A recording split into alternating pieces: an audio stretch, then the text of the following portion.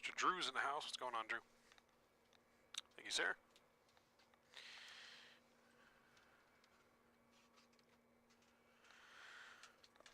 Alright guys, how are we doing? Welcome aboard. We are live in the full cockpit simulator, and we are going to get going here. We're loaded up in lovely Las Vegas. We're at Alpha 10, it looks like. So we are on the west side of the airport, super close to the runway, so should not have a long taxi. We're going to go up to San Francisco today. Still can't get over DeGrome. Alright, I did not expect DeGrome to go to... the Rangers, that's for sure. I mean, there was rumors of it. I mean, maybe the Rangers are going to make a splash. Who do the Mets get to replace him? Are the Mets going to go after Verlander now? They're going to pay another 40-year-old $45 million a year for him to be hurt half the season, or what's going on there?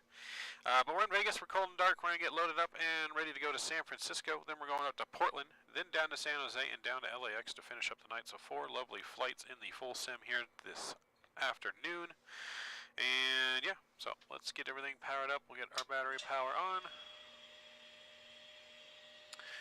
We'll check to make sure we have ground power voltage, which we do. We'll get ground power on. We'll arm the emergency lights. Our position light and logo lights are on. That all looks good.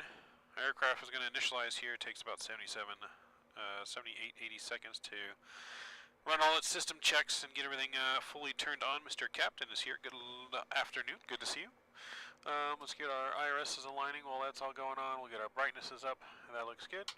We'll get our window heats on. Trim air can come on. Recirc fans. Packs to auto. Isolation valve open. Engine bleeds left and right on. We are going up to... what is our... let me look here. I'll look at our dispatch relief. We're going up to 32,000 feet. So we'll plug in 32,000 feet in there. That looks good. Landing altitude in San Francisco is going to be 50 feet. That looks good. Hopefully you guys are all doing well on this fine Saturday afternoon. What are you on, X-Plane or Microsoft? This is neither. Eventually this sim will be on Microsoft. That's the plans moving forward for next year's World Flight, but it's still on P3D, which is what we used during World Flight. P3D at the time, when we had to make a choice last year, this year of, you know, what's the most stable at the time for this full cockpit to get ready for World Flight, was P3D. It was the most responsive, the best for the screen. We didn't know how long until Microsoft came up with multi-monitor view support and all that kind of stuff, because it's a full wraparound projection screen using 3 projectors.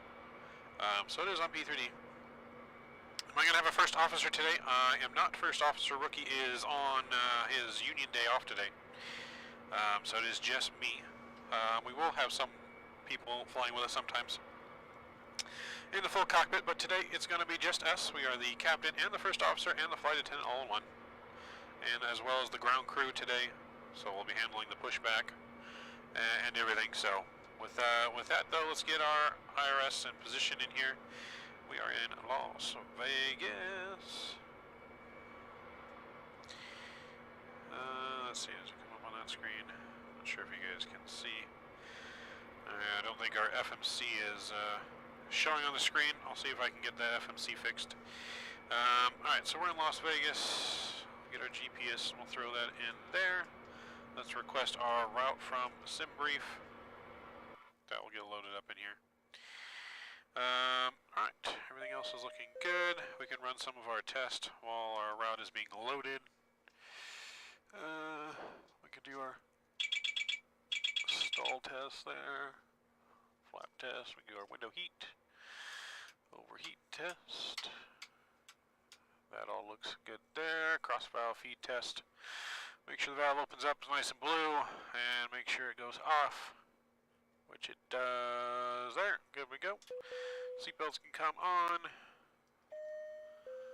And flight attendants there. That all looks good. Let's do some of our light tests on the overhead here. We can actually do the full light test, make sure all of our lights illuminate. See if we have any burnt out bulbs. Everything's looking good. We do have one right there, which we've known about. That's fine and dandy. Everything else there is good, and the lights checked are good. Let's run our system test here.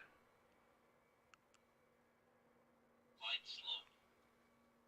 Pull up. Wind shear. Can I make the cockpit screen bigger? I can. Sink rate. Don't sink. Too low. Terrain. Too low. Gear. Too low. Flaps. So I can make it the bigger screen for now while I'm getting things ready to go. Approaching minimums. Minimums. 2,500. 1,000. 500. 400. 300. 200. 100. 50. 40. 30. 20. 10. Alright, so there's our route you guys can see on the screen there, so you guys can visually see the first officer's FO's FMC, which I'll put some stuff on there so that way you guys can kind of see what we're doing. We're going to go ahead and activate our route, and then we'll execute. So, let's get our METAR data, which we can get off of Simbarif. Alright, so world ATIS right now to Las Vegas. 3018 is the altimeter. 3018, so we'll put that in here like that. 3018, gotta do it both left and right.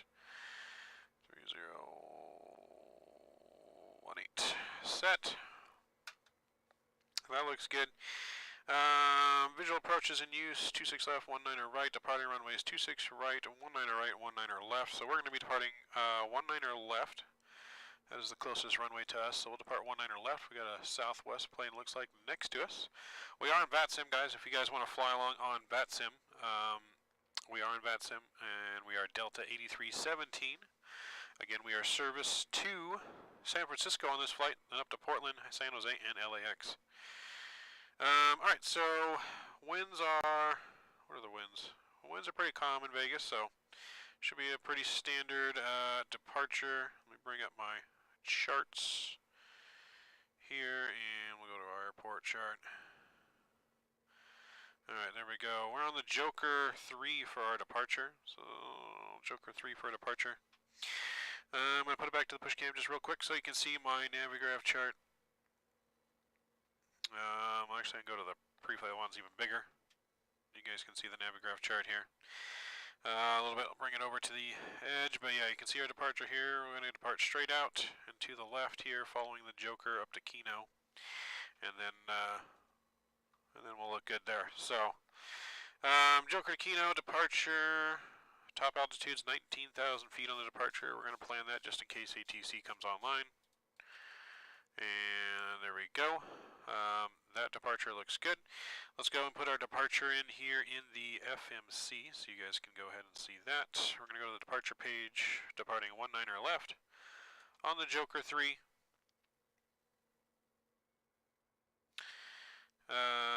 Joker 3 and via Kino. Got it, Rook. Alright, so Joker 3 Kino, we'll execute that on there just so you guys can see it on your screen. And because normally the FO would be the one doing the majority of the work in the FMC for us. So we'll go to our leg page here. We can look at our legs. Everything looks good. We're going to look for any discontinuities. We got one there. Me. Good. And arrival into San Francisco.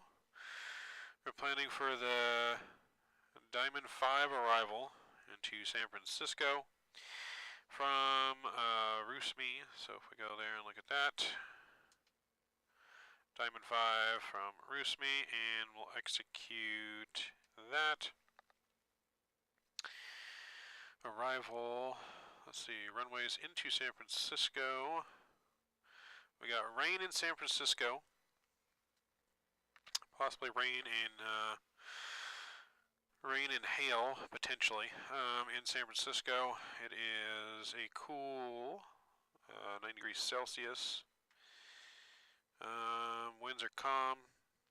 So we're all ATIS. We got us landing on runway 28.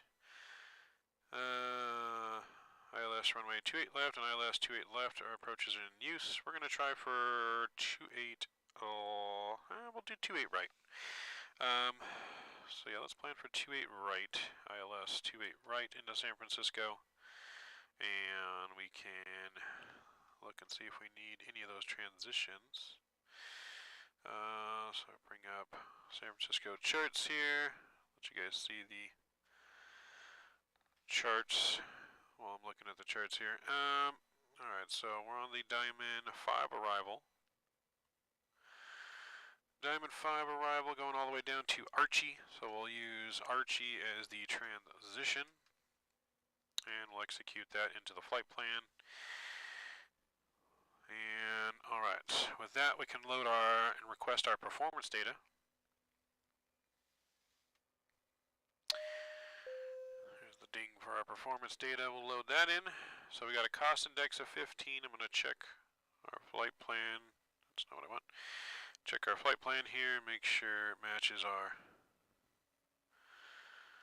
flight plan scheme here. Cost index of 15 is good. Fuel on board today's trip is 13. So the fuel is not correct. So we're going to fix the fuel here. I'm going to fix the fuel on your side here. You can see me put in some fuel numbers. So we need a total of 13 on board. So we need 0 in the center. We don't need any fuel there. And I need just 13.8. So 13.8.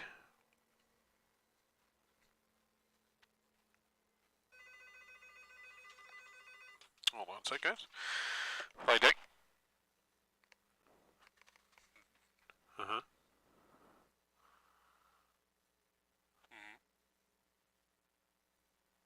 Redo the request. Okay.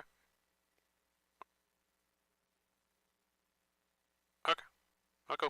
Right, thanks. Alright. Just call from our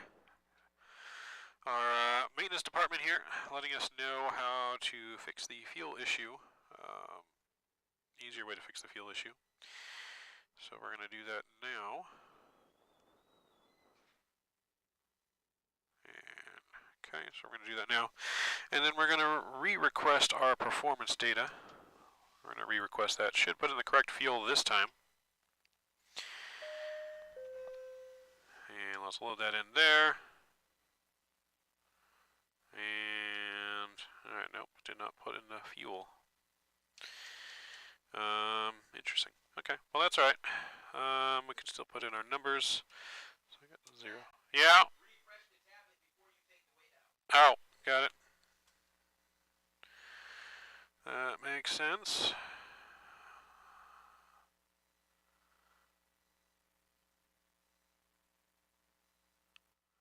That makes sense. Let's try this one more time.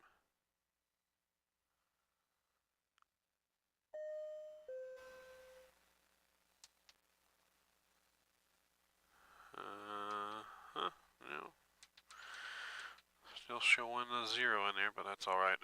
We need 13, so that's going to be 6, 8. Yeah, it's showing it's out. It's showing and matching the tablet.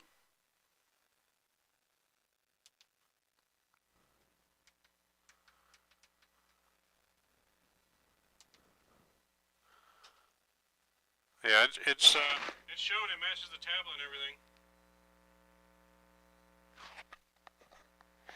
Like everything's live updated, just didn't put it in. I had to put the numbers in. But not, yeah, we're good though. Alright, so 24.9 is our CG as well. Got us going up to 32, that's our flight level, that looks good. Let's go to our N1 limit page. We're going to do a toga takeoff here of 45 degrees. Flaps 5 for departure. 24.9. Gives us takeoff speeds of 138, 140, and 144. We're going to set 144 right up in here. Now we got our fuel loaded. I'm going to go ahead and get the APU fired up. Run some fire tests real quick as well. Squibs are good. Cargo fire is good. We'll run our TCAS test. Since this is the first flight of the day. TCAS test pass. And we'll run our weather radar test as well. Oh. Oop. Hit my head on the heads-up display. It's now slowly coming down. Wind shear ahead. Wind shear ahead. Alright, APU is firing up. That looks good. We're pretty much ready to go. I'll put this on the Takeoff speed side on the FO. Leg sides are going to be on my side. Someone in chat want to give me a squawk code to use? Anyone? Squawk code? I'll use your squawk code in the plane here. Brakes to RTO. That's good. All of our tests are good. We'll go on to Unicom. 122.8. 122.8 is in and set. Give me those sticks. 5772. I got you. 57. You want 5772 or 2200? Which one? 2200, I'm assuming. It's the last one you put. We'll put 2200. That's fine. Got it on transponding. Alright, so that all looks good. No ATC is online, so we're going to push it at our own discretion. I'm going to bring my charts back up. So we're going to push nose to our left here out of Alpha 10. And flight directors can come on. We're going to be LNAV off the ground. That looks good. APU Gen is on the bus. APU bleed is on. Yellow damper can come on now as well. And let's do pre-flight checklist. Interior and exterior inspections are completed. Circuit breakers are checked. Nav and display switches normal and auto. Passenger signs are on. Window heat's on. Engine bleed switches are on. Press station panel is set. Press station mode selector is auto. MCP is set. Oxygen mask tested 100%. Altimeters 3018 set cross-checked. Flight nav instruments are checked. Warning announce lights are checked. Speed brake is down. Takeoff warning. Checked and closed. Engine start levers are cut off. Stab trim switches are normal. Fire warning has been checked. Radio and transponder set. Radar off. Radar and aileron trim free and zero. Parking brake is set. Windows closed and locked. Flight 10 briefing is completed. Departure briefing completed. Logbooks are on board and fuel required 13.6, 13.9 on board. Pre-flight checklist complete. So we are pretty much ready for push now. Beacon lights coming on. Fuel pumps and hydraulic pumps are on. And push back checklist. Hopefully there's no plane behind me. There was a plane next to me. Maybe I should check just to make sure. Let's see if I can see a plane behind me.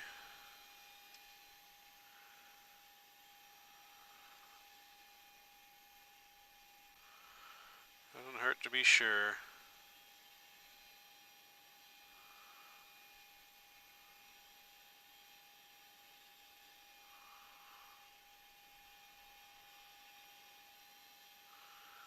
Alright, so there is a Southwest behind me going to Albuquerque.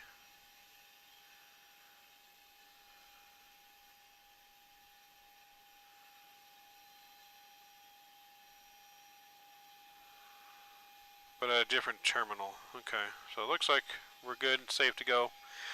Alright, pushback checklist, doors closed, hydraulic panel is set, fuel panel set, flight deck door closed and locked, transponders transponding, pushback checklist is complete. We are ready to go, guys. And I'm going to switch back over here to the push cam. And we're going to push back.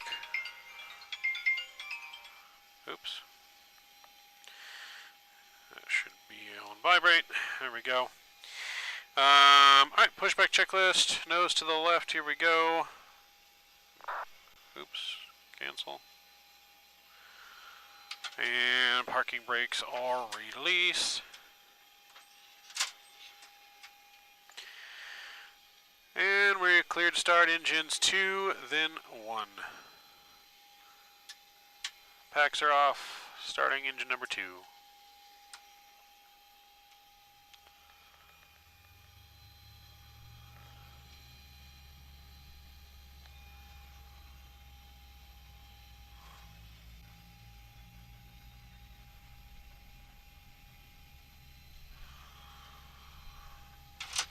%. Introducing fuel.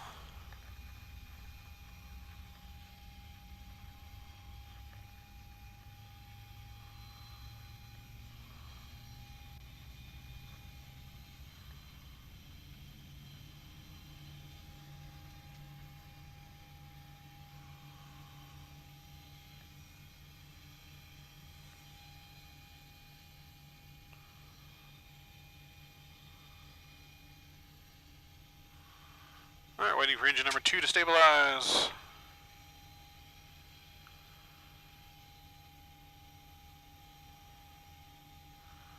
And we got a good start on 2.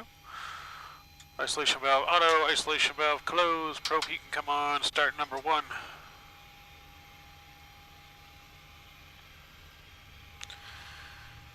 And we'll stop the pushback right there. Parking brake is set.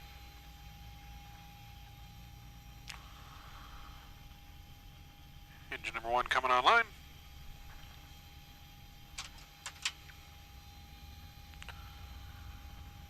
Introducing fuel.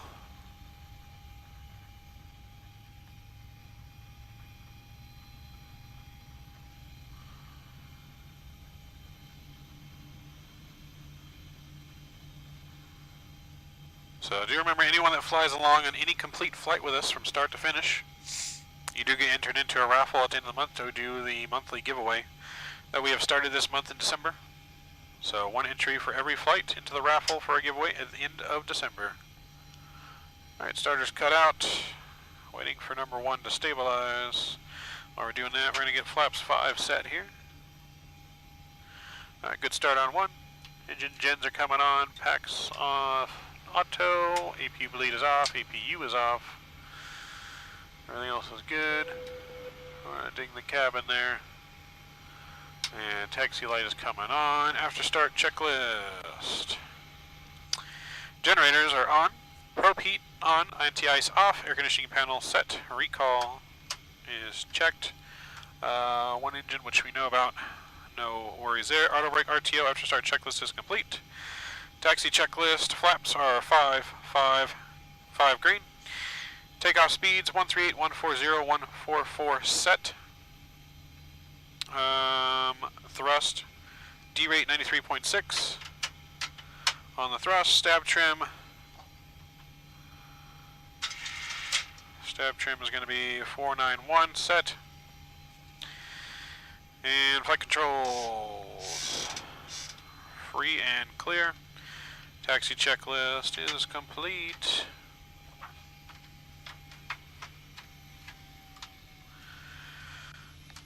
Alright, we're ready to go. Let me bring up my taxi charts.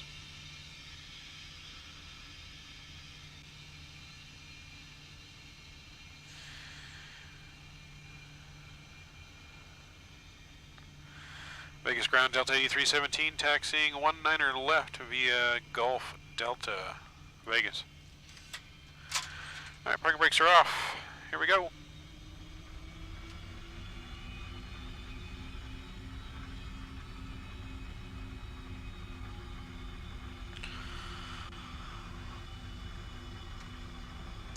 Oh, no tiller. No tiller. That's not good. Alright, we're gonna have to restart ProSim here. Hang on, guys.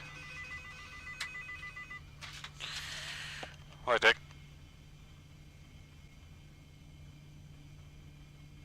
Yep, that's good.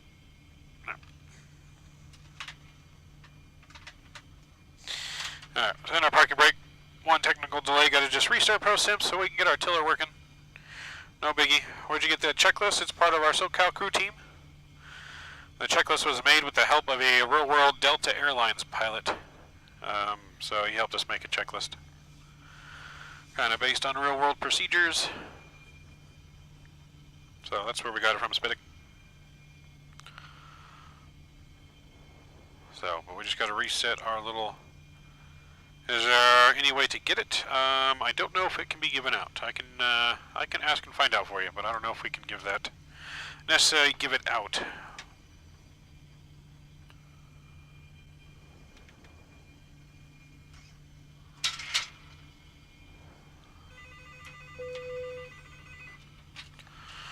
Flight deck.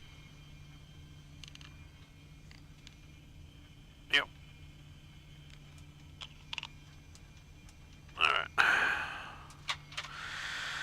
Alright, Captain, FMC is working, which is good enough. The FO is not, but that's alright. Let me put everything in here. So yeah, we just got to re-implement our flight plan real quick into the FMC. Shouldn't take too long.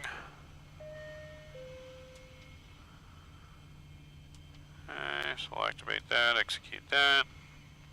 Departure page. Kilo Sim, what's going on? Good to see you. 19er left. Choker 3. Kino, execute. Diamond 5 for 2H, right.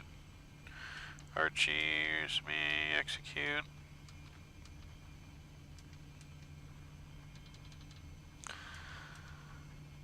That's good. Alright, everything there looks good. Let's put my performance back in.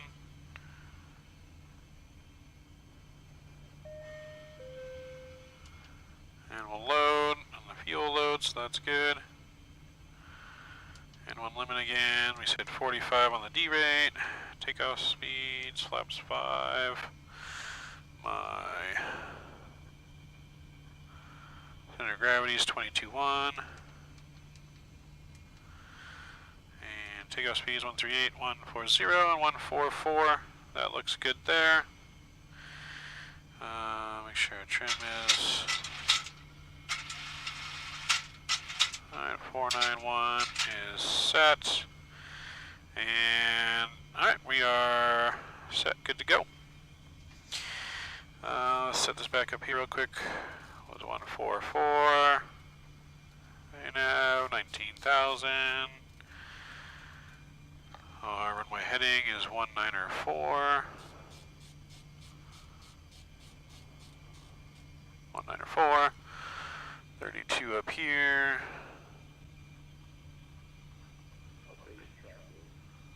Okay, good, good, good. That's good. Ground power off. And alright, check. Everything else is good. Fire warning good. Okay. Brakes are off. 3018 is the only thing not set. 3018 set there.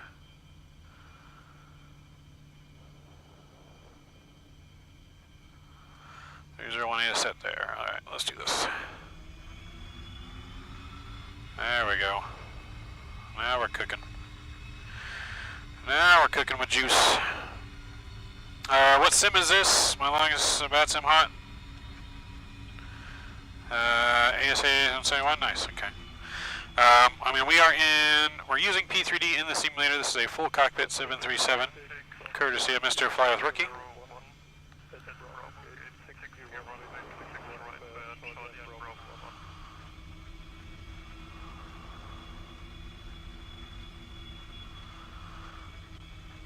So yeah, but we are using P3D as the actual sim software for just the graphics. ProSim is what's controlling the plane. So we are ready for our departure here. On-time departure of 12:30 out of Las Vegas.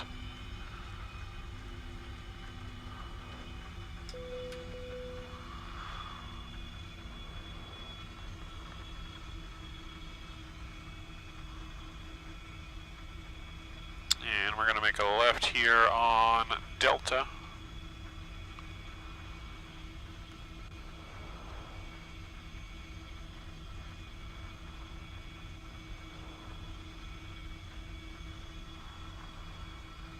Left here on Delta. Las Vegas, one of my most favorite cities to depart and arrive in. Absolutely beautiful arrivals and departures, especially at nighttime. Just seeing that strip next to the airport, man, so iconic.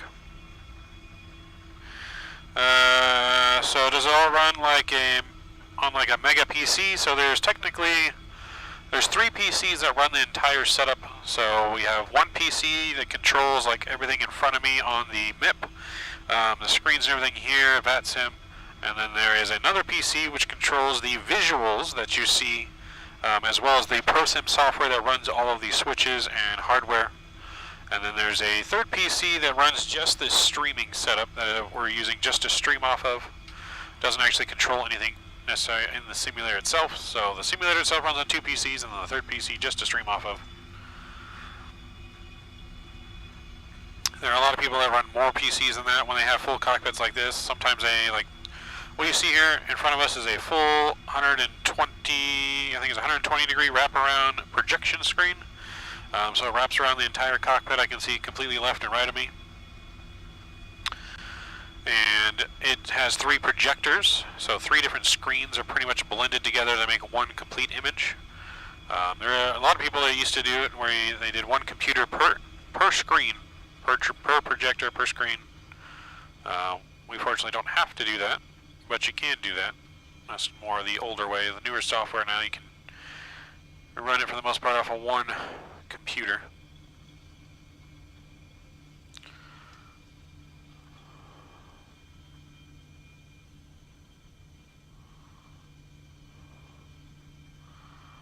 Alright, we're going to hold here. I believe there's some arriving traffic on final for the other runway which we crossed, so we don't want to necessarily go in his way, but I'm going to look and make sure. I can look and see if there's anyone on final.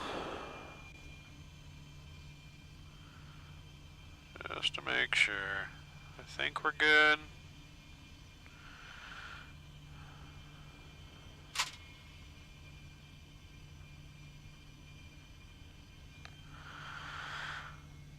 Las Vegas traffic Delta A317 is lining up and waiting on 19er left for arriving traffic on 26 left to Las Vegas.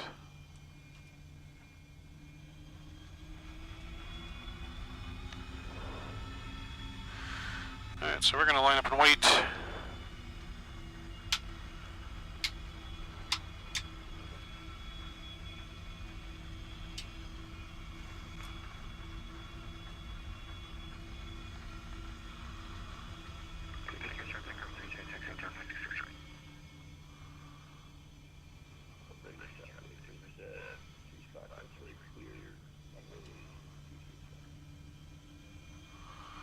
Alright, clear runway. Las Vegas traffic, Delta A317 taking off runway 19er left, Las Vegas. Alright, here we go. Engine's up to 40%. Traffic's clear. We're clear for takeoff. And toga.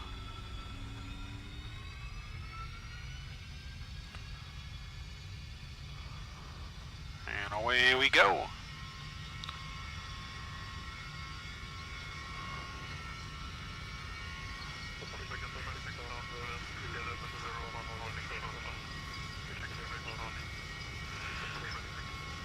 There we go, yeah, that's right, Rookie. 220 degree to view, sorry. I knew it was 20 something. Airspeed's alive though, 100 knots, throttles holding, thrust is normal.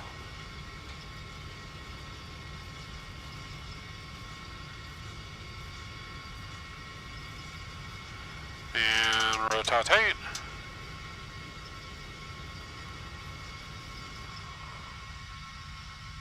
Alright, positive rate, gear up.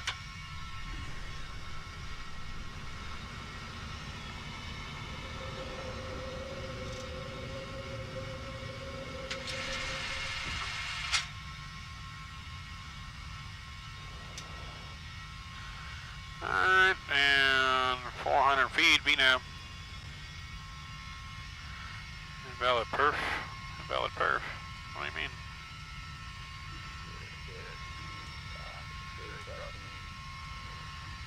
Oh, I never executed it. There we go. BNAB's in. I'm gonna go flaps 1 here.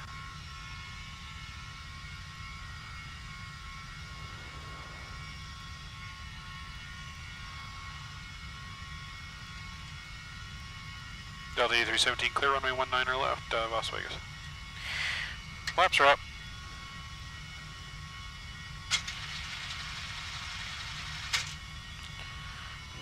With that, we'll get the auto brake off, gear to the off position. Engine start switches are off, taxi lights off. After start checklist is complete.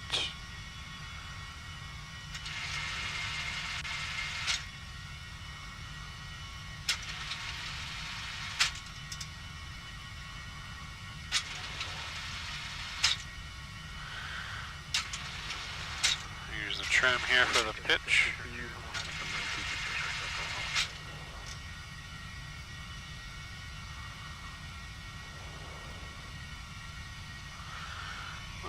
Nice beautiful view below us, looking good.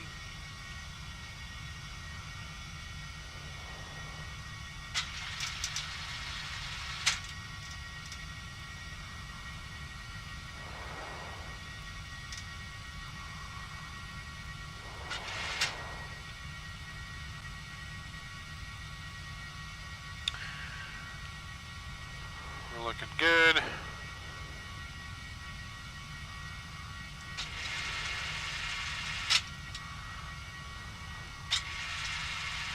Approaching 10,000 feet, 9,000 per 10.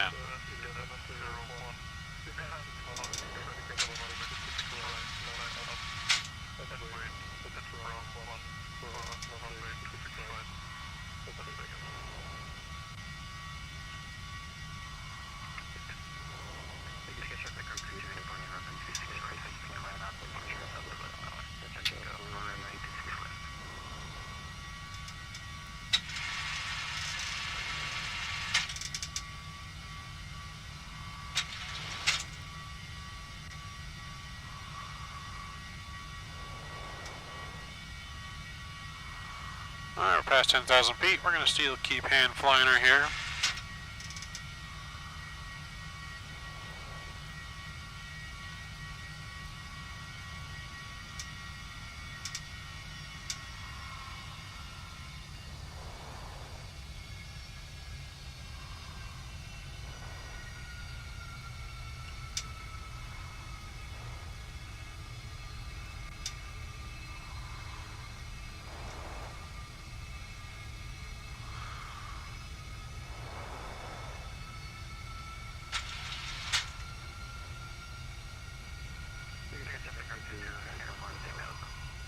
Alright, there we go. Let's get autopilot on. Command A is on. We're on autopilot and we are climbing on our way to San Francisco.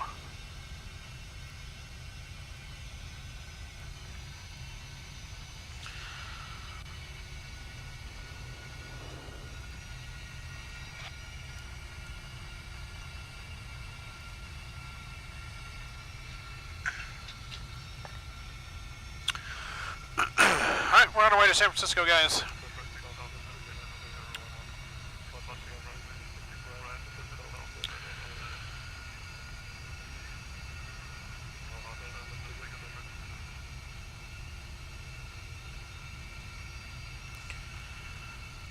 Alright, on our way to San Francisco.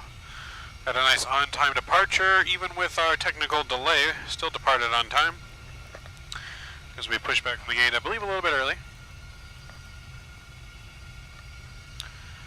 So we should have an on-time arrival at about 1:30 local time, San Francisco. Is what we're shooting for.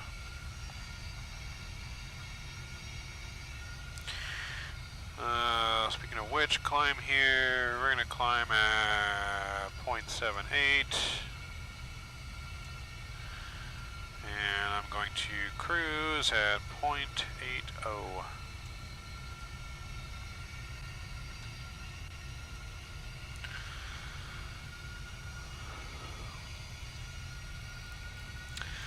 So we'll speed up a little bit here because we don't care about paying for fuel in here. It's a simulator, right? We can waste all the fuel we want to waste. Wasting it all.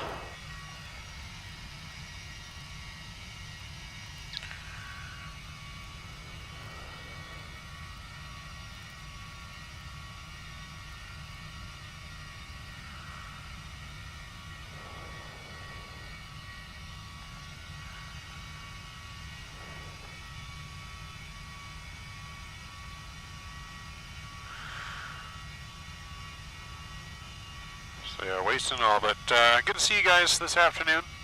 Always a pleasure to be hanging out with you guys and chat and flying, sharing our passion of aviation. We just love flying. If we could fly all day, every day, it's probably all we would do. So, but we got a full day of flying, so we got 4 flights. Not sure exactly how long all 4 flights will take. Each flight is roughly an hour long-ish. Hour to hour to hour and a half-ish long. We'll make our turnarounds pretty quick. We should be in and out of the airports once we're at the gate, roughly 15-ish minutes or so, depending on like ATC coming online and stuff like that. Hopefully we get some ATC.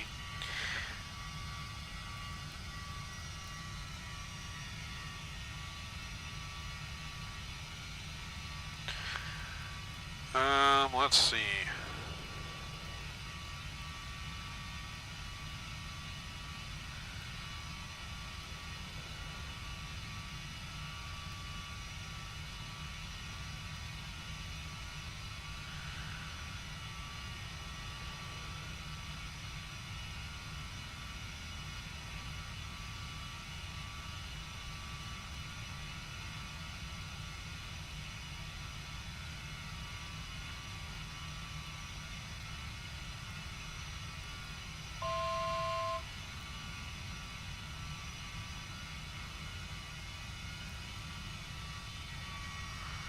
So, standard pressure, 18,000 feet here.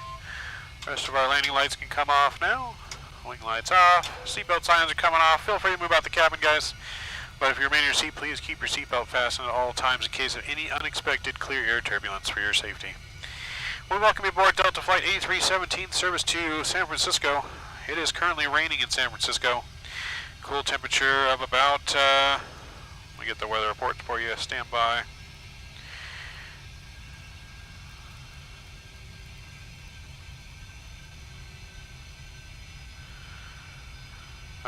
Current weather 49 degrees with some light rain in San Francisco expected for our arrival.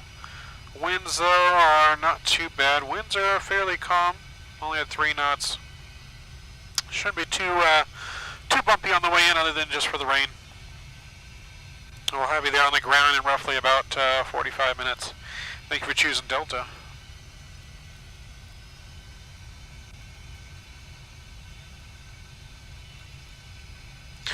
Raphael, what's going on? Hello, Raphael. How are we doing?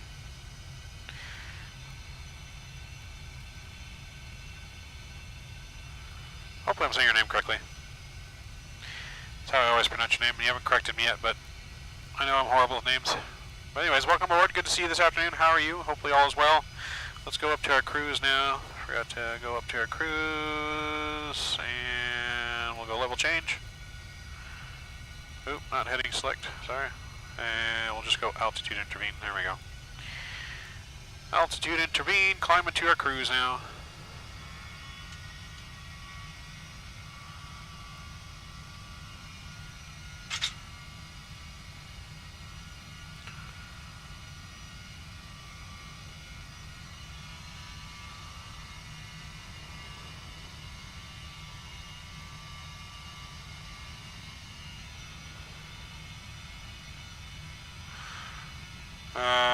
RAF? Is that RAF? Hopefully I'm saying RAF correctly. RAF.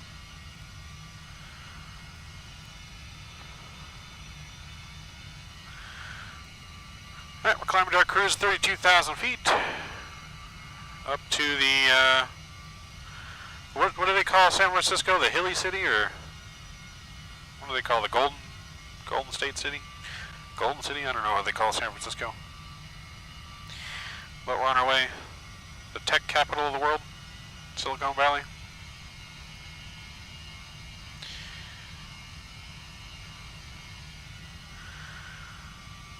So we'll keep an eye on ATC, see if any ATC hops online. Hopefully we'll get something.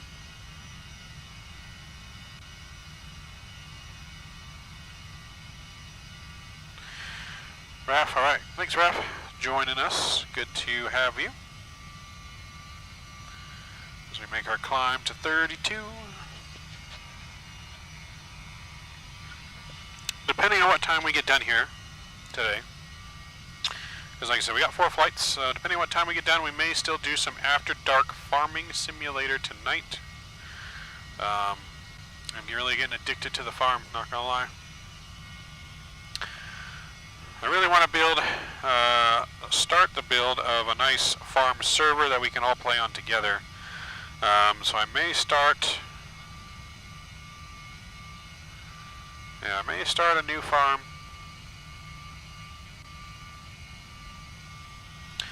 And we can build one together tonight maybe, or something like that. Build and design an actual farm from scratch maybe, or we're just going to continue our farm, I'm not sure. Not too sure. But that's the plan for later tonight. Tomorrow afternoon we're going to be doing our members only stream in the afternoon. I think it's around 3 or 4 p.m. Pacific time. That'll be our members only. What's the temperature? It's 9 degrees, I think, Celsius, I think.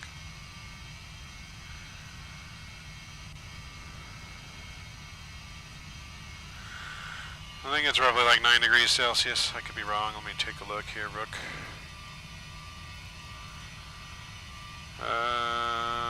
It's telling me, yes, 9 degrees Celsius is what I had on the weather report. Yes, 48, well it says 49 on my weather app, but yeah. So, it could stop raining by the time we get there, potentially. It says the rain's going to stop in about 37 minutes, but then start again 16 minutes later, so we're just expecting rain.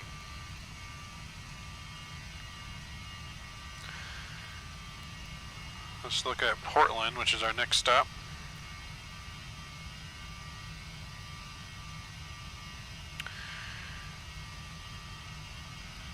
Portland is a cool 43 degrees today, but nice and sunny. They're expecting rain tomorrow. A little breezy, 12 knots winds. Good visibility though. So, should have some nice weather into Portland. But it's going to be rainy back into San Jose as well, with some potential thunderstorms.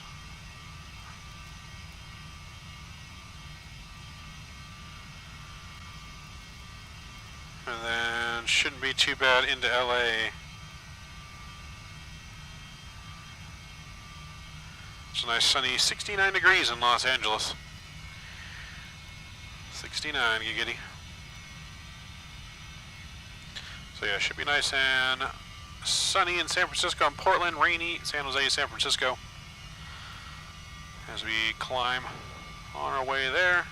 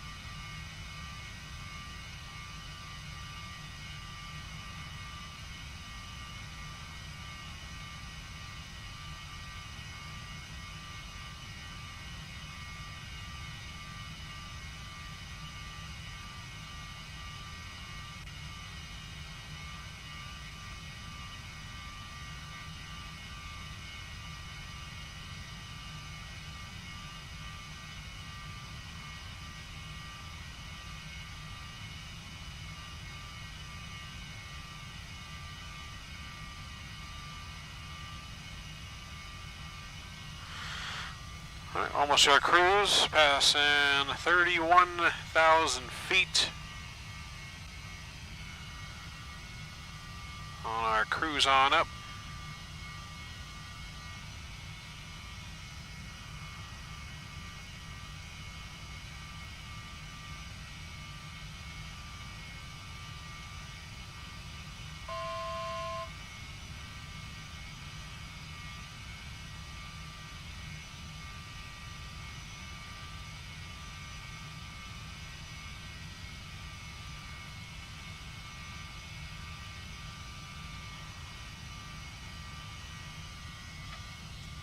Alright, 32,000 feet is reached, and so far so good, no issues. Everything's looking good, we're good on fuel. We're going to take a little bit of shortcut here since we don't have ATC though. We're going to go direct to Diamond. See if we can't make up a little bit of our time that we lost on the ground.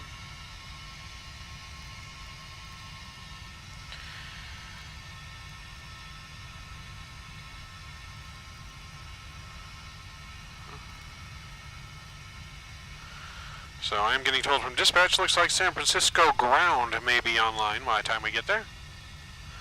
So we'll get some kind of ATC, we'll be able to get some clearance through ATC and taxi instructions.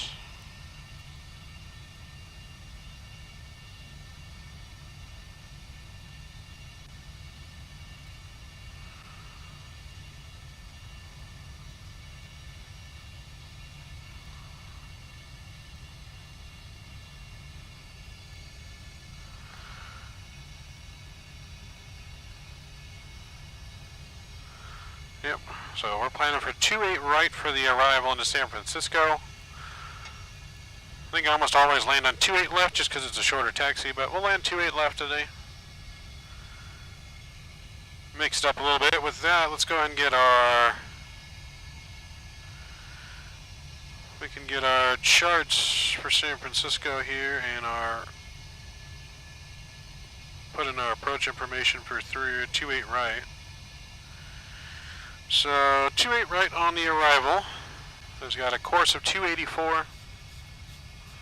So we'll put 284 in there. 284 is in there. Frequency is 111.7. 111.7.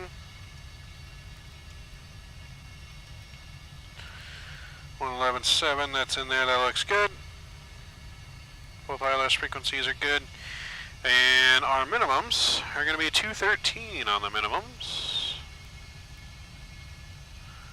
213.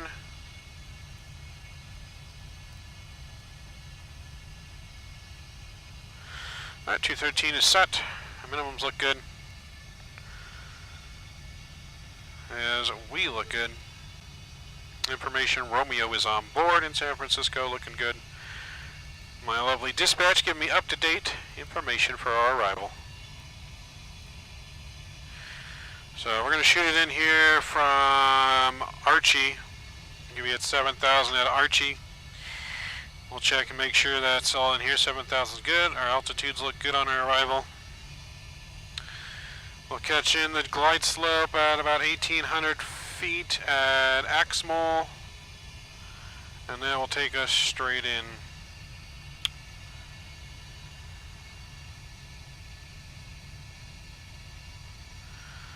Yeah, that'll take us straight in. Hey, how do you get this cockpit sim? Well, for being a part of our SoCal flight team.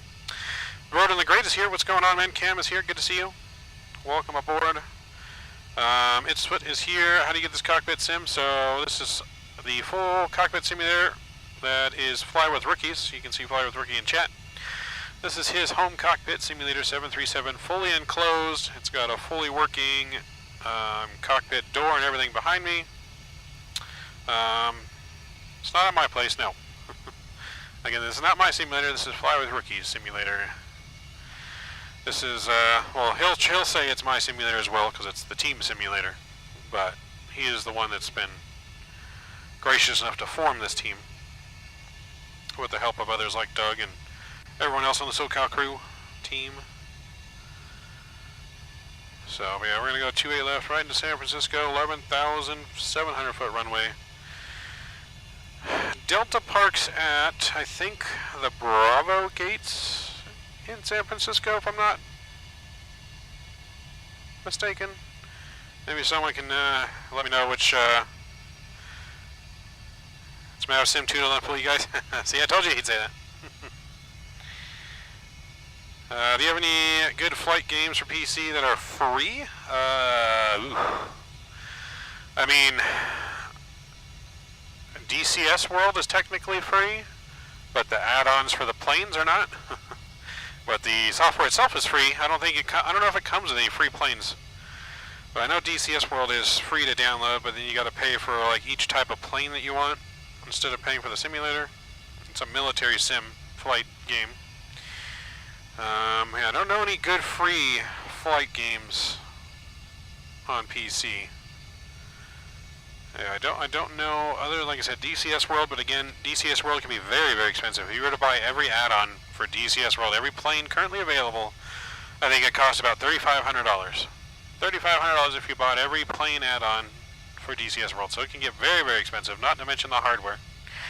But I want to say it does come with a couple free planes, I believe. But again, like I said, don't quote me on that. I've only done DCS World a little bit.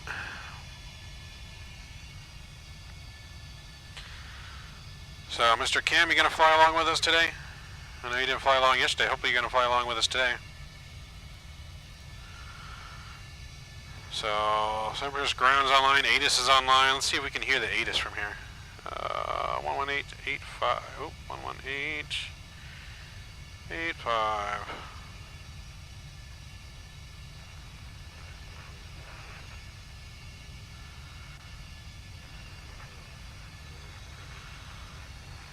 We can hear it a little bit. We're still kind of far away.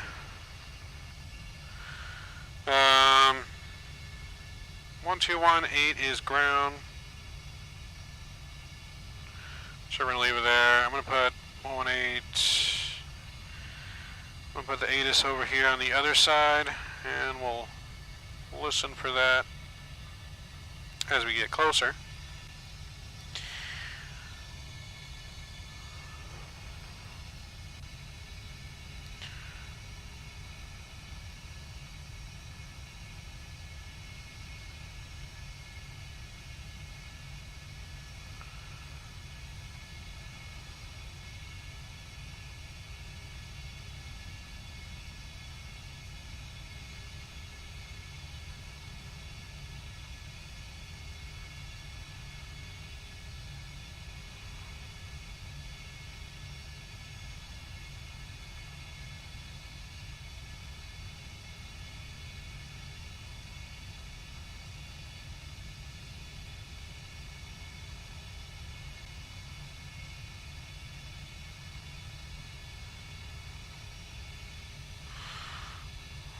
So, but yeah, those of you that are just joining us, just a reminder, anyone that does fly along a full flight with us, you gotta be able to prove you can fly a full flight with us. I see you on BATSIM and land and everything, and see you on Volanta or whatever flight tracking software you got, and I can, you'll get an entry into the monthly raffle. I'm gonna do a giveaway every month for whoever flies along with us. You get one entry every time. Every flight, not per stream, but every flight. So if we do 4 flights today, you could get 4 entries. You still on P3D, also on my flight? Yes, so the sim is still on P3D. We're not, like I said, we're not really going to mess with changing or trying to change anything until pretty much after the holidays, I believe. So we're just kind of, everything's working, so, you know, if it's not broke, don't fix it kind of thing. But eventually, yes, it will eventually, because when Ricky goes to rent this out, he does want it to be, you know, on Microsoft and everything, so eventually it will be. But you guys can always come to pay and use the simulator. You can go to flywithricky.com for pricing information.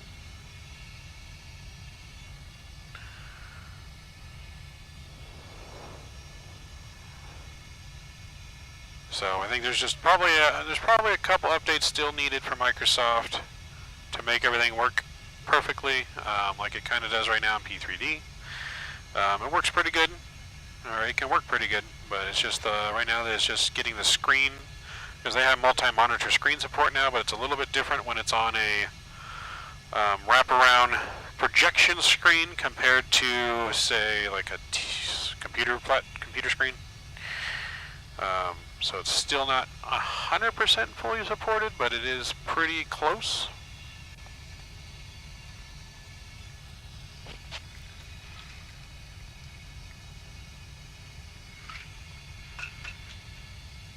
So we're getting there.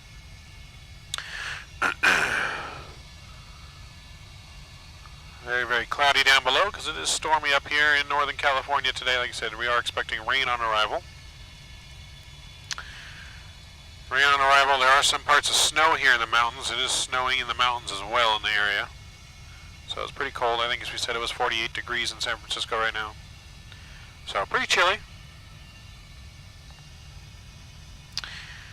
Pretty chilly, but you guys can see all those clouds down there. So let's see, I can switch it here to the cruise cam, and you guys can get A little bit bigger view of the cockpit here while we're just cruising. While we're cruising and chatting.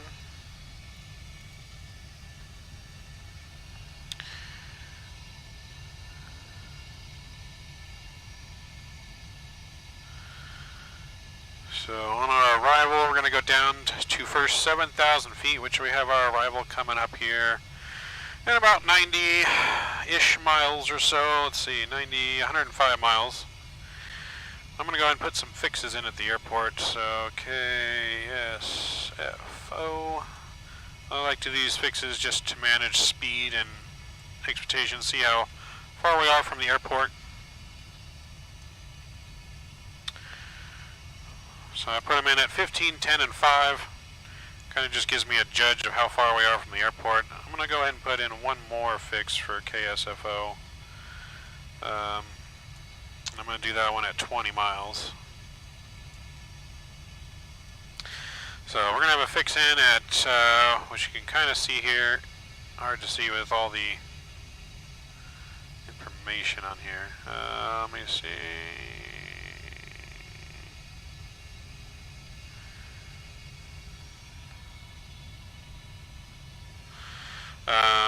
We can kind of see the green circles there on the heads-up display on the stream there. Those little green circles. Those are our fixes. If you guys aren't familiar with those, just draws basically a 360-degree circle, however far distance away from whatever VOR you want to type in or fix into the FMC. So yep, you can see the clouds down below us. So it is kind of snowy down there, up in the mountains, Sierra Nevada mountains and everything. Cam, hopefully you do fly along, man. We're going to be flying along next San Francisco to Portland. It's roughly about an hour or so flight. And then from Portland back down to San Jose and then to LAX.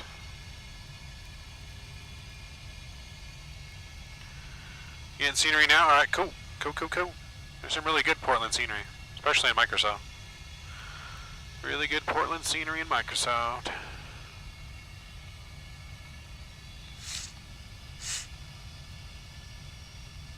See if we're gonna hear San Francisco ATIS any better.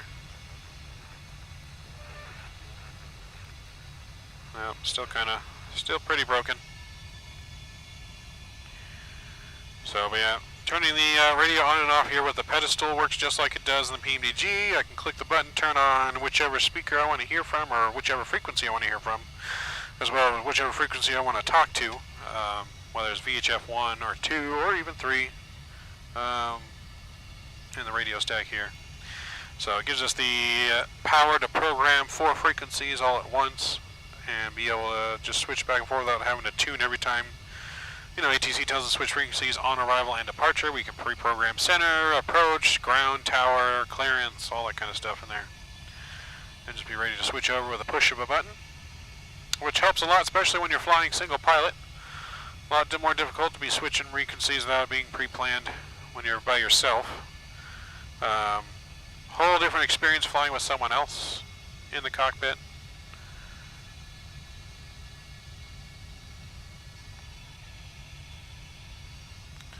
Makes it a little easier because the co-pilot next to me would be handling all the radio communications while I'm focusing on flying the aircraft. Helps quite a bit. Reduces that workload. Because not only is it a whole different situation flying in this thing by yourself compared to your computer desk where all the controls are here and you have to actually grab and press all the controls. It's not as simple as a mouse click.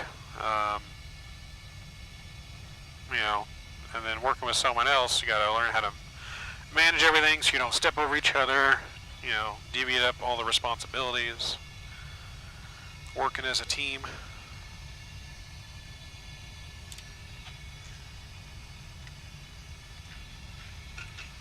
Alright, so we're under 80 miles, top of descent here. I'm going to go ahead and lower our altitude down to our bottom of our approach star, which is 7,000 feet at Archie.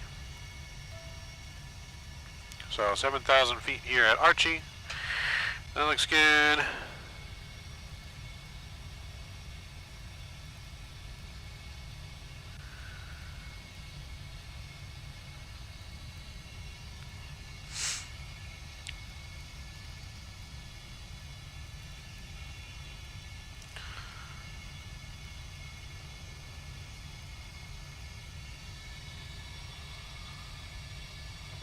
mountains down there are looking a little snowy and cold.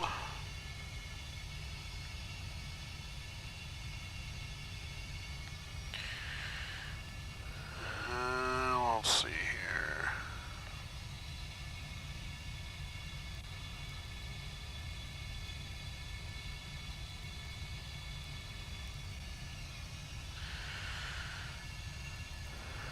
What does it say here? Is there any payware PDX? Yes, Kim, there is payware PDX from OrbX, I believe. I believe it's OrbX. Well, it's an OrbX site. I don't think OrbX is the one that makes it. I forget who makes it. It could be OrbX. But yeah, there's definitely payware for Microsoft Portland. There is payware.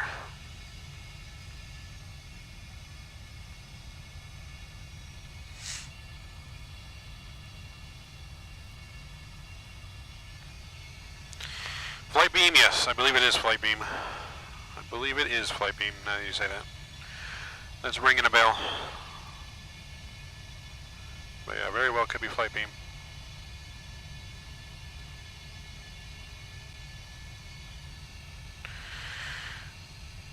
You already on it, so that's good? Well, that's good. Yeah, it's been out for quite a while, so that's good. Portland's been out for a while. Just make sure it's like up to date, updated or up to date.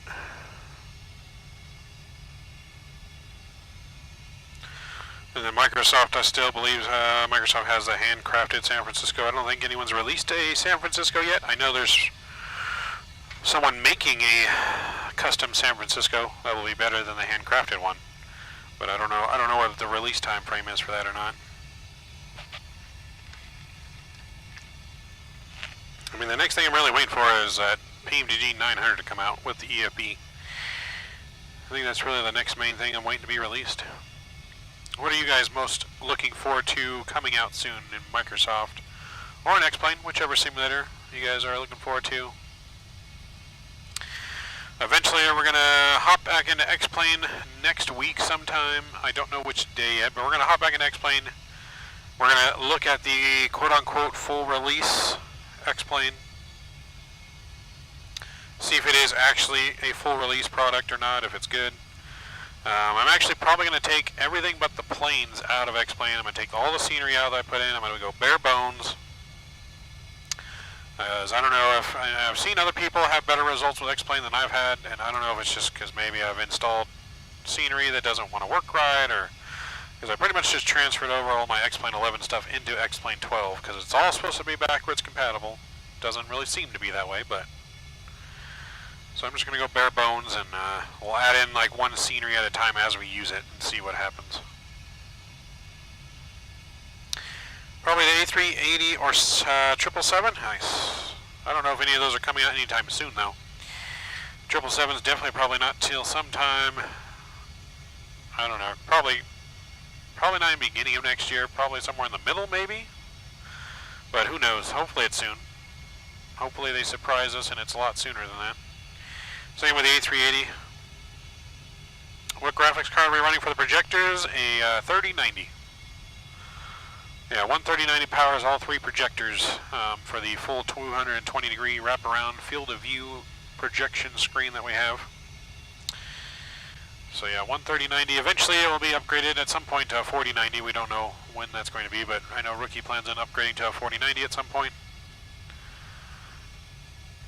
To all the latest and greatest stuff. 3 3090s? No, just one 3090, Drew. We don't have 3 computers. It's only one computer that runs all 3 screens.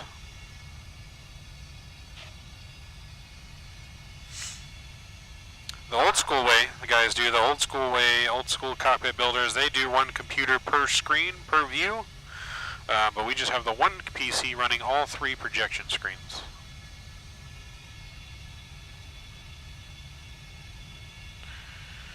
I wonder how many converters you guys have.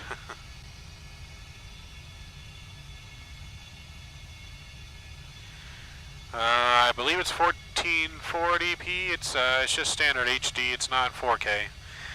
He does plan on upgrading to 4K projectors though sometime I think next year. But yeah, it's just regular HD projection. But yeah, 4K, I think coming sometime next year. Rookie can answer that better in chat. I know he's watching, lurking in the background. But yeah, 4K definitely won't be until we get the 4090 in there, most likely, because it takes a lot of juice to run 3 different projections on one 3090.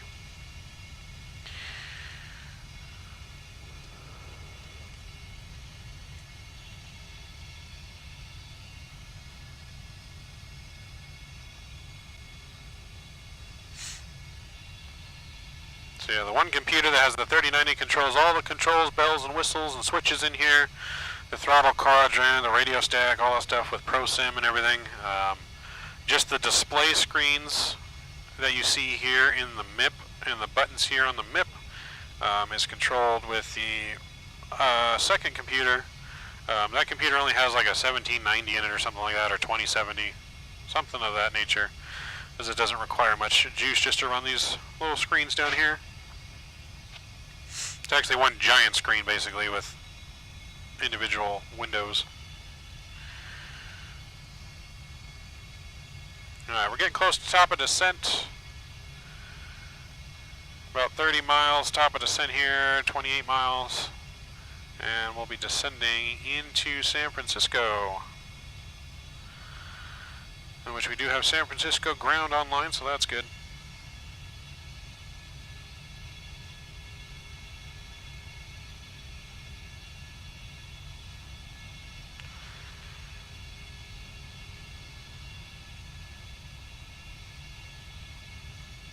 Yep, there you go. Mr. Rookie there with the knowledge drop. There are lots of clouds here. We're definitely going to have our anti-ice on for our descent in through these clouds.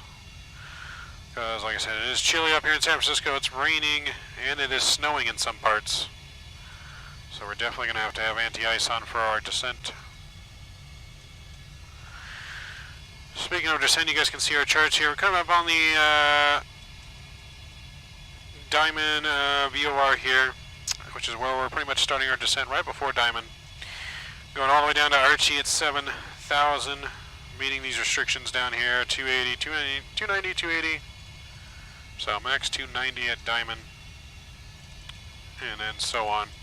Then we'll get at the arrival for 28 left, which we have all of our ILS information already plugged in. And we'll catch the ILS straight in from Archie. Upon our arrival, we're going to go auto brake 2 on arrival. Super long runway, don't need a lot of braking power. We're going to aim to exit at Quebec. We're going to aim probably to try and exit at Tango. Exit at Tango, and we'll hold to cross the runway, contact ground across the runway. And then at Delta there. And then we'll take Delta to the ramp. I just need to look up.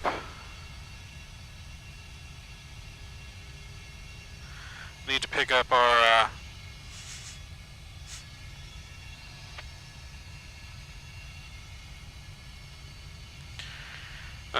We need to add the overlay. Yes.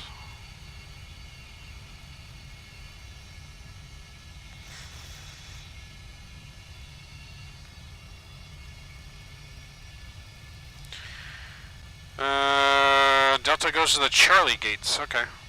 Charlie gates, I guess, is what we're going to then. So we'll need to land in, probably take a right on Bravo, swing Bravo, around to Alpha to the gate. But we'll see what ground gives us for taxi instructions.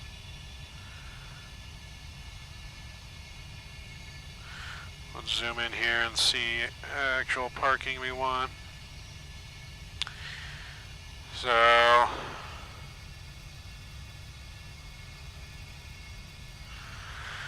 don't know, Charlie 7 maybe looks good. Yeah, I can probably do something like Charlie 7. I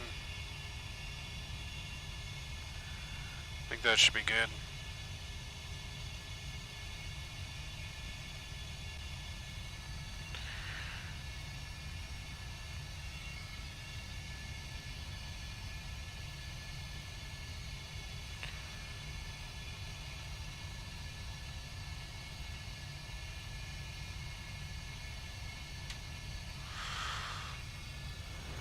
So yeah, we'll shoot and plan for Charlie 7. We'll just tell ground we want to taxi to the Charlie gates, should be fine. But we're reaching our top of descent now. We're going to get our seatbelt signs back on. Ladies and gentlemen from the flight deck, this is your captain speaking. Turn the status and seatbelt sign on. We are just now starting our descent down in San Francisco. Should have you on the ground in about the next 20 minutes or so into San Francisco. Still raining, a nice cool 48 degrees. San Francisco might be a little bumpy on the way in, so please return to your seats, fasten your seatbelt signs, put your tray tables and seats in their upright and locked position. And the flight attendants will be coming through the cabin one more time here to take care of any of your last minute needs and pick up the trash. We thank you again for choosing Delta. Welcome aboard, and we'll see you in San Francisco. We got some speed brakes out to get some drag. We need some drag to slow it down.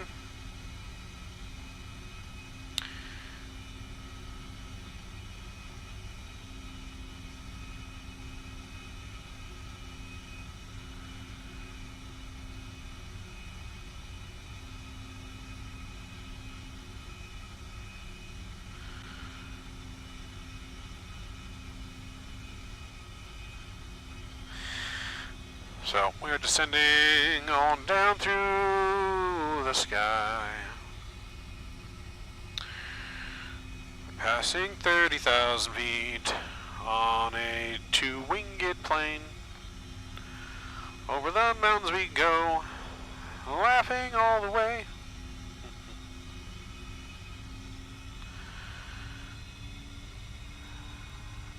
Descending through the clouds on a steel horse. We need to make a Christmas song about airplanes. That's what we need to do, make a Christmas song about airplanes.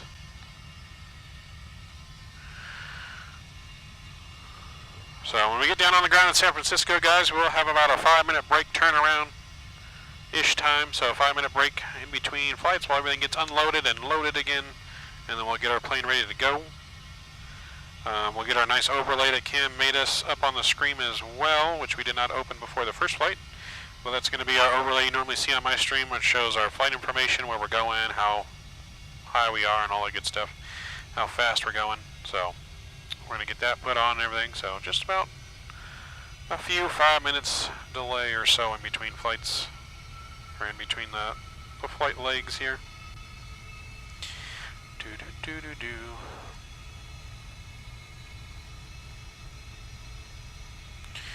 Alright, well, we're looking good. Hopefully Mr. Kim is, I think he's going to fly along with us on this route. So that's going to get him a raffle ticket entry into December's giveaway.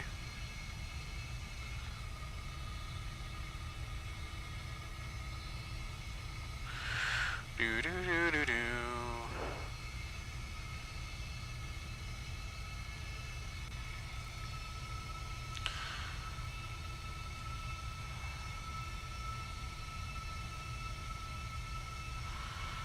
Alright, we got our descent. We're looking good. Come up on the lane here. San Francisco traffic Delta 8317, 25,600 on the Diamond 5 arrival for 28 right San Francisco.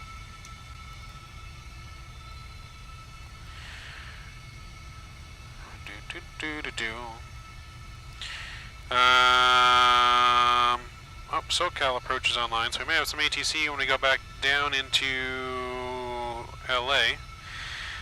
Is there a flight tonight too? Well, we're doing 4 flights in a row, Kim. Yeah, we're doing 4 flights in a row. Let's see, I can make a Christmas one if you want to just use the one I gave you and change the name. I mean, you can if you want.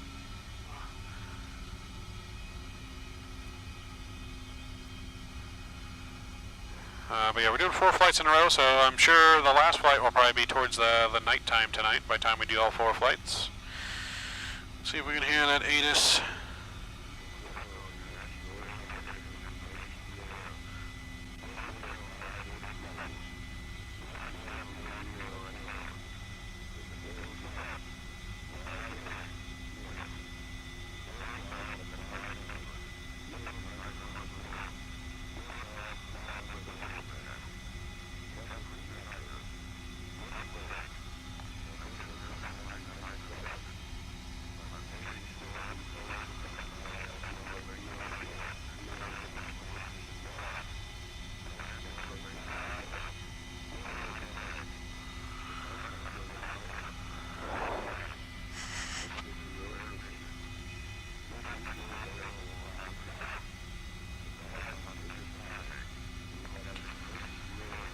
make a Halloween one too. Well, we got a ways to go before we get to Halloween again, Cam.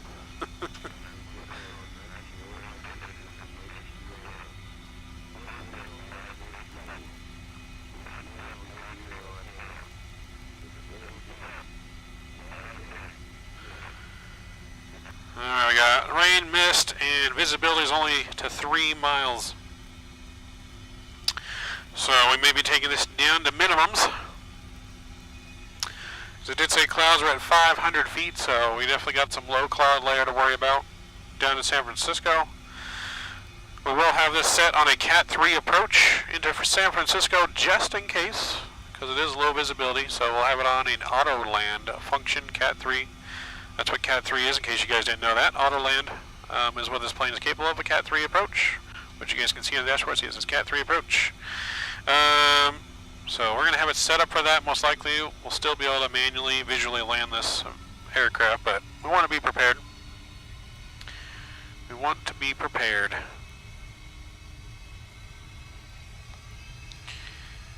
So let's see, I'm going to reload this real quick. Uh, 3002. Okay. So let's put our altimeter loaded in here. 3002. Set there.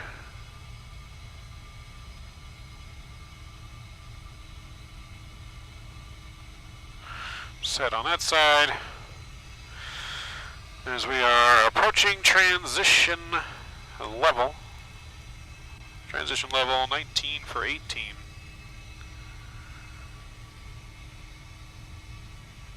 Everything in the overhead's looking good, feels good. Everything is looking good so far.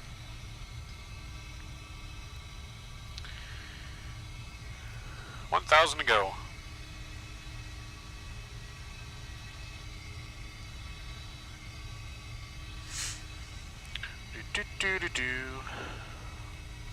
Swear I got Christmas songs stuck all in my head. It's the happiest time of the year for some people. For other people, it's hell. So yeah, we got 4 flights tonight, Cam. One of them will probably be during the nighttime because we got, like I said, we still got 3 flights to go after this. It's 1:28 p.m. here. Standard pressure, switch over, 3002, set cross-check, set cross-checked.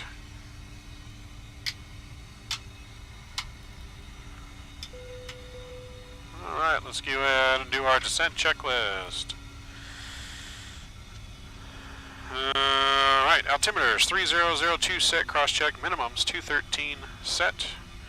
We need to get our landing data. We're going to land flaps 30. Let's get some drag in here. So flaps 30, 144. Approach briefing is completed. Auto brakes 2. Seatbelt signs are on. Approach station panel is set. Recall checked. After descent checklist is complete. Alright, descent checklist is complete.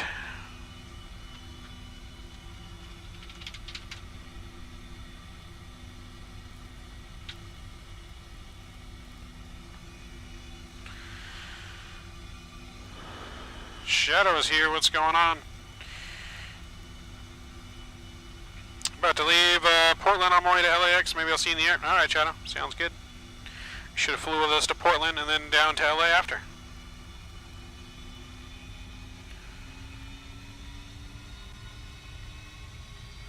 But yep, I'm sure we'll probably cross in the air after we, probably right after our departure here. As we get our plane turned around, and it'll probably be flying over us as we're departing San Francisco, most likely. Most likely.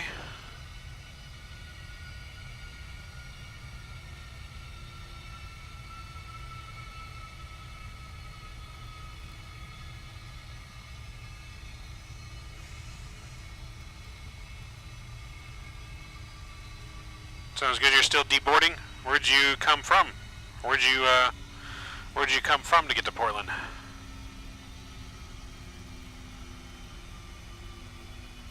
Try to get your buddy Doug online. Message him, see if he'd be online to give us ATC in Portland. So, anti-ice is coming on.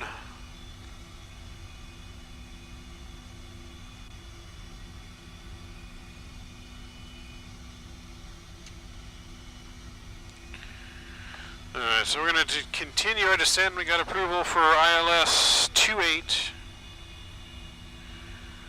So we're going to go ILS 28. It's going to bring us down to 1,800 feet. 1,800 feet is set. Pre-programmed ground 1218 is in.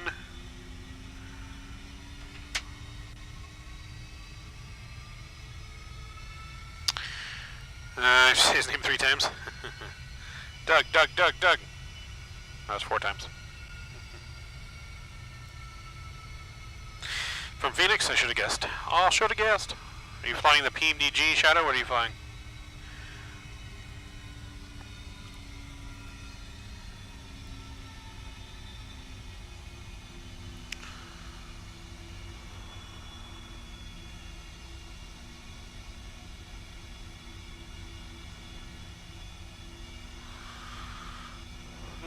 All the way.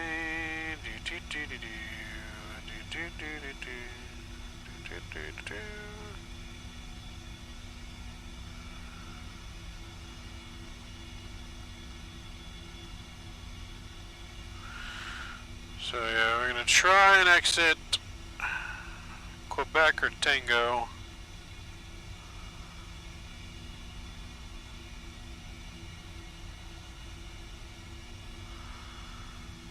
What we're gonna shoot for anyways.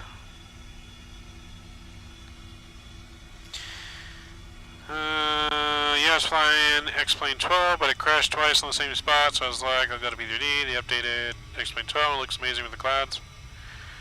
Yeah, I haven't, like I said, I was talking earlier, we're going to be trying X-Plane 12 again next week.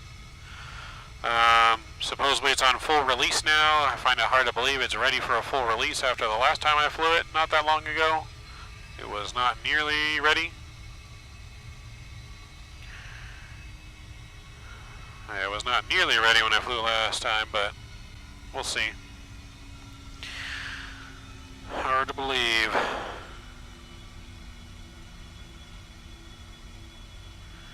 Cam Canada stream today was a sea of green with cash and over 250 gifted memberships. Damn. That's a lot of memberships, man. That's what, $1,200 in memberships? That's a lot of money. A lot of green. Well, that's pretty cool. I'm happy for him. Consider Mr. Canada a friend, so that is swell. But I feel like all of his streams are always flowing seas of green, and not always just for money, but money and other greens.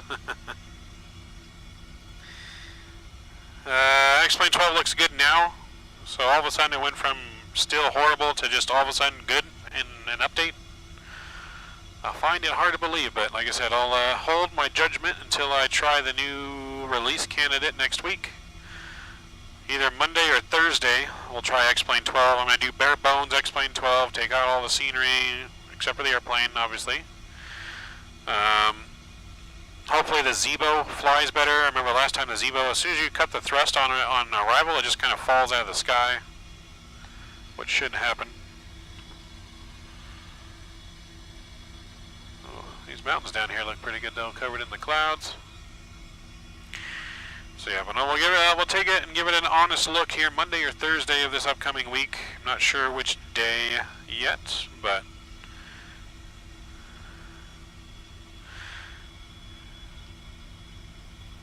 that guy Schmitty in all seriousness must have a healthy 401k portfolio. Yep, nope. Mr. Schmitty is a long-time big supporter of Mr. Captain Canada. I met Mr. Schmitty at the expo last year. Great guy. Yeah, Schmitty's a great guy, man.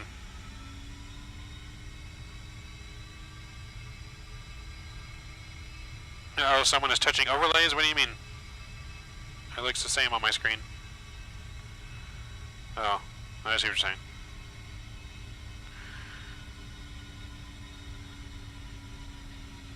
Ziba's been updated also with the wings, flies pretty good.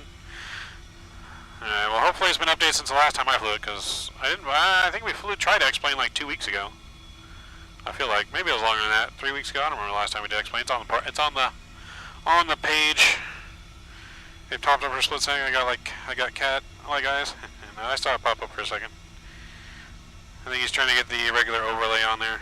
Let's see, when did we do explain? Videos.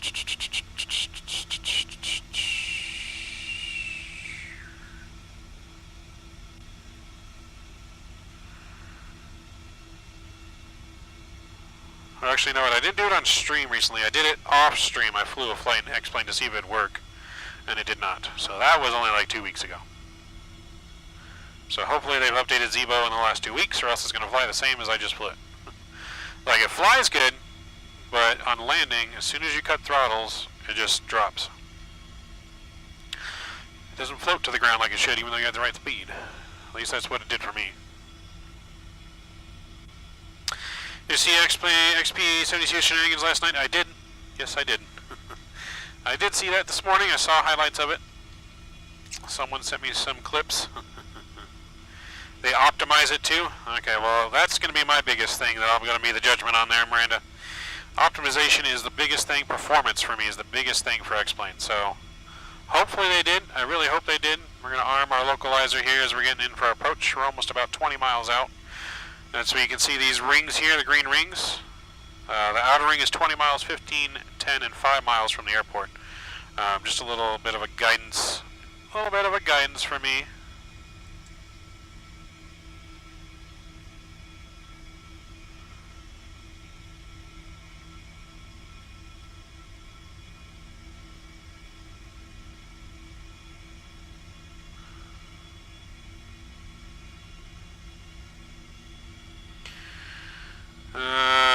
When is XP not doing shenanigans?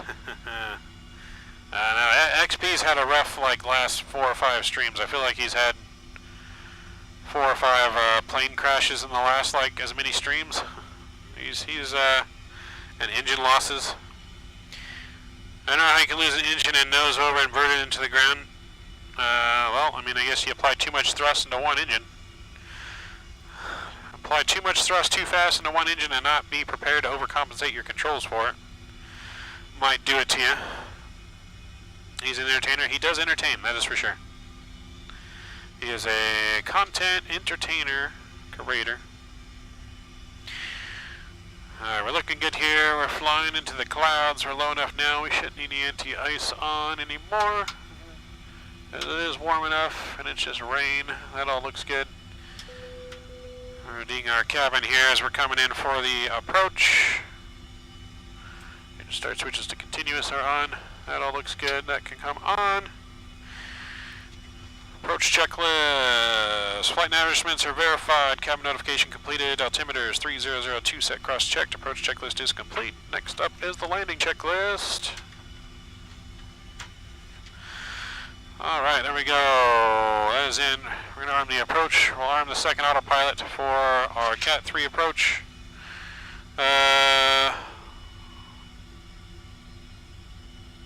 Which what is this? Which what, VSAT? Alright, let's let them know. San Francisco traffic, Delta 8317, 15 mile final 28 right to San Francisco.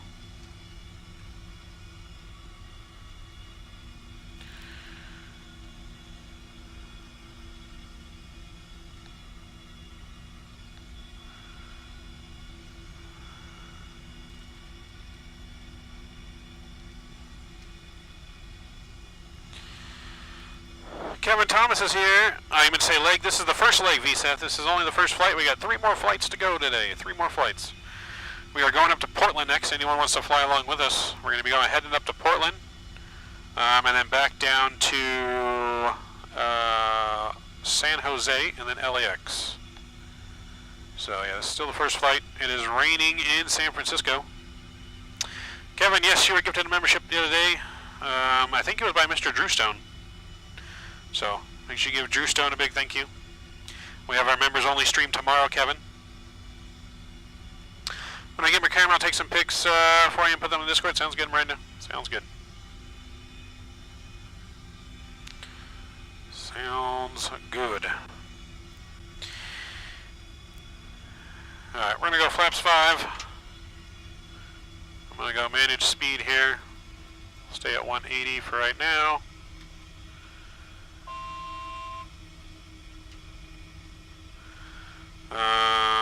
You know, we'll go ahead and bring it down some. Let's arm our speed brake.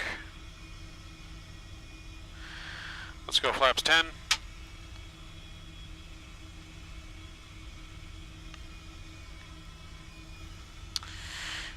Your baseball fan shocking news. Max Scherzer just signed with the Rangers. Scherzer signed too? Or DeGrom? DeGrom signed. So both DeGrom and Scherzer are teaming up in Texas? Oh wow. I wonder what the hell happened in New York to make both their star pitchers go to the same competition. 180 is looking good. Alright, we're gonna go gear down flaps 15. That's crazy, man. I'll be with you guys in chat though as we prepare for landing here. We're getting close. Glide slope is captured. And we are looking good. I'm going to go final approach speed here. Flaps 25. San Francisco traffic. Delta E317 5 mile final 28 right. San Francisco. And let's go flaps 30 is set. Oops, I got to mix it up just to grumble. Okay. Man, that would be crazy. That'd be crazy. Alright, that's all good. We're clear for takeoff. Landing checklist. Landing gear is down 3 green. Flaps 30, 30 green. Speed brake is armed. Engine start switch is continuous. Landing checklist is complete. And we're going to take this down. We got very low visibility here. I'll catch up with chat once we're on the ground. Weather radar is coming off.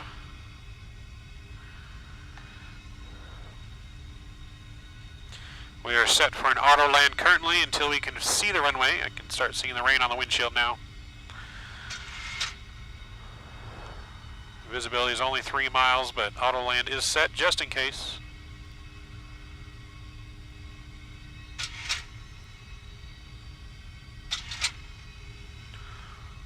I don't know if we've done an auto land on stream before, but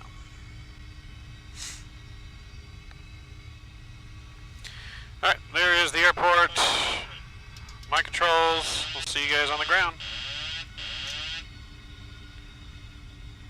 300.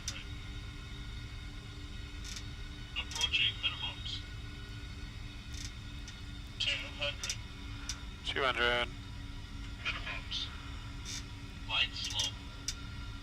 100. Light slope. 50. 40. 30. 20. 10. Alright, we're down, reversers are out, nose is down gently.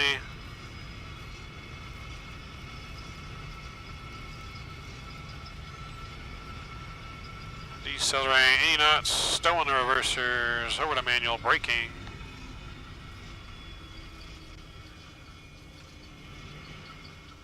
And we're going to take the high-speed exit to the left here, which will be Tango. Right where we were shooting for.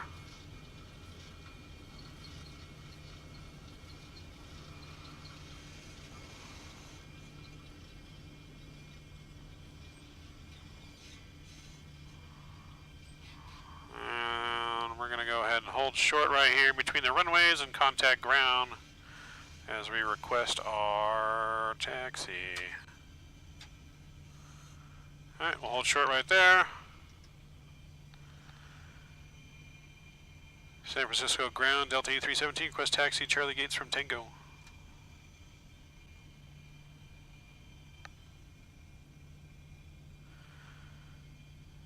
Oh, nope, San Francisco ground is not aligned now, now it's departure. 135. 135, 100.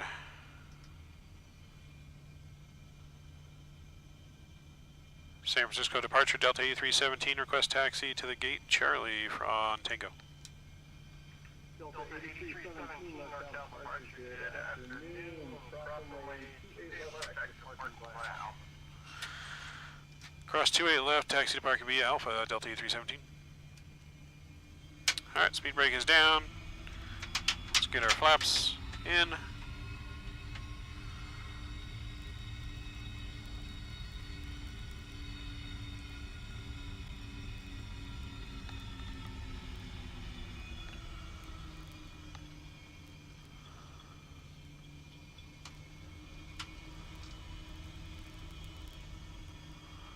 Make a left here. And we'll take the second left, which will be Alpha.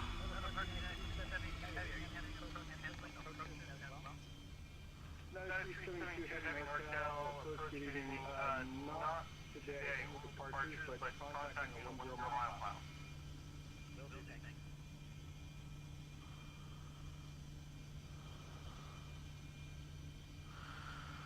Alright, landing lights are off, engine start switches are off, wing lights off.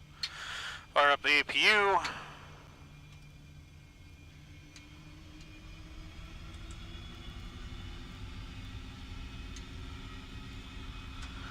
And we're going to go around to the Charlie gates. Charlie 5 or 7 or something.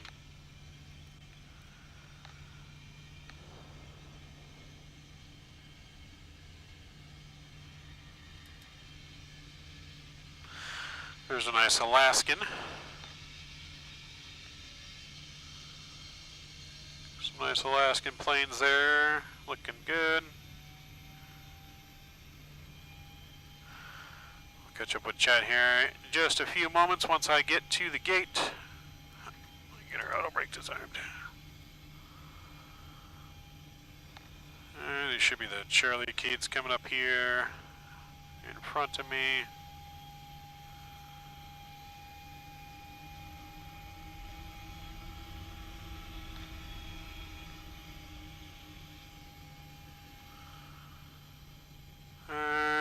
Make our turn on into the ramp.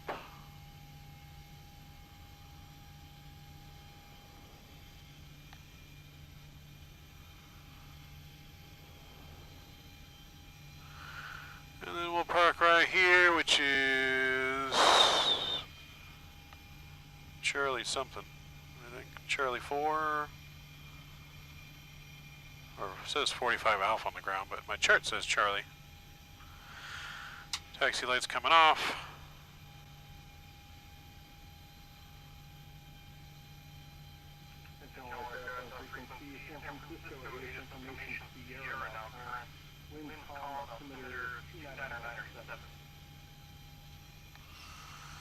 Alright, let's stop right there. Parking brake is set. APU gens are on. And shutting the engines down.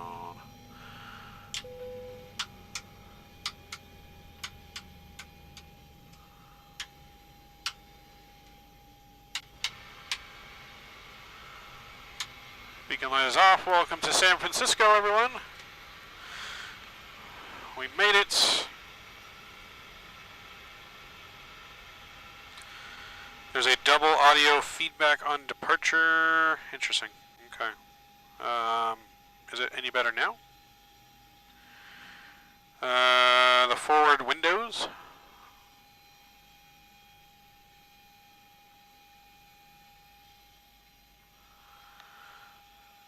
Alright, let's see here.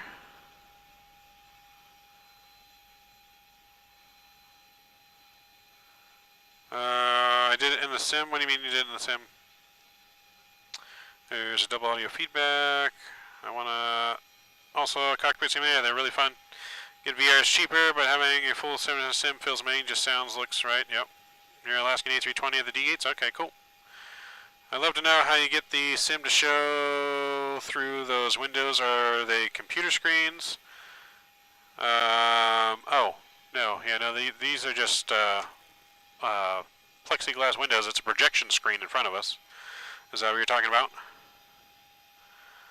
You can see the sim through the panel here.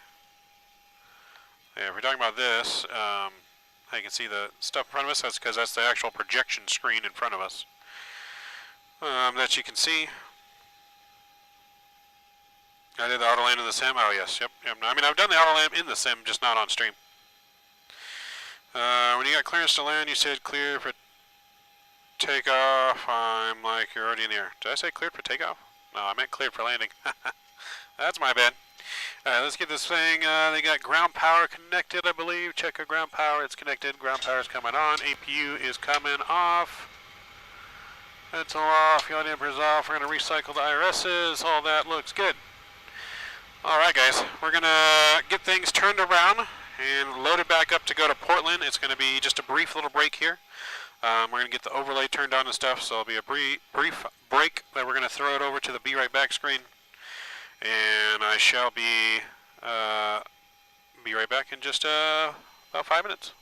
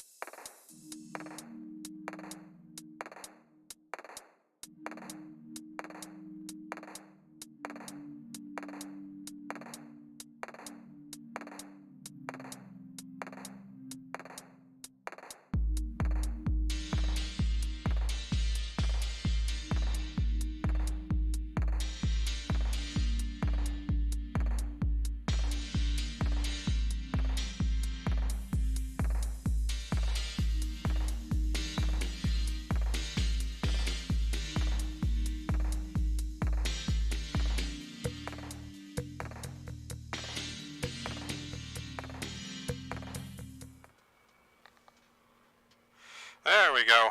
Alright, we are back, guys. Welcome back.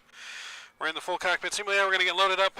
We followed our clearance on VATSIM. We have a new camera that we just put in, camera angle installed, which is the over-the-shoulder view that you can see here, which gives you kind of views of the flight controls and everything that we're doing.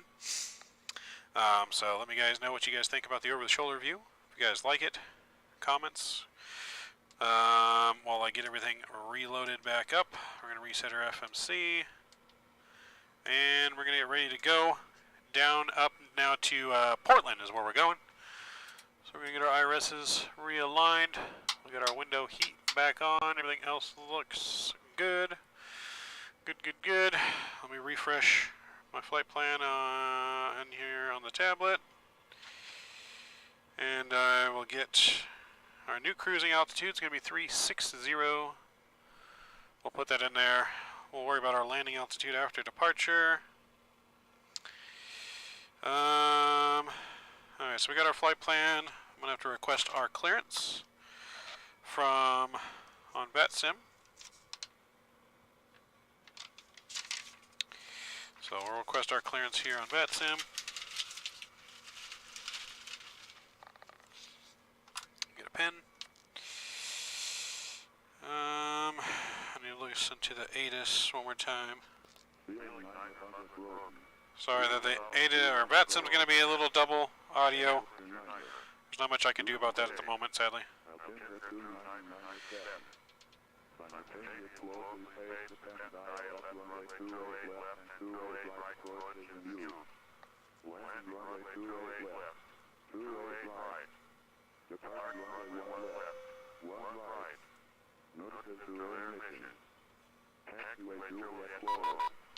Oh, we got CPBD. Alright, information Sierra is correct. We did just get our CPDLC. So let me view that. Alright. Alright, departure clearance. Flight level 360, transponder 4635. 4635. That's in there, and that's squawking. We're going to put that on standby for now, though. Alright, cleared. The truck into departure. Griffle transition, and is file climb via the SID. Expect 36 10 minutes after departure. Departure frequency is 1351. 1351. Plan runway 1 right. So 1 right. That all looks good there. So let's go put that back there. So we're going to go 1 right for departure. So 1 right, and our route is not changed. It's as filed. We'll load that, and we'll activate our route, execute. Make sure it matches Graphlu to Machu. Departure information, 1 right, trucker to departure. Griffle transition. We'll execute that. That looks good. We'll clear our discontinuity here for Machu, and we'll throw that in there. That looks good. Arrival into Portland. We're expecting the Timbers 2 arrival into Portland from Machu. Let's look at the ATIS for Portland. I blew past it. There we go. Alright, current ATIS information, real world ATIS into Portland.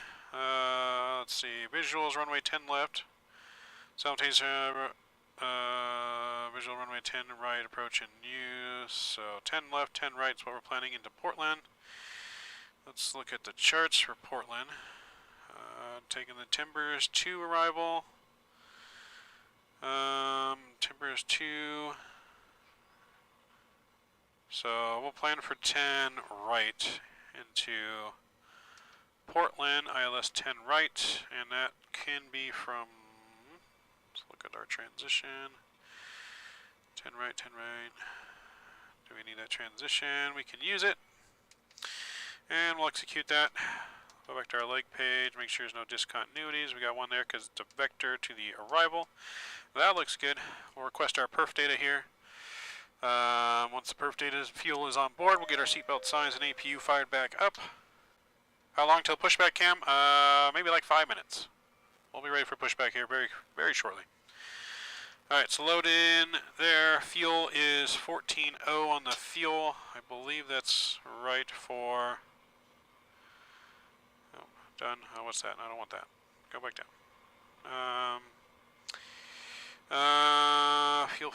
Fuel. Just want to double check our fuel. So yeah, we need 13.7 14.0s on board. That's good. We're going to execute that. We're going to go here. We're going to do a D rate of 38 degrees on the D rate. And we'll do takeoff flaps 5. Our CG, let me get my CG weight. It's going to be 22.6.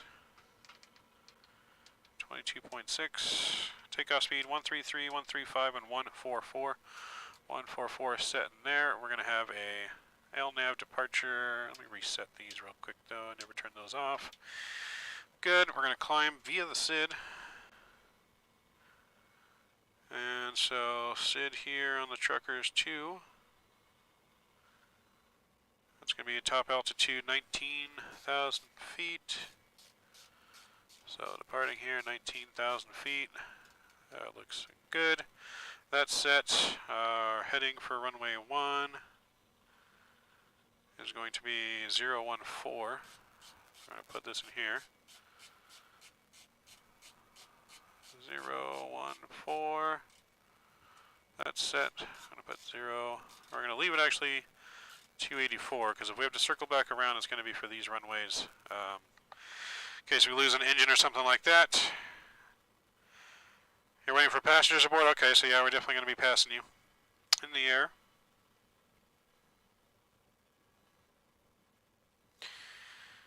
Alright, so that's good. Let's get our APU fired up. And then we are going to be good to go. Push and start's going to be at our own discretion.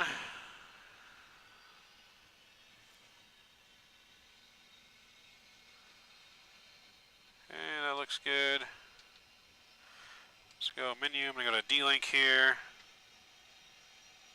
See if it'll let me print out my weather. It will.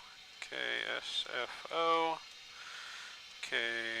KPDX send. While it's doing that, we'll try here 01 right. We'll put that in. Let's print out our weather.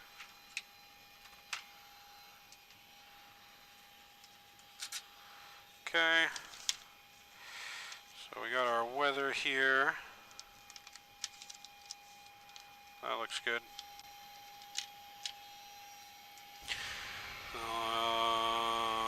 Weather, 2 pages, there we go. And we'll send off our performance.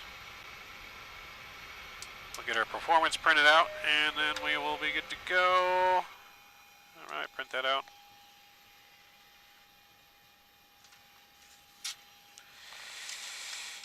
Alright, here's our performance data numbers. That looks good. Winds are calm out of San Francisco. It's rainy. 2 miles of visibility now. Visibility's down even lower. So that's good. Alright, we got that there. And I think we're ready for push and start. LNAV is armed. Transponder transponding. Also 105 number 28 left on up in White Traffic Department.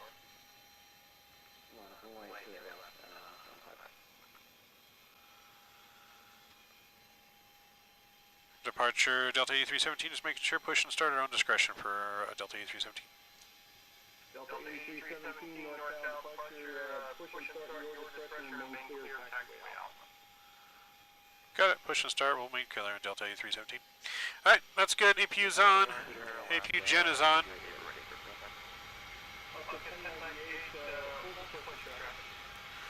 Alright, we'll do our pushback. Our pre-flight checklist, interior and exterior inspections are completed. Circuit breakers are checked.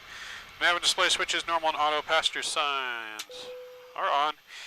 Window heat's on, engine bleed switches are on, press station panel is set, mode selector auto, MCP is set, oxygen mask checked, altimeters 3002 set, cross-checked, takeoff warning is checked, speed brakes down, engine start levers cut off, stab trims normal, fire warning is,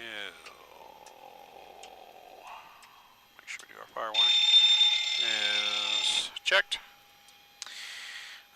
Radio transponder set, radar is off, rudder and aileron trim free and 0, parking brake is set, windows closed and locked, flight time briefing completed, departure briefing completed, login books on board, fuel required 13.7, 13.9 is on board.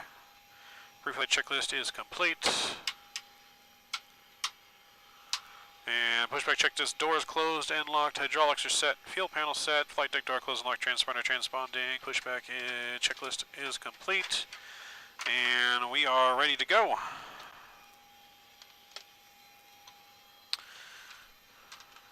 Alright, so got that. Bring up my pushback service. We'll disconnect ground power. Ground power is disconnected.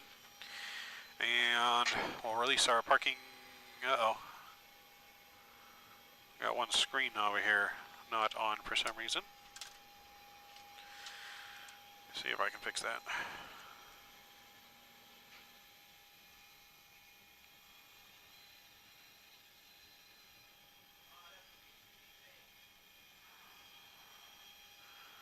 Yeah, you just gotta go, I think, outside view and back in. Alright, it may get loud for a second.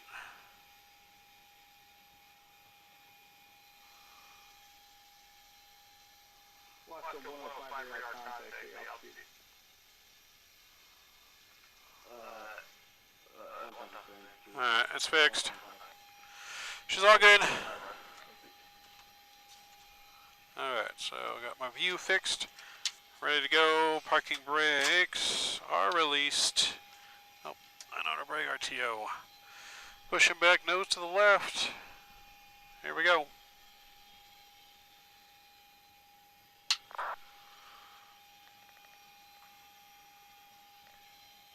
Alright, clear start engines, 2 then 1. Packs are off, starting engine number 2 over to ground. Oscar 105, traffic, 12 o'clock, 3 miles, same direction, aircraft type and altitude unknown.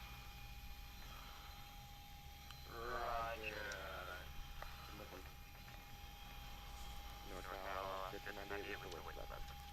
Up to 1098, pushing start on highway Alpha 3. Oh, someone forgot about cam. Alright, let's introduce fuel.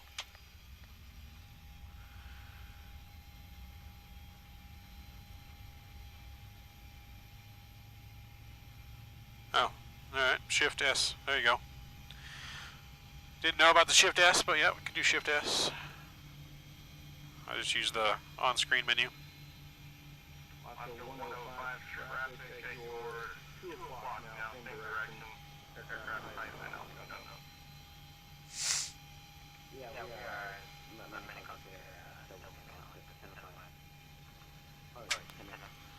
Alright, let's stop our pushback. Parking brake is set. And we got a good start on 1. Packed auto isolation valve closed, starting number 1.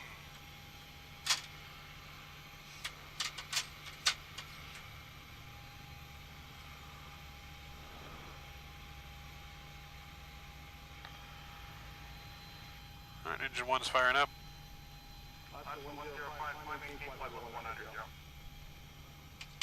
Introducing fuel. I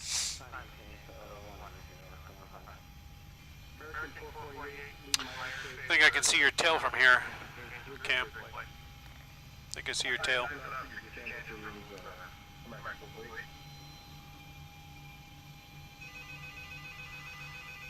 Oh, we're getting a call. Flight deck.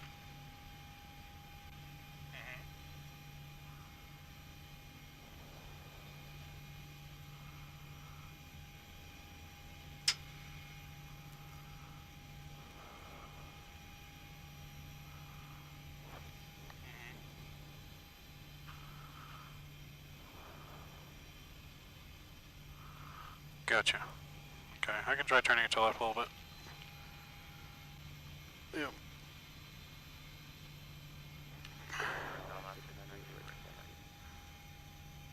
Okay, I turned it a little bit already.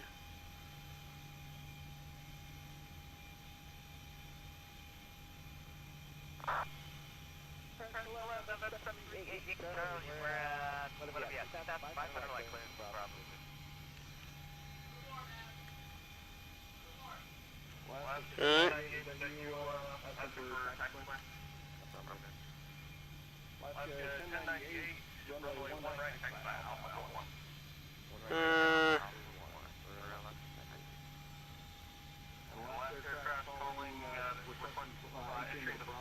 I think that's good. I'm going to go a little bit back more towards the right. So, my phone's only on 2%. I want to be able to see like the controls. Yeah.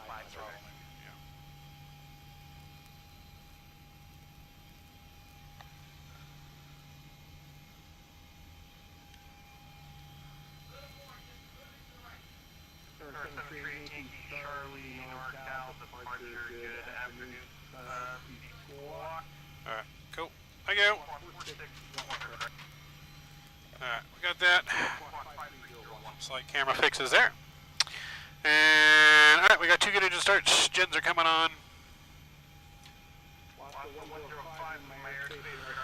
And probe heat is on. Packs, auto, APU off, APU bleed off. And I see cam. And we're going to call for our taxi. You just write down our taxi clearance. Departure Delta 8317, ready for taxi, 1 right.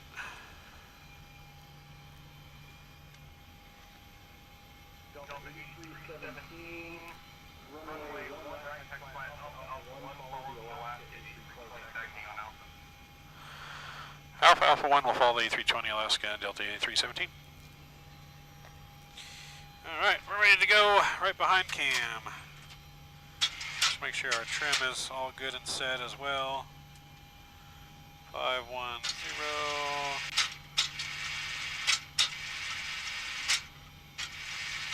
Alright, trim is good. Let's do it.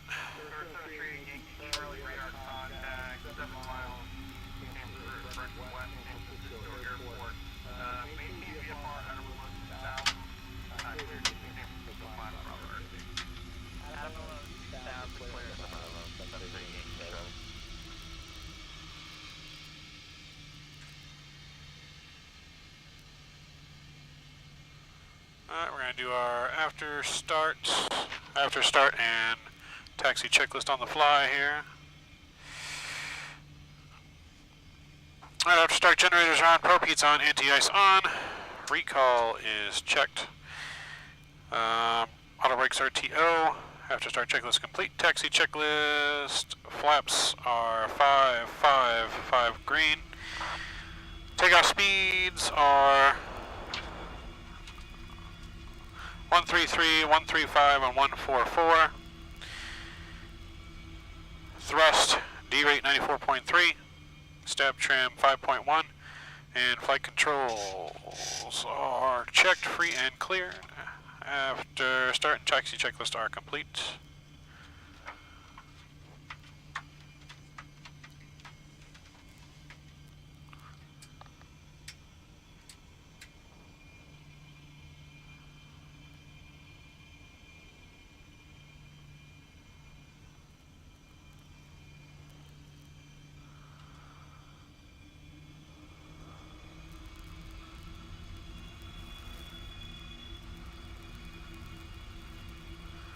Alright guys, hopefully you guys are all ready for departure here out of San Francisco. Rainy San Francisco headed to cold, sunny Portland. Cold and sunny Portland. I don't think I've ever taken off out of 1 right in San Francisco before. It's always been 1 left. I don't think I've done 1 right.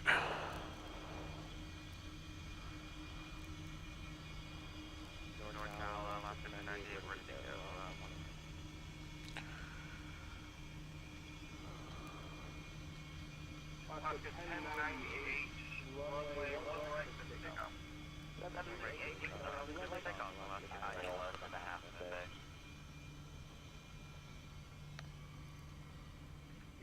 I had 2 aircraft that line cut.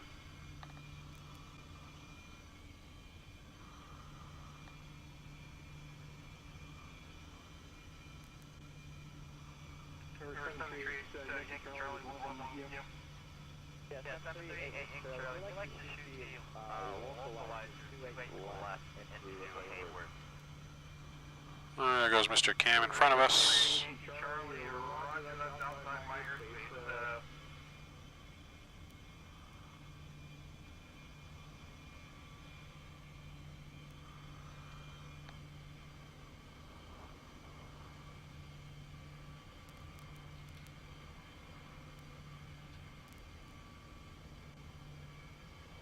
And there goes Mr. Cam on departure.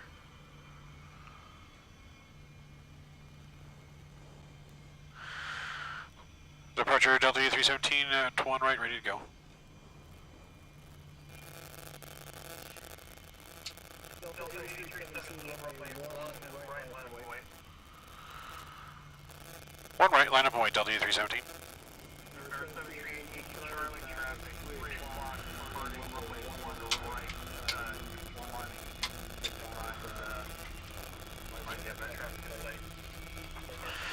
Alright, takeoff checklist, runway position, 1 right in, 1 right out, flaps 5 green, navigation briefing is completed. Takeoff warnings checked, auto throttle armed, in start switches, continuous transponder, TRA, flight attendants notified. Before takeoff checklist is complete.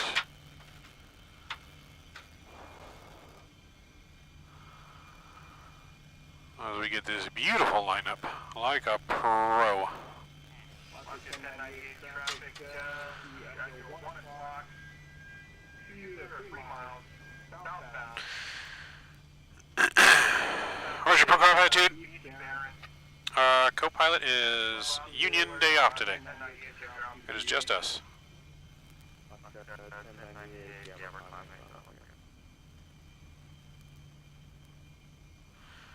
This is just the taxi view. There's different views, Jam, so calm down. Sit back, relax, and just enjoy the flight, man. Traffic no longer at factories, they go to 3 o'clock and 3 miles opposite direction.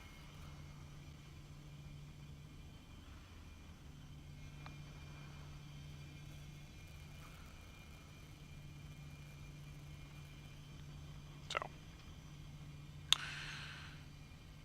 You almost crashed. How do you crash? How do you almost crash, Cam? Delta 8317, runway 1 right for takeoff. 1 right, clear for takeoff, Delta E317.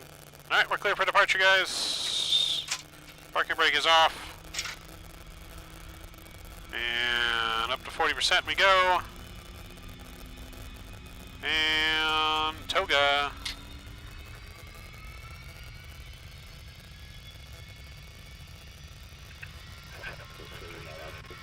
Airspeed is live.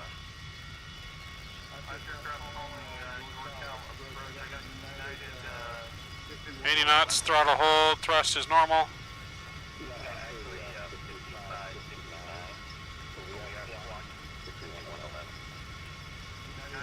V1, rotate.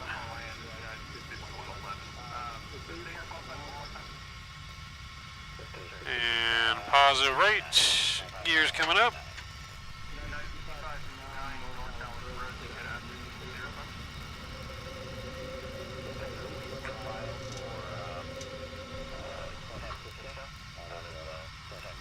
Alright, 400 feet, VNAV coming in.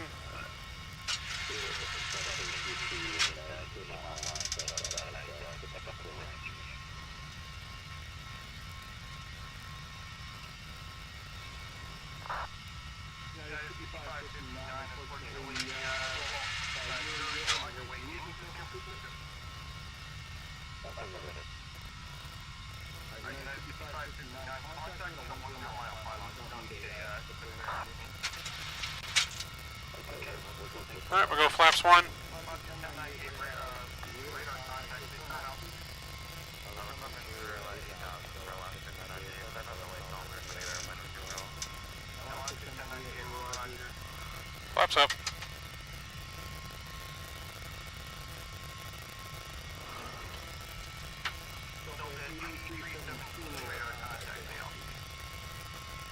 3,300, Delta E317.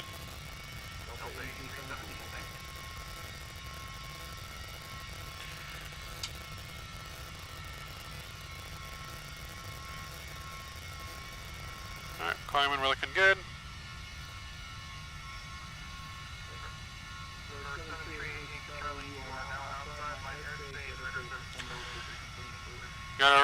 Gotta rely on your instruments there, Cam, when you got no visibility. What are your instruments telling you?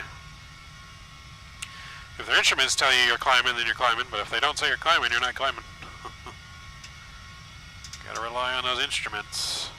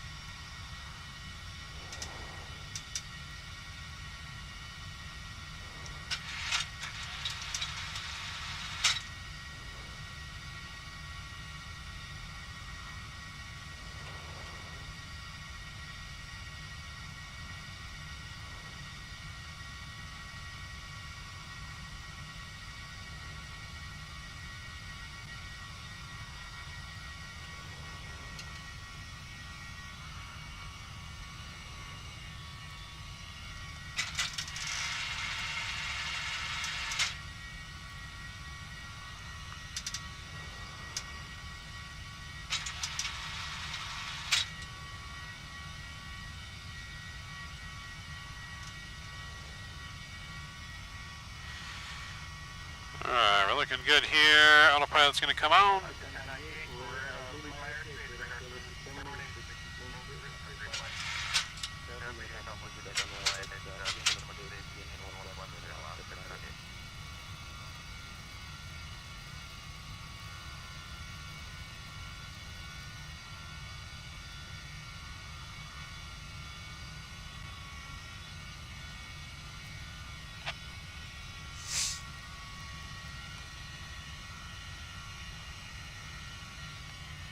Alright, climb above the clouds here, looking good.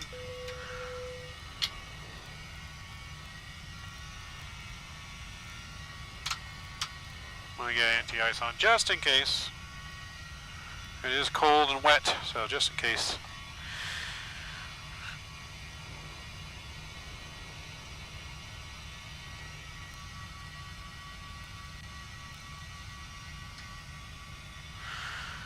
Alright, climb. I'm going to put that again at 0.78.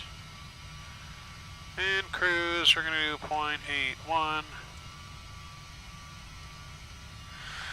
Alright, we're looking good. Total flight time is 1 hour and 16 minutes to Portland. So not too long, 1 hour 16 minutes. So about 1 hour time now to Portland, as we've been airborne for about 16 minutes. How long is the flight expected to be? 1 hour and like just 1 hour and 16 minutes. So about an hour left or so, give or take.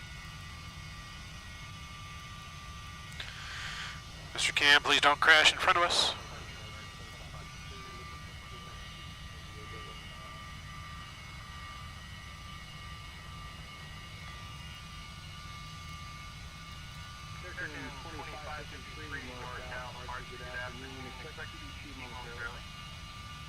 You're doing perfectly fine now? Okay, well that's good. What altitude are you cruising at, Cam?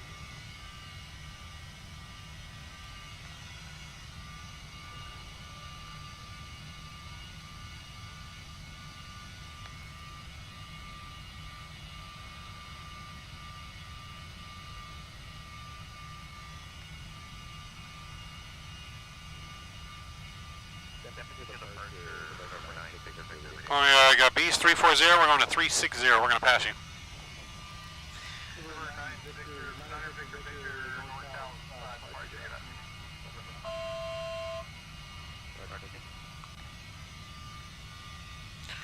Pre-flight, we're going to pass you. Transition, altitude, standard, set, cross-check. Climb checklist is complete.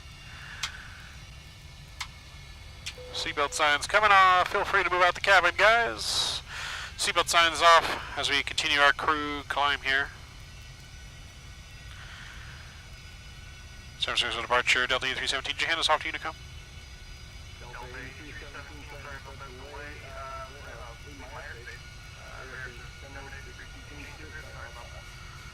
delay. No worries, thanks for the ATC, Delta E317. Alright, going to 360, altitude intervene, over to Unicom.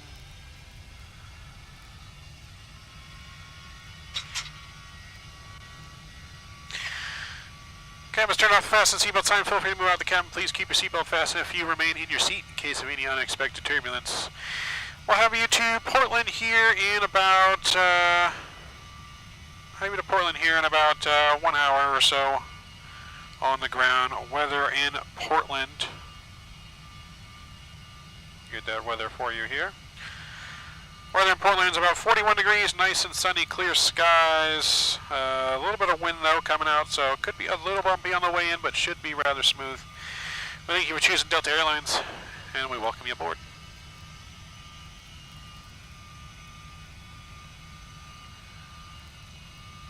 As we are climbing, yeah, the A320 never called any low altitude or GPS until I almost hit the water. I was at maybe 600 feet above the water. Ooh. Ooh. Well, at least you didn't die, Cam. It's good. It's always good. At least you didn't die.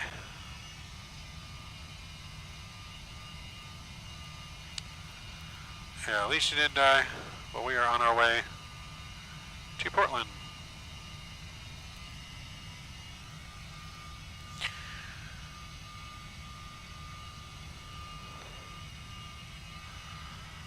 So far everything looks good. Anti-ice can come off now. That looks good. Everything else looks good. Nice, smooth. Let me get my AC back where it's supposed to be.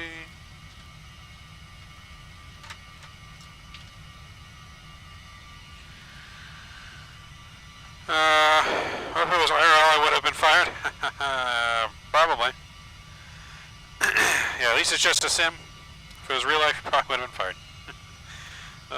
Probably.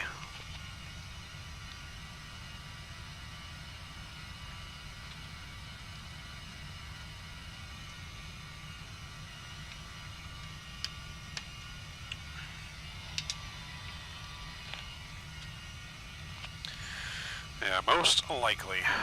Most likely would have been fired.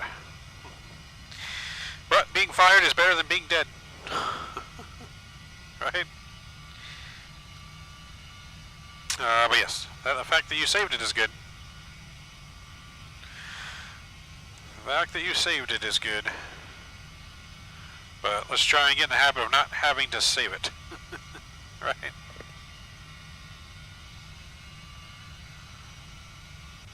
So, that would be more ideal. Really wish I could fly in the sim with you. I was trying to plan a trip to Ontario, California to visit some family. Don't know how far you are from there. Not too far.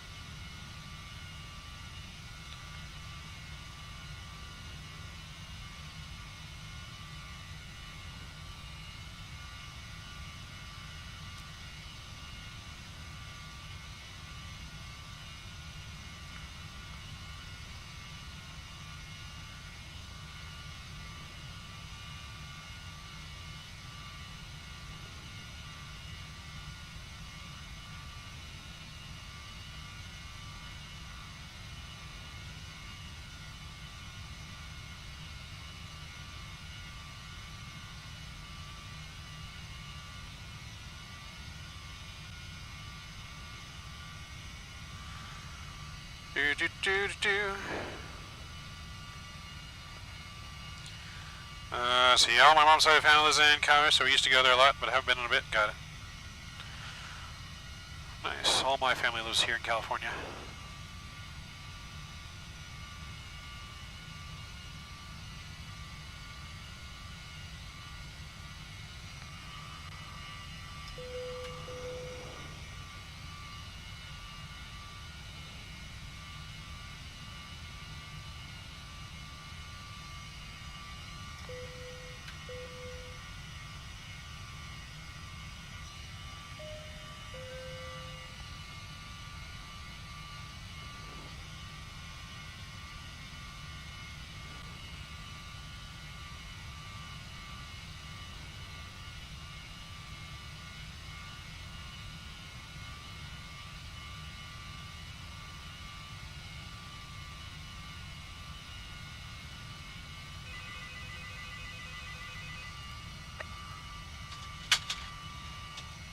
Flight deck.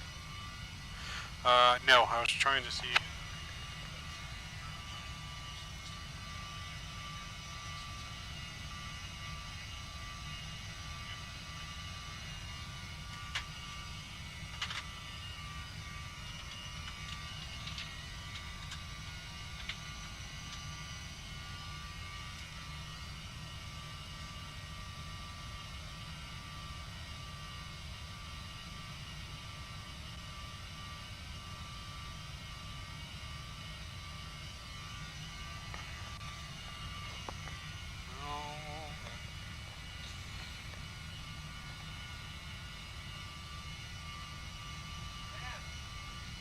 Yeah.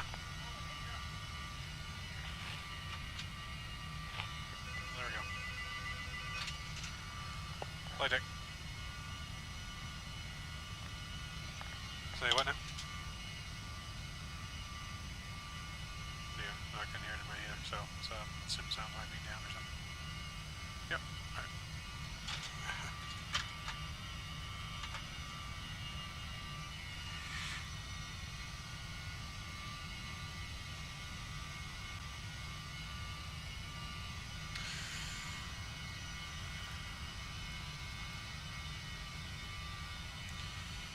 FDX app is, approach is on. Portland approach is on is what you're saying? I thought you said FDX app is on. I'm like, what app? What app are we talking about? But approach is online. Well, that's cool. I figured you meant Portland. I don't know why I said FDX, but I figured you meant Portland. Yeah, I figured you meant Portland.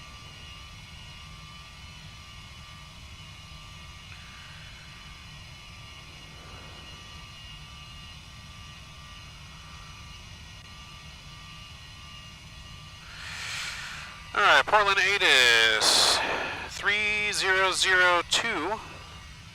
Can set that now. 3002. Into Portland. Simultaneous visual approaches, runways in use, 10 left, 10 right. Jets, aircraft expect the Columbia visual approach. Departing runways 10 left, 10 right. Pushback on to taxiways. Tango and Kilo requires clearance. Information Alpha. Here's current. It does say approach is online, right?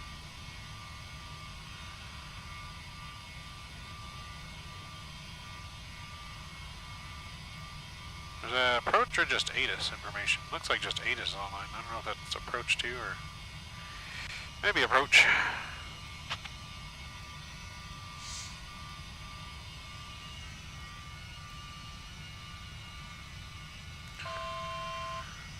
$1,000 to go, 35:36. Almost to our cruise. Approaches the circle around it, yeah. Just wouldn't let me click on to see who is on approach. Usually it lets you click and see like what the approach is, but it didn't. But that's alright.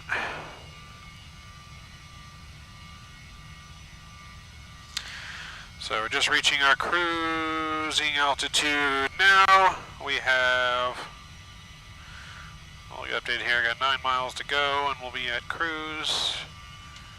Cam is below us and about 20 miles in front of us. We'll see if we can't pass him up. 252 miles top of descent, guys. 252 miles. We're going about 500 miles on the ground speed, so that's going to be about 30 minutes. 30 to 45 minutes, and we'll be descending. Probably closer to 30. Yeah, it'll be about 30 minutes.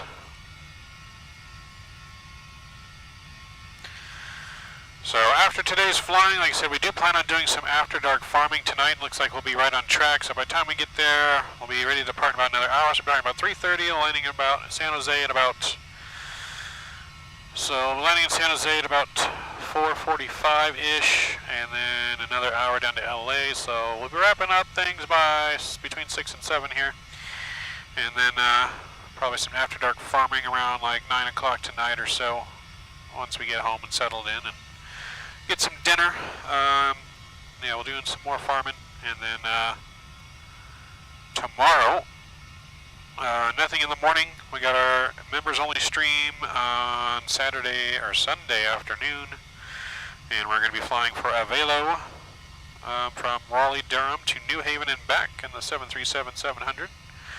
Also shout out to Mr. John Franco for it's going to be his birthday stream tomorrow as well. His birthday's tomorrow. So his birthday's tomorrow, which is why we're doing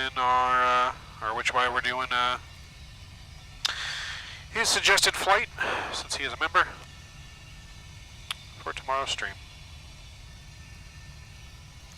And then Cam, we will eventually get to your request as well. I want to do yours. I'm not sure which Sunday we'll do your flight, but one of these Sundays we'll be doing your flight. Maybe the following Sunday or the one after. We'll see how it goes.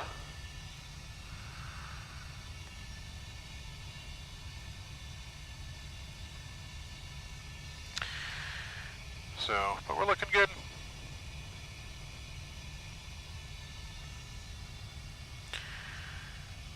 An ACARS uplink. What do I have an ACARS uplink for? D-link. Let's go to return. Unless it's for this still. Oh yeah, that's why, because I didn't look at all 3 pages.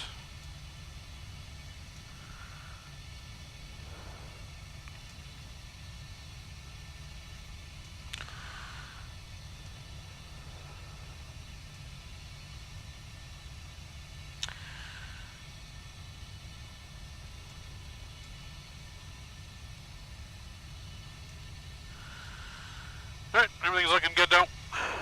Mr. Cam, as long as you complete this flight, we'll get an entry into December's raffle prize for the end of December.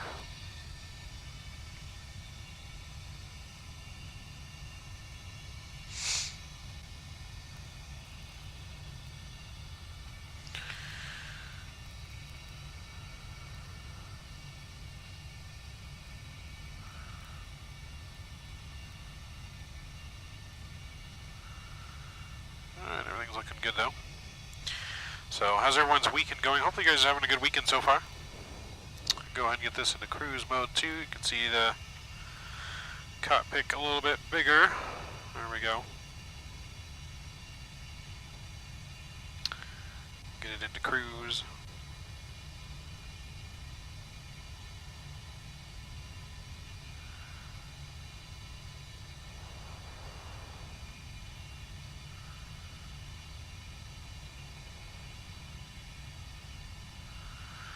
So, but we're looking good.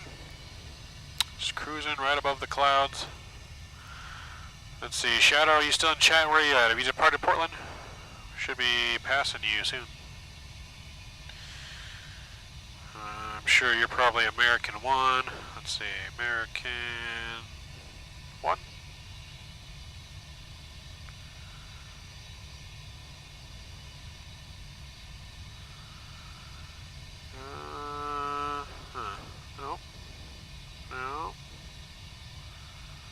I don't see an American 1. What are you flying as?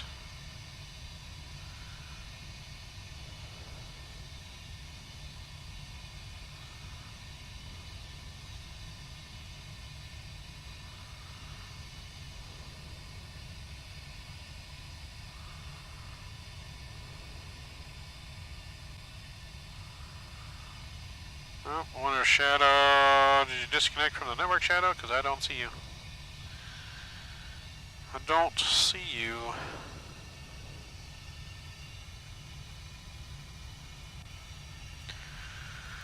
Why am I doing members only? Because that's part of being a perk of being a member. I have a members only stream once a month, JM. Once a month. Everyone will still be able to view the stream.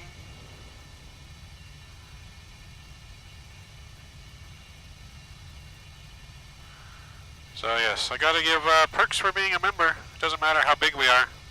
Everyone can still view the stream, like I said, man. You come in here with a lot of negativity, and I'm gonna need you to change that if you want to stay in here. You're negative about every single thing in here, yet you still come back, and I don't get it. Funny as hell, game, what's going on, man? You know, if you don't like it, you don't have to come. You can still see the stream, everyone can see, just only members can chat in the chat box until the end of the stream. The end of the stream, just like others do, I'll open up the chat to everyone at the end of the stream. So everyone can go in there and chat as we approach into the last landing spot of the night. But that's just all part of being a member. There's members only videos on there that only members can see. I'll be adding another members only video of me flying in a DC-3 or DC-6 here in the next couple weeks.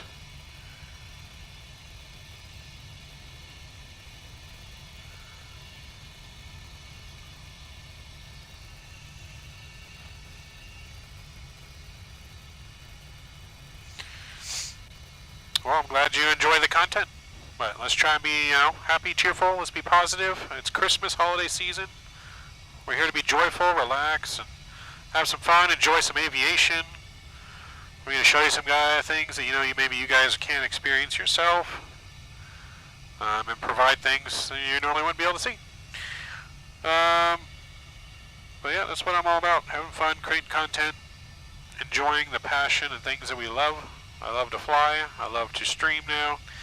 I mean, if you would have told me like 10 years ago would I ever be a content creator or streamer, I would have told you you're crazy, because I used to be probably pretty shy and was not an outgoing or people person or anything like that. But now we love content creating, we love aviation. I want to do more of it. I want to do more than just aviation. I want to do all kinds of things, simulation.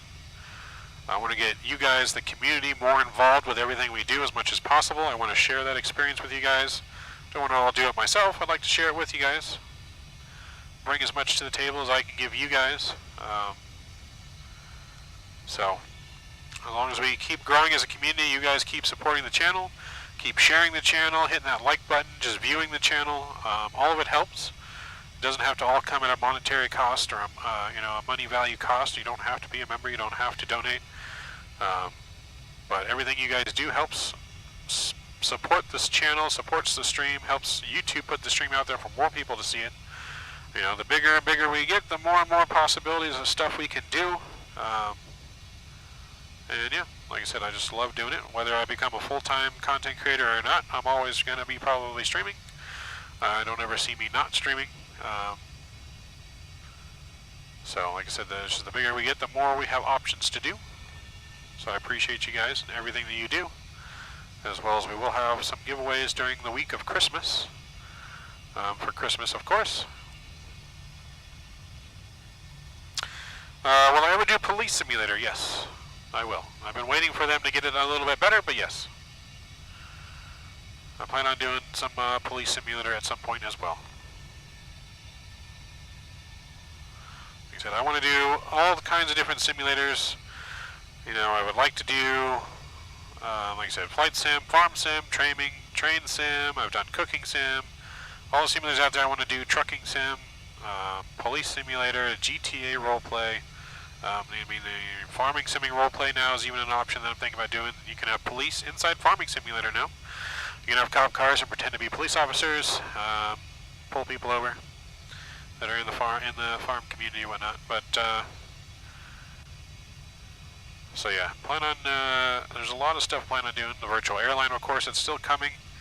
The virtual airline is going to be free for everyone to join. It costs money though for me to make the virtual airline, which we've been short on by just doing our giveaways for you guys, as well as, you know, holiday gifts that we have to buy. And money is tight during the holidays, but it's still hopefully my plan to have it out by Christmas. Hopefully, but we'll see. If it's not out by Christmas, we'll be starting the new year with it. Bus Simulator, we may do Bus Simulator. I have Bus Simulator. Trying it, I wasn't the biggest fan of it. Just the user interface, I don't know, it wasn't very user-friendly to me. So I wasn't the biggest fan of Bus Simulator. I tried it, I haven't tried it in a while though, so maybe we'll give it another shot. But I do have Bus Simulator. I just have not streamed it. But yeah, just still have not streamed it.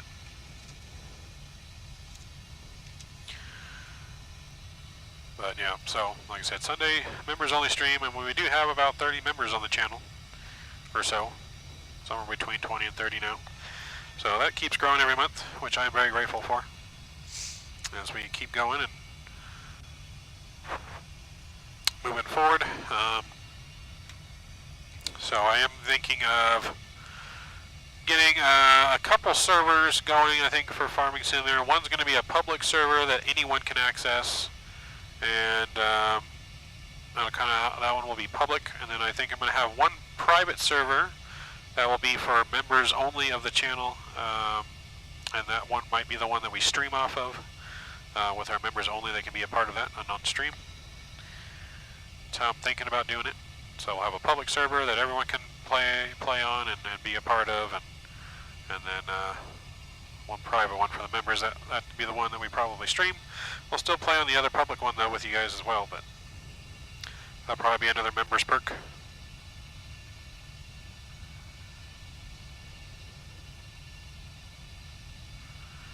Will I ever do GTA? Yes. Hopefully. Hopefully. I gotta get some, if I do GTA, I want to do GTA roleplay. I just don't know, like I said, I'd have to get someone that wants to do it with me. I don't know if the cards are really in that for the future, but I'd have to get people that want to do it with me and have it, and have all the stuff. But GTA is on the list of things I would like to do, yes. I want to do some GTA roleplay, like 5PD kind of stuff. But all depends. So we're moving good here on the ground speed though. We got we're going 510 on the ground speed, so we are making great time into Portland.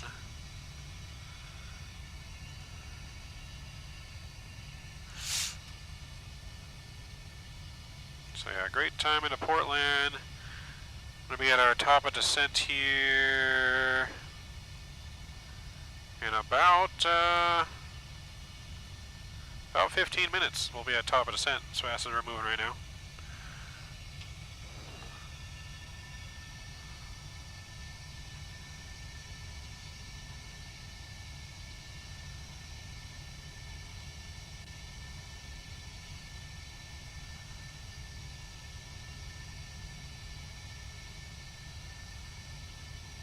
So we had an American go to Portland in front of us, and then I got me and Cam next to each other right there.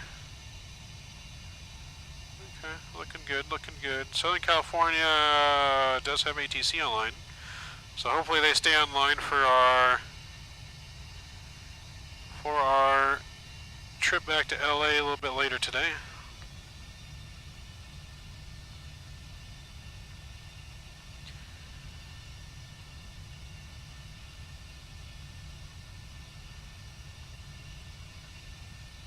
So, I mean, every day is a great day to be a content creator. I enjoy it. It's lots of fun. You know, you guys get to see, well, I mean, you guys get to see all just the fun stuff. I mean, there's a lot of stuff that goes on behind the scenes, and what it takes to get stuff up and running and ready, and you guys don't always get to see all that behind the scenes stuff. I may do some behind the scene videos soon. Maybe some member only videos as well. Some behind the scene, how I get my streams ready and what I do to fix it. Maybe some tutorial type stuff that I've been thinking of. I just got to get the time to do it. And as regular work starts to slow down for the holidays and stuff like that, should get some more available time to do some more stuff. But next, what's the most difficult? I don't know. Let's see. What's the most difficult? I mean, the most difficult... I don't know. That's a good question. I wouldn't say any of it's like difficult. It's just time consuming. Like it's not difficult and hard to do, it's time consuming, but I mean I guess like when it comes to like flight sim, I guess the most time consuming thing is just making sure staying up to date with all the latest news, you know, what's being developed, when's it coming out. You know, you always have to stay current with the new stuff coming out, the new sceneries, and you know, making sure that you're showing it right, you know, doing the Photoshop for the thumbnails and getting all that ready, advertising it on your social medias, you know, posting different pictures on social media. So I mean, that's I guess the most time-consuming part is just staying current with all the stuff going on, following all the different channels, all the different developers. Is what you would have to do as a flight simmer. You know, you got to stay current on everything. But other than that, the most difficult is, like I said, it's time management between real life, because we're not a full-time content creator. We only do this as our quote-unquote second job. We do this after our full-time work that we work, you know, 5 days a week, sometimes 6 days a week. Like for example, tomorrow I'm going into work all morning until our members only stream in the afternoon, which is why our member stream is later in the day instead of in the morning, just because I do have to work tomorrow. Usually don't work the weekends, but we're finishing up last minute into the year stuff and getting some progress done. So we're still a little bit busy. I don't work very many weekends, but sometimes I just got to go in and get it done.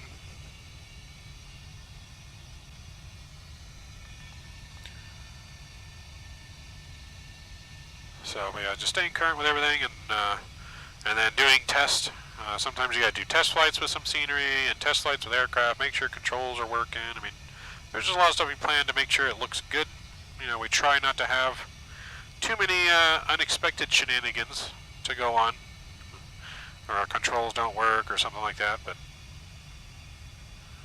I mean, especially like even in like this full cockpit simulator, setting this up, there's a lot of behind the scenes stuff that go on.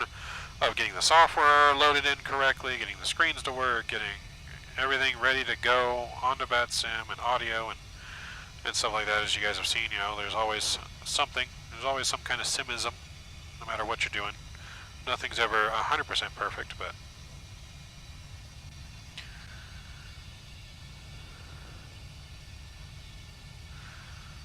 can you ask your employer to sponsor you and you can offer advertising in your channel, bro? I mean, I can. I don't think it for what my company is, because it's not my company. Is not like my company's not like something to where it's available everywhere. You know what I'm saying? It's not available across the entire country, like say McDonald's or something like that. So I don't think it would necessarily make sense for them to advertise with me, just because it would. I mean, we do sell online on Amazon, so technically you could buy our stuff everywhere. But the main like stores are only on the western side of the United States, from Utah all the way out this way to California. So I don't think it necessarily makes sense for them to advertise at my current size. Now maybe if we were to grow to like Captain Canada's size, then maybe it would make more sense. But yeah, I mean, I could always ask them. I don't think they would do. They don't do a whole lot of advertisement. You're gonna mount me on your YouTube, nice. Then can he do if he gets a sponsor? Yeah, so we're still working on that Subway sponsorship. It's going to happen one of these days. I did see like online the other day and I almost bought it. If money wasn't super tight because of the holidays right now, I would have bought it. But there was a Subway ugly Christmas sweatshirt. And a Christmas ugly sweatshirt, Subway themed, and I almost bought it so I could wear it on stream. They actually had a lot of cool stuff.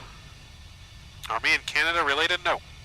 Canada's from Canada. I'm from California. No. No. No, just friends. Met him at the expo. Cool, really cool dude. What you see in person, or what you see online, is what you get in person. It's the same dude. It's not like a lot of people you see online where they're totally different online than what they are in person. Same with me. This is what you see on stream is what you get in person. Not really any different. obviously,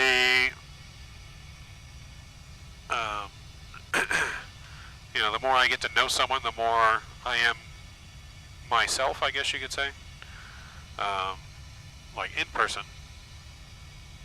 I wouldn't say I just like open up and just openly trust everyone, but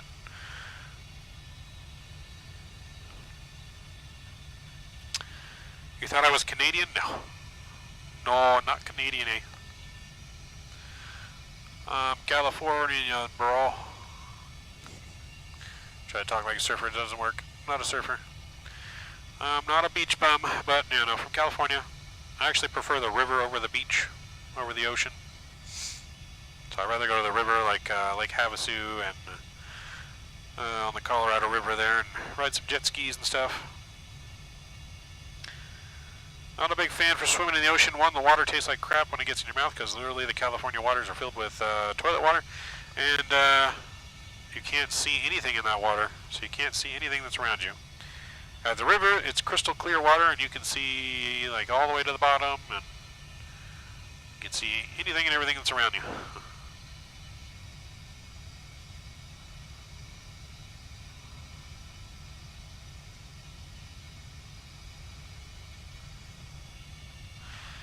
Alright, we're under 80 miles top of descent here. We got 68 miles to go. 68 miles to go, which is roughly about 6 minutes or so from now. 6-7 minutes we'll be starting our descent, guys. So let's plan our arrival. I'm going to bring it back over here to the push cam, so you guys can see the chart. So we're on the Timbers 2 arrival.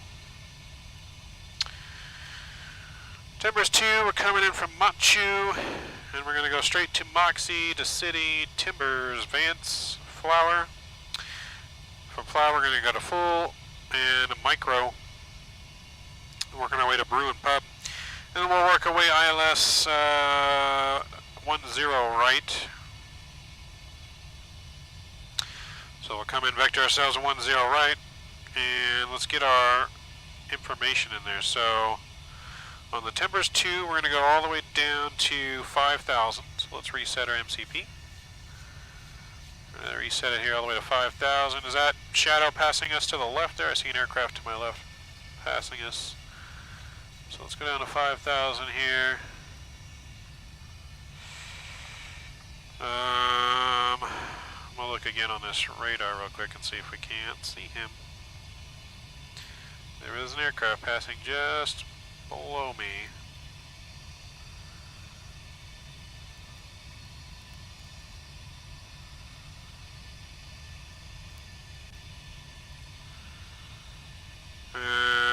Nope, that's someone else.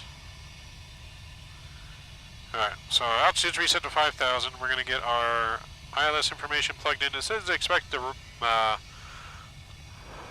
mountain burning visual or the river visual. Some kind of visual it says to expect, but let's put it in our course. It's going to be 103 for the ILS.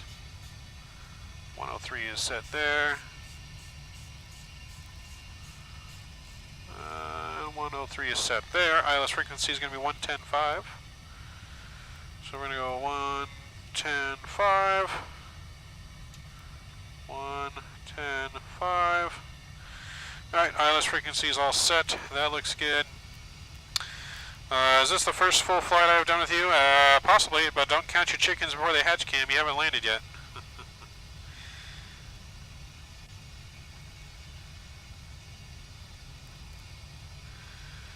Cam has been a longtime supporter of the channel and a good moderator, as well as providing some of our graphics. The overlay you see, that was done by Cam.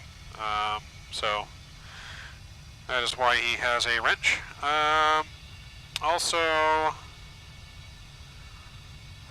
Yeah, so our minimums are going to be 224, so let's get 224 on the barrow here.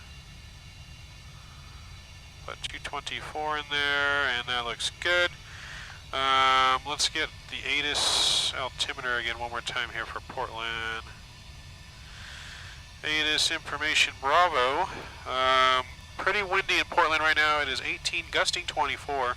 Good visibility though. Altimeter is 3001. So we'll switch that, 3001. set. Yep, so we're expecting the Columbia visual approach is what we're expecting, I guess, to get. So let's take a look at the charts, see if it's got the Columbian visual in here. Mill visual, there we go, Columbia visual, 10 right.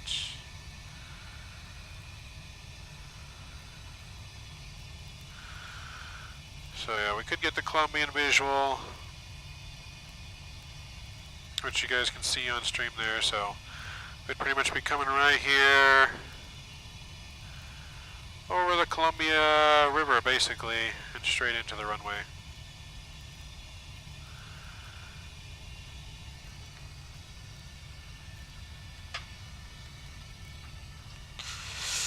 Yeah, you've been here for quite a while, Cam. I don't remember exactly what number, but you have been here for a while.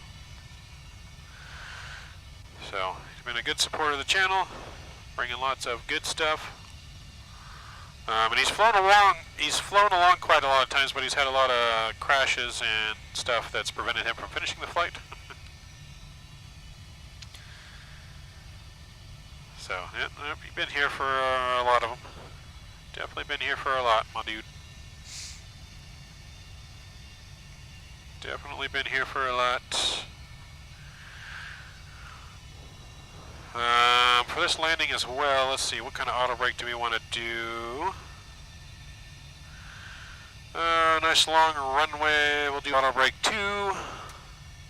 Auto brake 2 should be good. What gates does Delta use? I believe Delta uses in the middle of the terminal, if I'm not mistaken.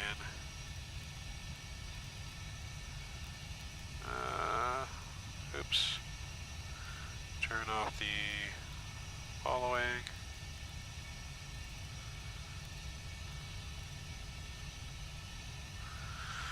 So I believe they park in here to the Charlie or the Delta gates. Could be wrong though, I'm gonna have to look that up. Concourse D, I think. Are you just saying D for Delta? Yes, once we get more members and we'll add mods, I already have quite a few mods as it is, for what we have. But, you know, like I said, everyone's got to apply, you got to meet certain minimums, and then you can be a wrench. It is Concourse D? Okay, so I guess we're going to the D gates. Going to the Deltas! So if we're going to Delta though, maybe we should have requested 10 left. Well, that's alright, we can just taxi around. No biggie, it's not a huge taxi. Not a huge taxi length to get there. But yeah, Portland approaches on line 12435. 12435, I got that preset and ready to go. 12835. 12835. Listen to the ATIS.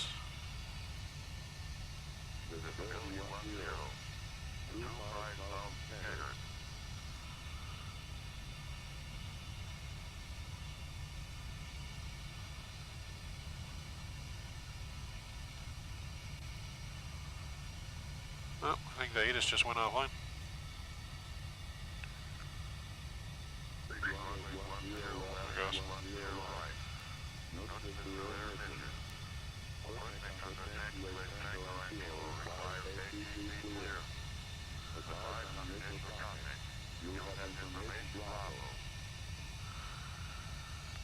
Information Bravo's current. I'm landing 10 left, maybe a parallel landing? Maybe. Maybe. I'm starting my descent now, Cam, so make sure you don't go too slow in your descent, buddy. I got my descent speed at 280. Let me look at the, make sure we don't have restrictions though on speeds. We do have speed restrictions, so I'll just leave my speed. That's fine. Alright, let's get a little bit of drag out.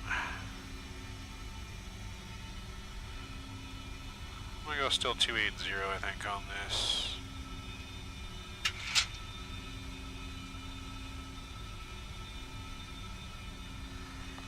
Alright, Moxie, first restriction.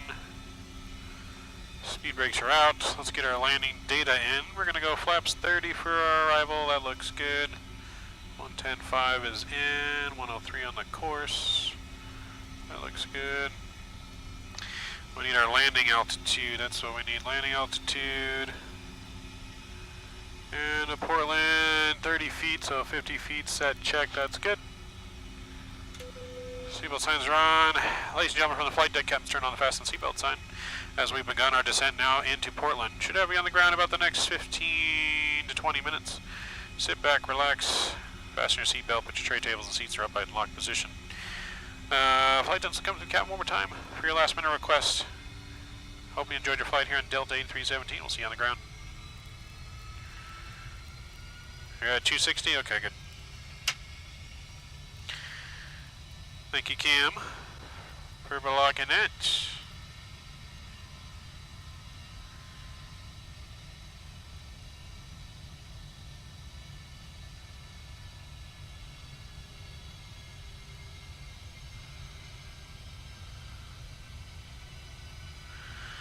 Yep, those dang bots. That's what happens when you leave it on, you don't have it on subscriber only mode. Even then they still get in though. Alright, so we're looking good on descent, feels good. We're at 6.8 on the fuel. I'm gonna put my normal fixes in here. Let me look at that river visual again.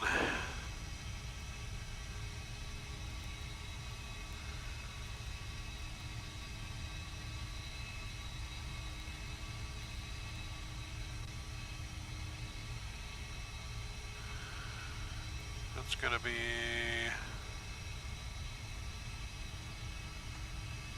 pretty much at 5 out. Okay.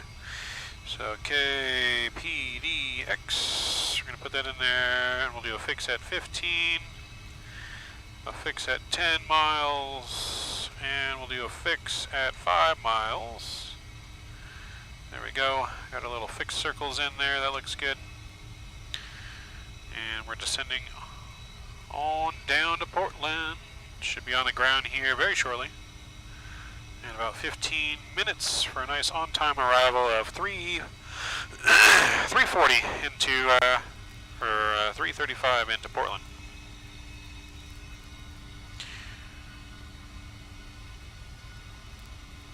Once we're on the ground, I'm going to have a quick little restroom break while the passengers deboard our plane. And then we'll get turned around quickly, ready to go to San Jose next. So over to San Jose from Portland is next, and then on to LAX. So far no delays, all right on time so far.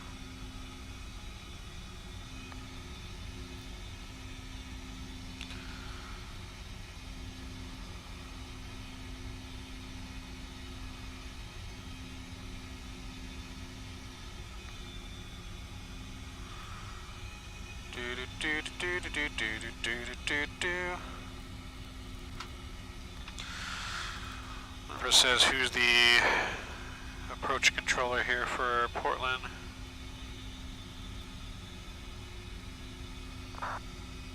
Does not say.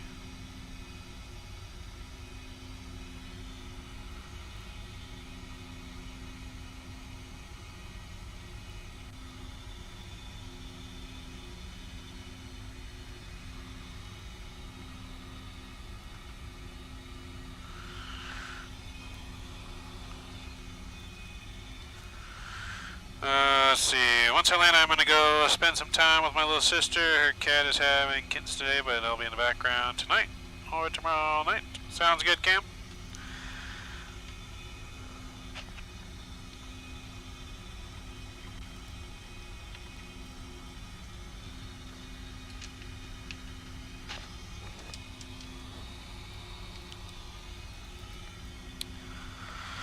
Sounds good. Make sure you don't get too close to the mother cat during that time.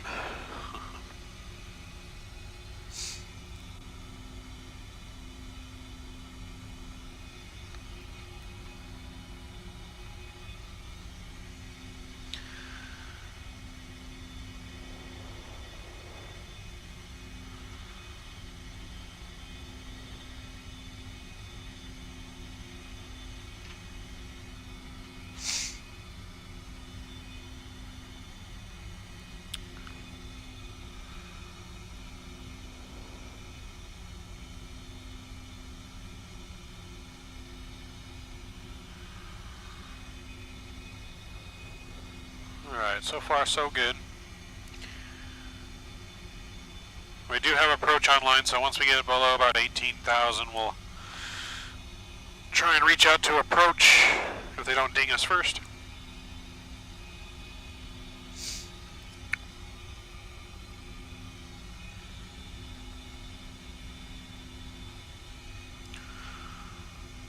Every time I see these clouds of P3D, I just think the Simpsons.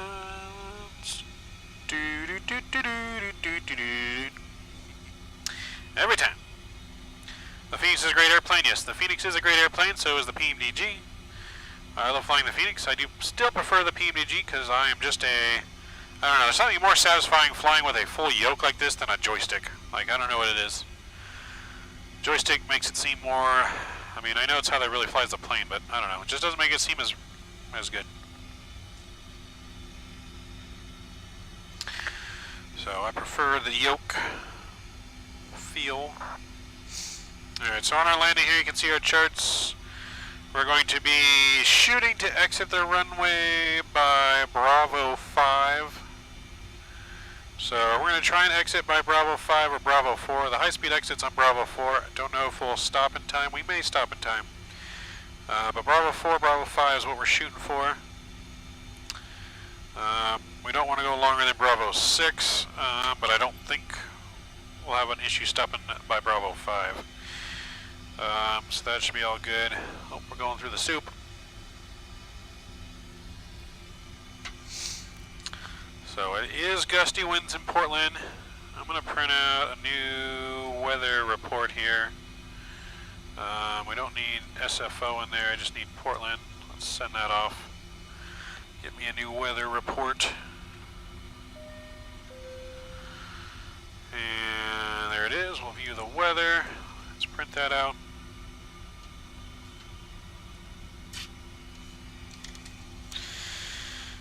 Alright, 090, gusting 18. So, yeah, not bad. It's almost a direct headwind, about 10-degree crosswind with some gusty winds up to 24. So not looking too bad. On our performance data here, it says we should be landing with about 6.4 thousand pounds of fuel. We're at 6.6 now, so fuel's good. Landing weight's going to be 130. And it has our landing weight at 130.5 right now. We're going to be at 1.3 or 30.3 on landing. That's good. So all of our performance data numbers are adding up, and all that looks good so far. And yeah. So we'll just clip this in there.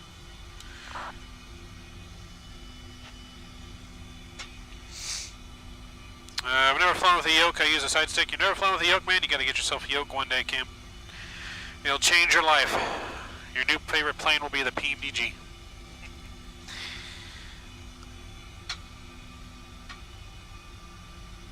It will change your life. Alright, transition level. 3001 set left, 3001 set right. Descent checklist. Let's get our lights back on. Taking the cab line now, we're going below 18,000. Descent checklist altimeters, 3001 set, cross-checked. Minimums, 224 set. Landing data is flaps 30, 141. Approach briefing completed. Auto brakes 2 is set. Seatbelt signs are on. Press station panel is set. Recall is checked. And descent checklist is complete.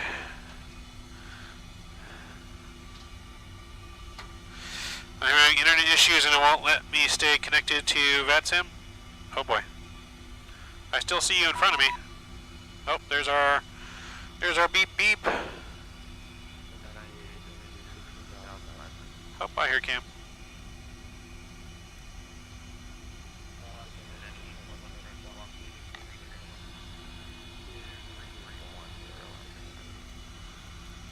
Portland approach Delta 8317 on the Timbers 2, 15,900 descending. –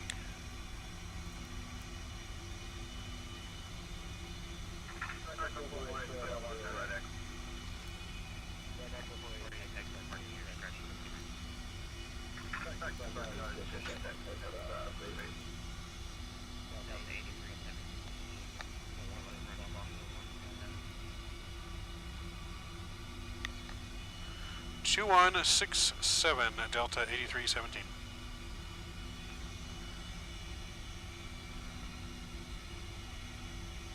We got our new squawk in there.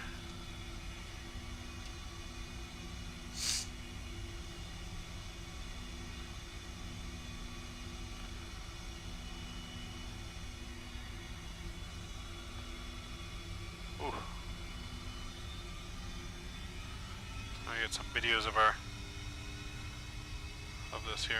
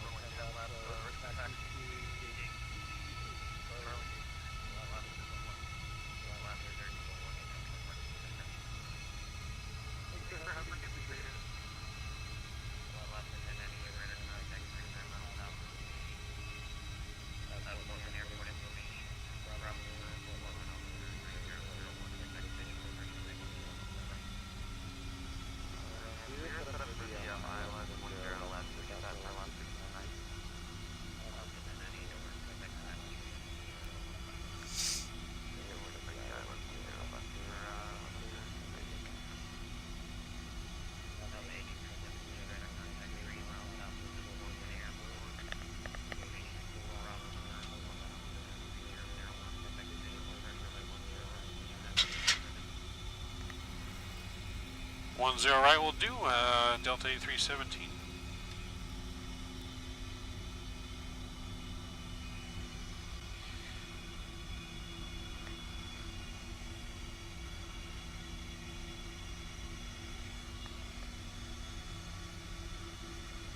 Alright, we got the visual for 10 right. We're set up for the ILS just in case. We can always use it if we want to. When you get a visual, you can still use the ILS. Visual just means that you're not, you don't have to follow the ILS pattern, but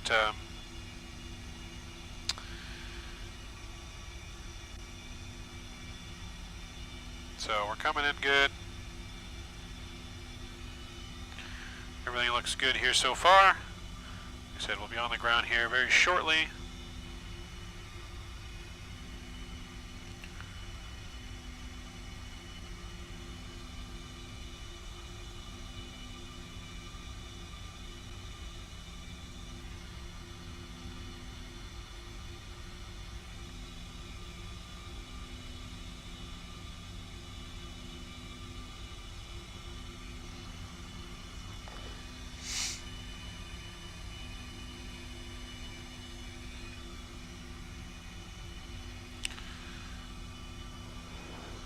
So we're looking good here on the approach.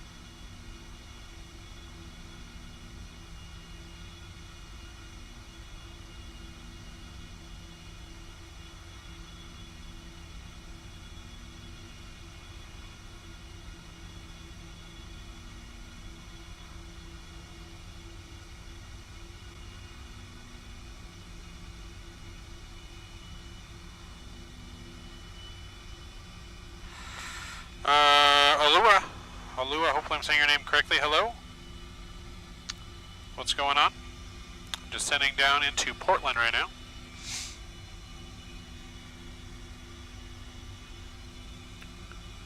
I can see downtown Portland off my nose there. You guys might be able to see it on your screen, potentially. You might be able to see, you'd have to zoom in, but it is off our nose there.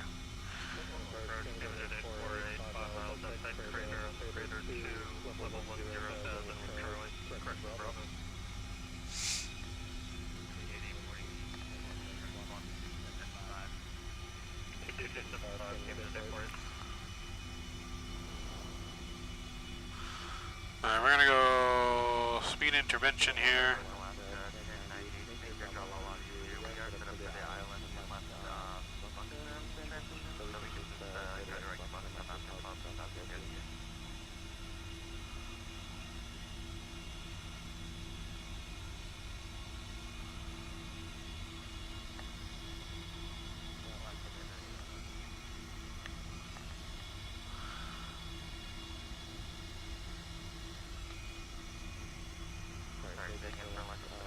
He said, stand by, Cam.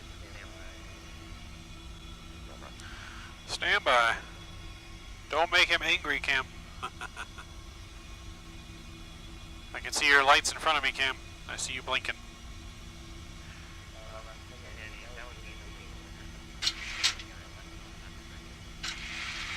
Oh, Cam trying to do illegal vectors.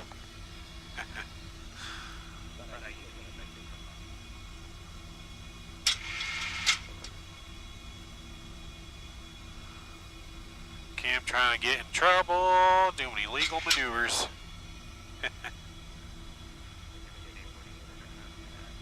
Tell her you're almost on the ground. Give her like 10 minutes.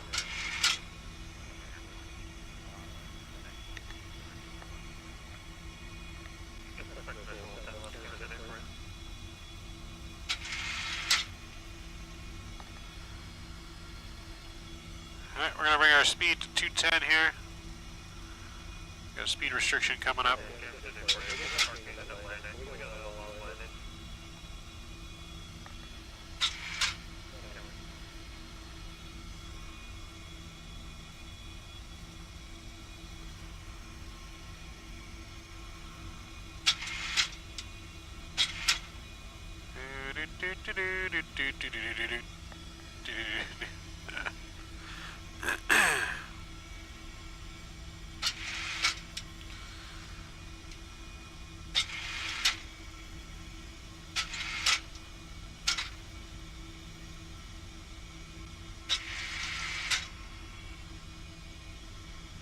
Alright, we're gonna go flaps 5.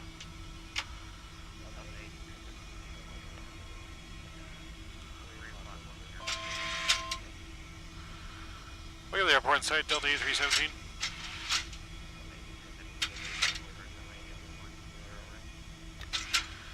Alright, cleared visual 10 right, Delta E317. Alright, we cleared the visual for 10 right. We're gonna go down to 2,000 feet. I'm gonna go vertical speed. Let's drop our speed down to 180. We'll cut this corner in probably fairly sharp here.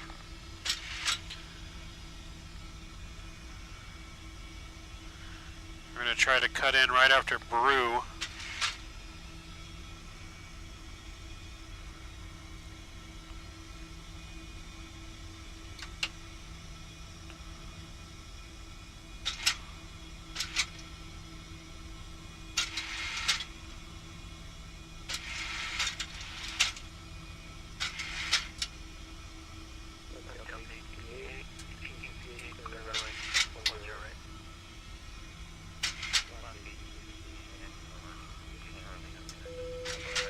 Flight attendants, take your seats for a landing, please.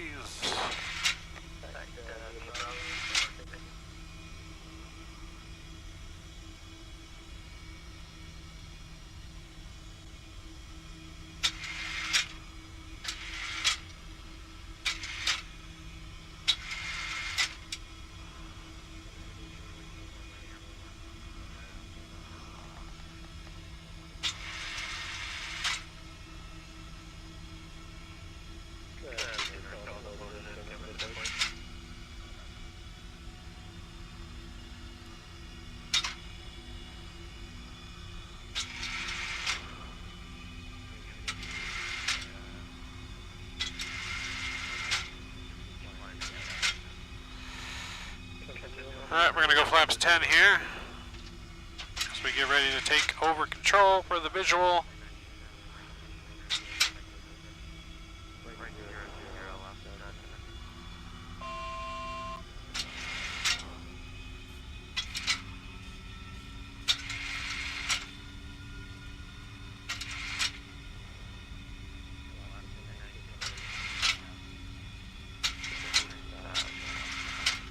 Alright, I'm going to go ahead and select here. We're going in for the visual.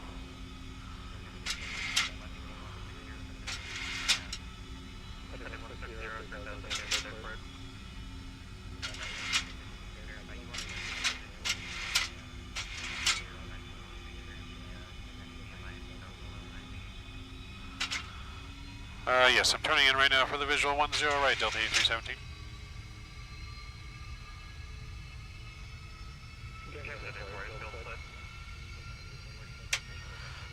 Gear down, flaps 15.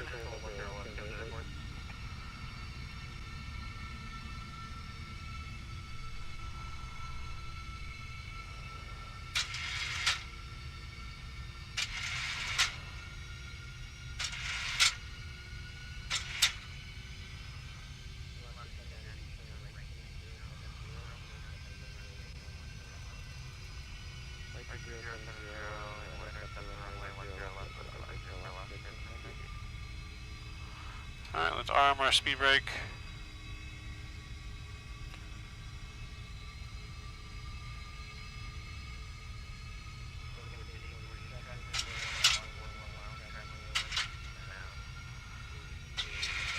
Alright, let's go final approach speed.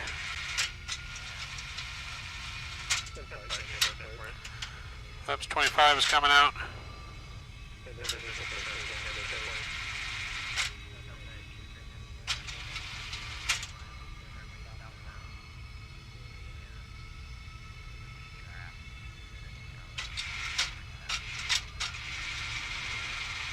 Alright, we'll advise and look for the traffic, Delta 8317.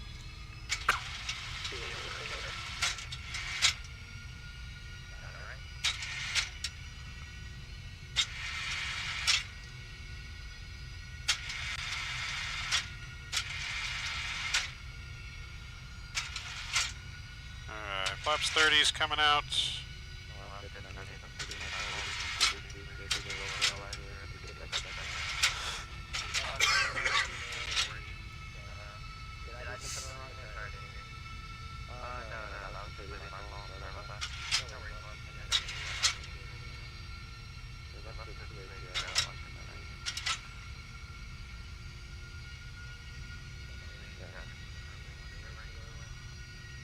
Right, clear to land, Delta 8317.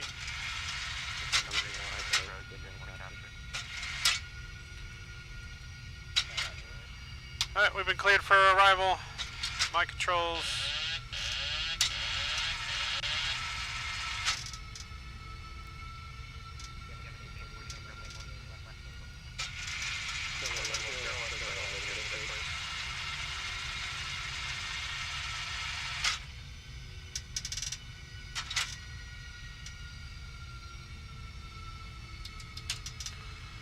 Alright, my throttles, my controls, I'll see you guys on the ground.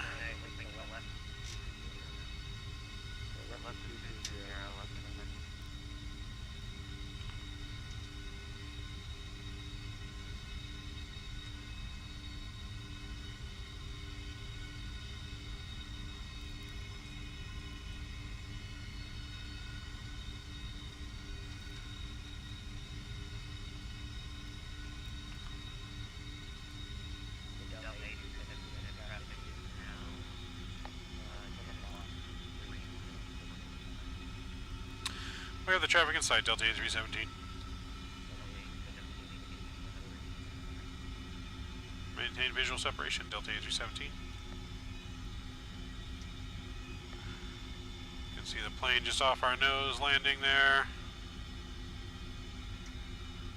1000.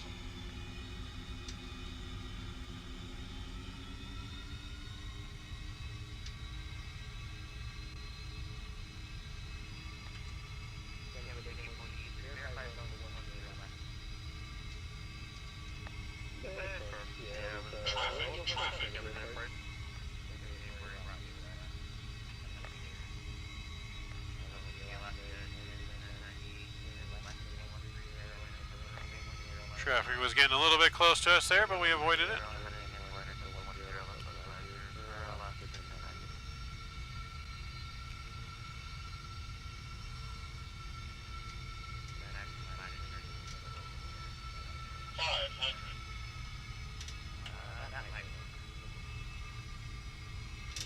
Brakes are armed. A little high. 400. Approaching minimums.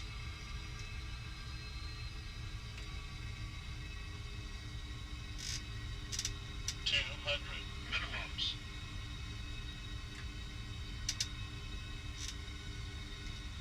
100. 50. 40. 30. 20. 10.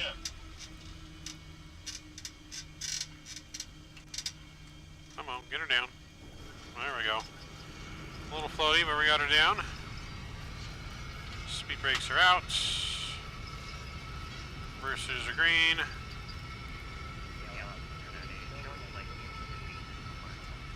Still on the reversers. Manual braking.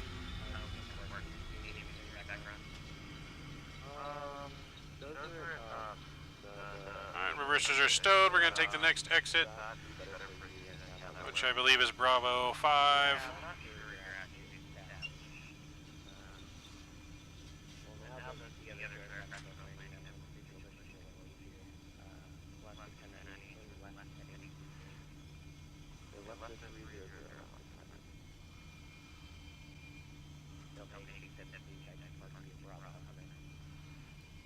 Taxi via Bravo, parking Delta 317.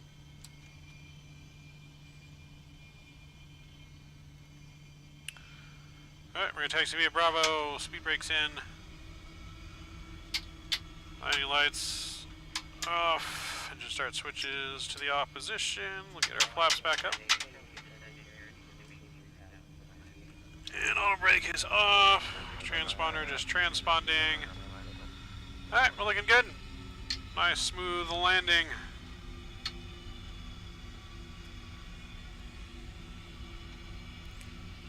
Going in circles is great. You're having all kinds of fun out there, Cam.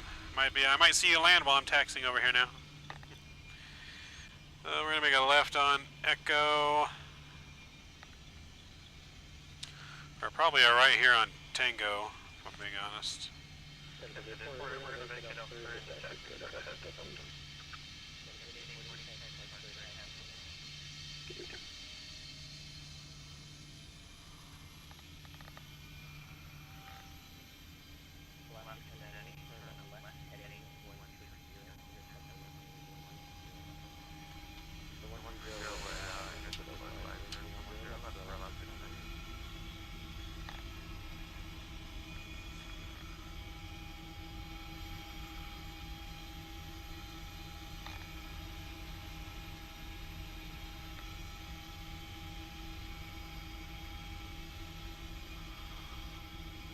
So we'll park in here opposite of the Southwest and American.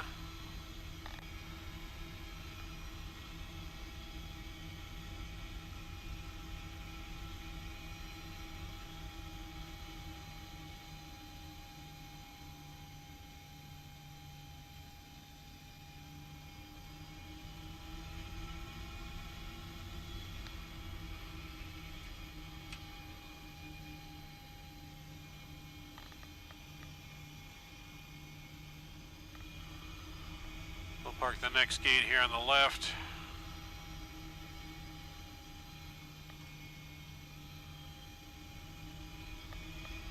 Which is going to be Delta 10. So we're going to take Delta 10 here.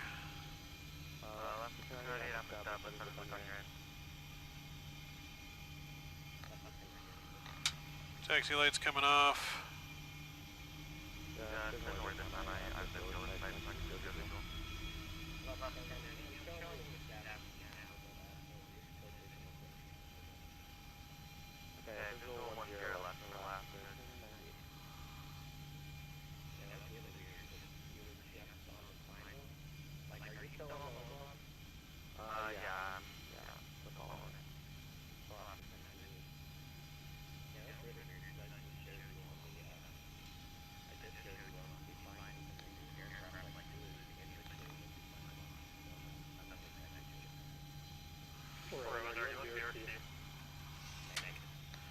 Alright, parking brake is set.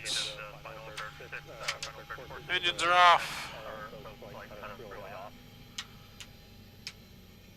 Seatbelt signs are off, hydraulics are off, probe heats off, window heats are off, yaw damper, beacon is off, APU bleed is on. Welcome to Portland, everyone. We have made it. I'm not sure what my landing rate was. Maybe you guys saw it on stream. Ron, welcome aboard. What's going on? That's me in the 736 Cheers. Hey, Ron. Welcome aboard. Nice. It's just called Camping Wow Amazing Sim Cockpit. I appreciate it. He blew me through the look twice, but it works. Yep, there you go. Just go visual. We went visual. Mary Poma, welcome to the stream. So yes, we made it here into Portland, guys. Let me get this cam on for a second here. It shows the main cam. So yeah, we made it to Portland, guys. We are on the APU. Let's connect our ground power real quick. We got ground power connected. Cool. Over ground power, APU's coming off. And all that's looking good. Let's reset our IRSs for the next flight. And all that looks good. Alright, so I'm going to get everything refiled, ready to go. I'm going to take a quick bathroom break, and then I'll be there. Hold on a second, guys. Flight deck.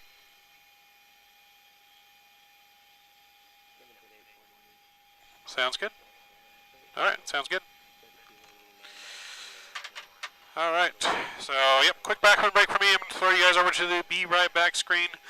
And I'll be back in approximately 5 minutes, and we'll get ready to be loaded up and head over to San Jose. San Jose next.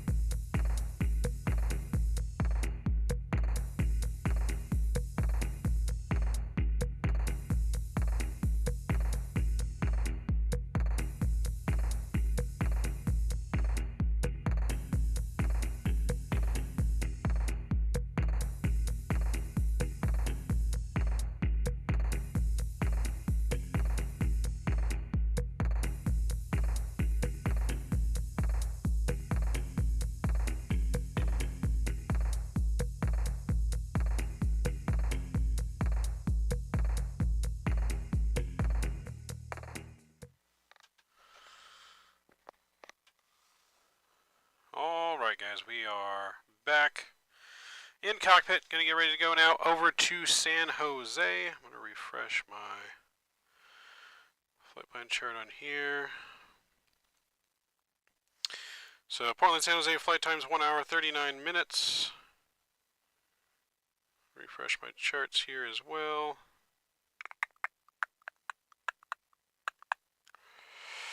Import, there we go, open. Alright, so we're in Portland. We're going to get, I think Portland approach went offline, so we are on Unicom for our push. Transfer is on standby. Someone in chat want to give me a squawk code, I'll use your squawk code.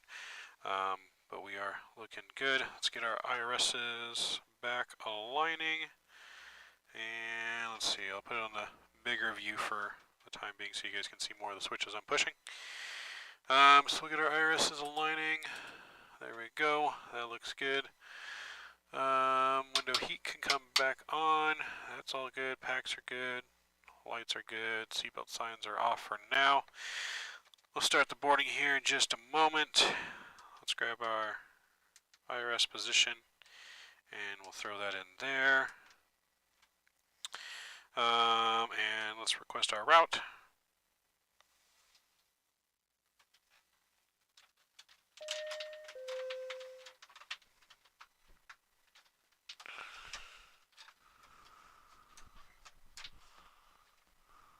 Okay. Alright, routes in, let's load that in and activate it, execute. We'll go to our leg page, look at all of our routes, make sure they're in there, that looks good. Departing here, we're going to depart 10 left out of Portland. 10 left on the Mini 5 departure. Mini 5 departure, transition will be the HISCU transition. We'll execute that, that looks good. And we'll go here to that. Look for any discontinuities, got one to Harper there. And we can fix that discontinuity like that, that looks good. Alright, so we're going to run a quick systems test here. Just to make sure everything's up and running. That can go like that. That's good. So we'll run a quick systems test and let's do our fire. That looks good. Squibs are good. Cargo fire, good. Weather radar. Go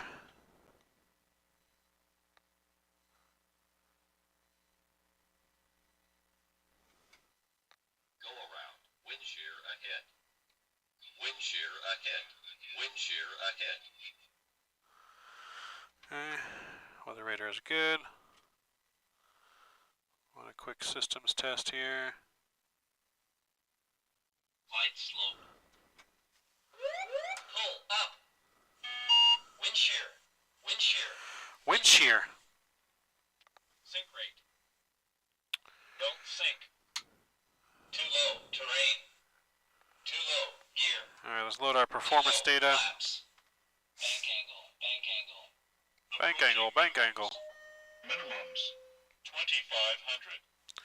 1,000. Alright, fuel's loading on board, 17.7 on the fuel, that's good. We need 17.6, so that's good on the fuel. 2010. Good on the fuel, we'll execute that. We got a cost index of 77 today. Let's make sure that's accurate. We do, 77, that looks good. Get rid of these performance data numbers from the last flight. Let's go to your menu and we're going to request our weather data. Maybe, maybe not.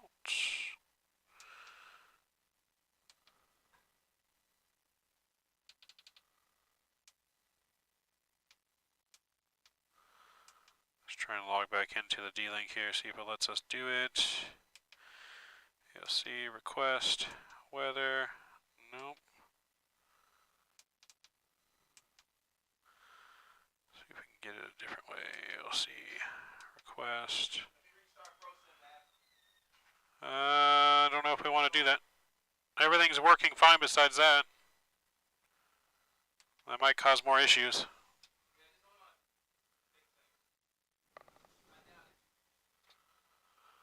I hope not. Alright, stand by.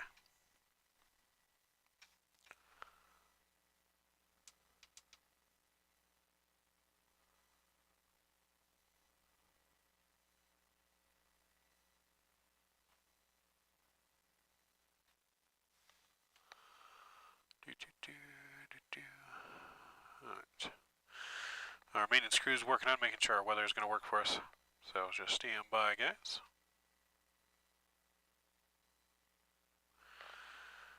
Our maintenance crew is top notch here at Delta.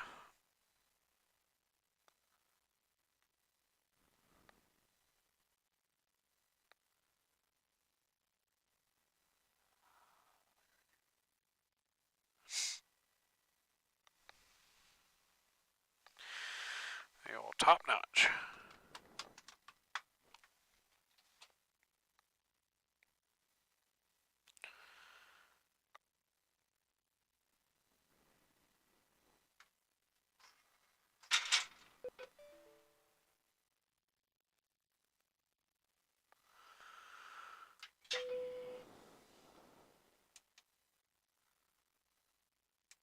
Alright, I think we're good.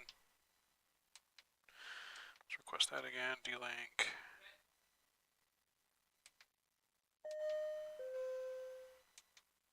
We're good.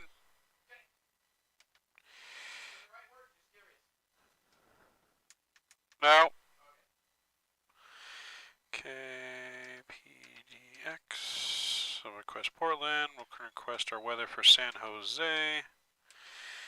And we'll send that off. Let's go back to our route page and load our flight plan back in. Delta 8317 serves San Jose. We'll activate that. Execute. Departing again is going to be 10 left. Mini 5. Hiscu transition. We'll execute that. We'll go to our leg page. And we'll fill our discontinuity. That looks good. Arrival into San Jose is going to be the BRICS 3. Excuse me, BRICS 3 arrival from Chibli, and should be planning on the 3s in San Jose, but let's just make sure. Real World ADA, ship on the 3s, ILS, RNAV, Yankee, Zulu, runway 3 left in approach. So we're going to do ILS 30, that will be from board, and we'll execute that. Look for any more discontinuities. I got one from there, that's because it's a vectors, that's fine. Vectors, board swigs, Clyde K, that looks good. And we'll go back to performance data. Load our performance data back in again real quick.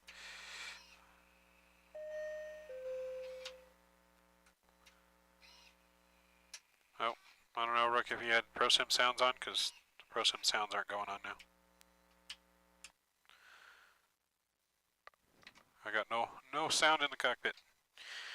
Okay, let's load that again.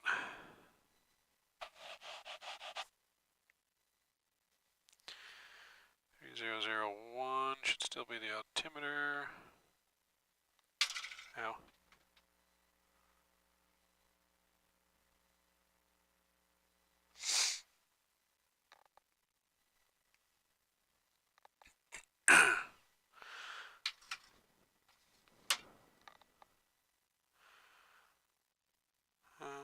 Let's see.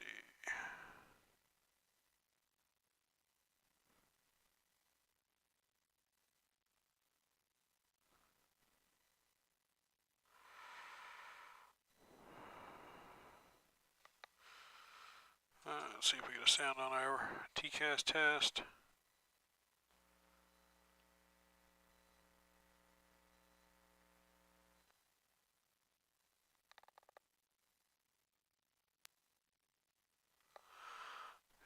Zero 01, set there, set right, that looks good. Execute this. Okay. Yep, stand by, guys.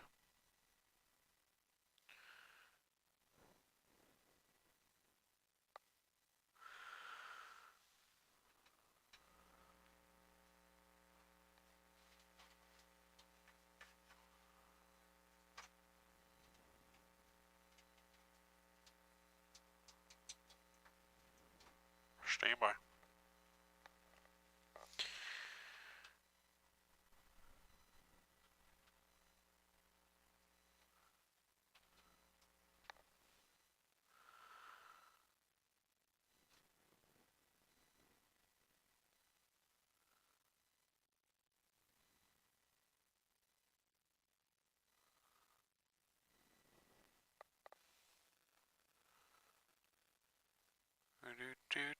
Do.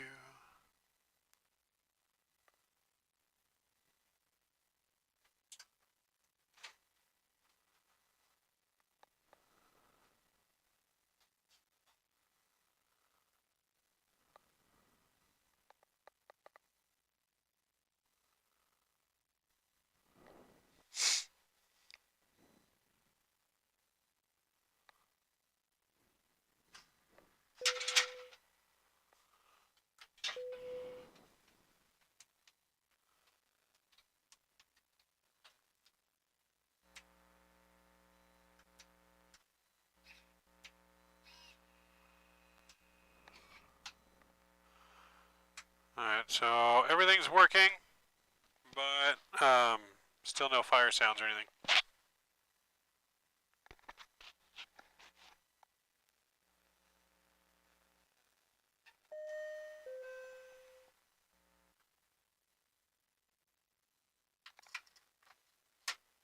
But yeah, both screens are working now, just the sounds are for the fire tests and stuff aren't on. Yeah, everything lights up, it just doesn't sound. And both FMCs work again, just...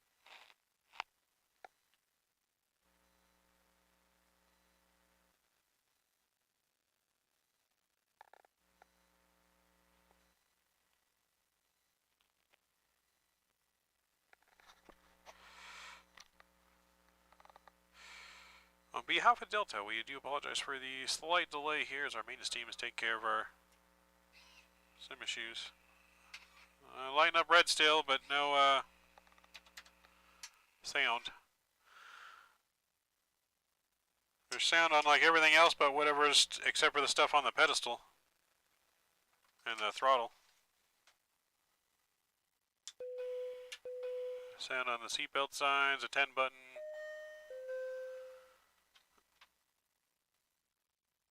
Let's see if the system test has sound.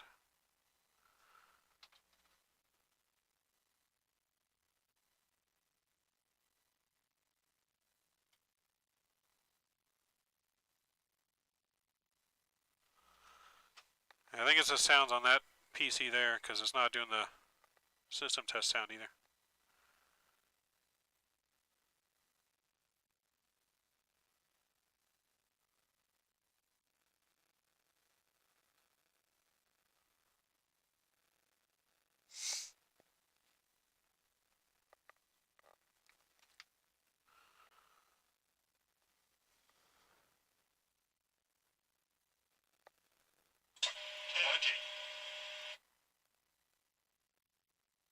Well, whatever that was brought sound back.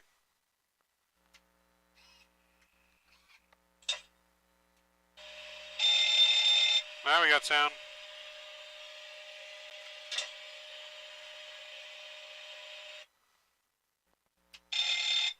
We're good. Alright, there we go. Fire warning is checked. That's good, checked. Alright, we'll get our position and flight plan back in here. Oh, that is good, good, good. Load flight plan, activate, execute. Good, departure, 10 left. Mini 5, HISCU, execute, leg page, fix the discontinuity.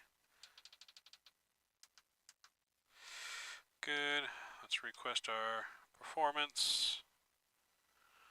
3001 in here. Checked. Load the performance, fuel is good on board, that's all good. Going up to flight level 370. So 370 we'll put in here. And that's set. I'll leave that at 100. Fuel signs are on, we're going to fire up the APU. Get that going. I don't know if anyone in chat gave me a squawk code to use yet. Let's see, I didn't see one. So I'll just stick with the squawk code. We'll go 4102. That's transponding. No ATCs, we're on Unicom. We'll push back our own discretion.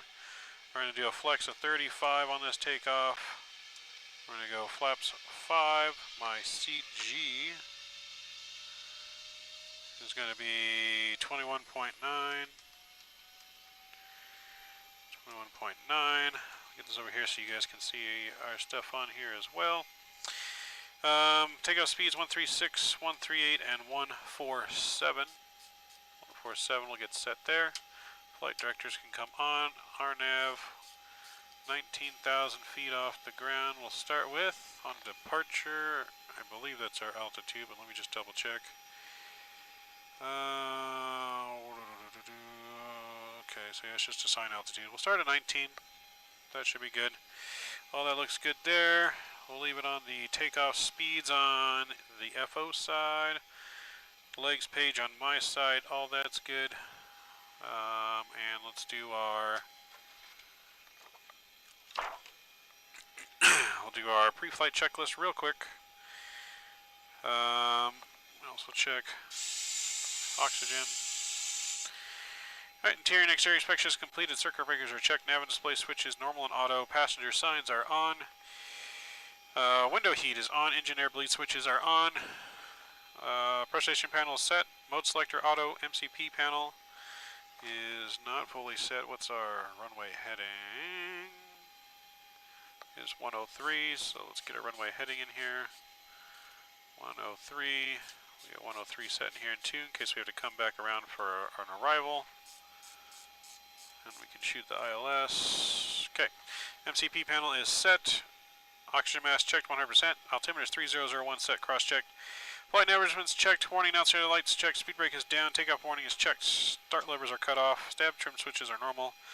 Fire warning was checked. Radio transponders are set. Radar is off. Rudder and A-line trim free and 0. Parking brake is set. Windows closed and locked. Flight attendant briefing is completed. Departure briefing completed. Logbooks are on board and fuel required is 17.6, 17.7 on board. Pre-flight checklist complete.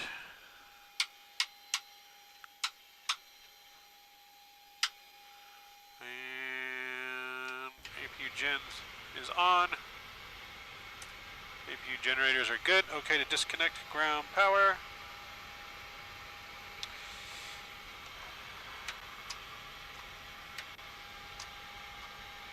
Alright. Pushback checklist. Doors closed. Hydraulic panel set. Fuel panel set. Flight deck door closed. Transponders transponding. Pushback checklist is complete.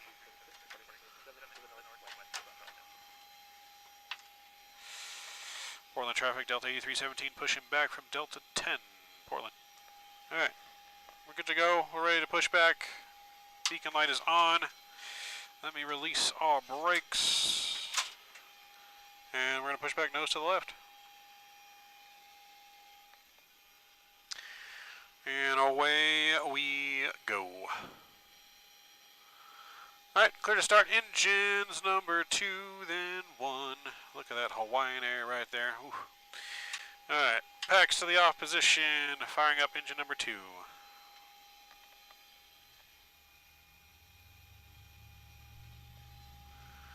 We got good N2 rotation.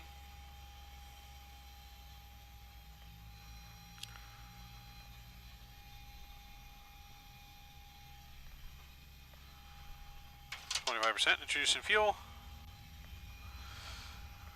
We are looking for the oil pressure light extinguished. N2 rising.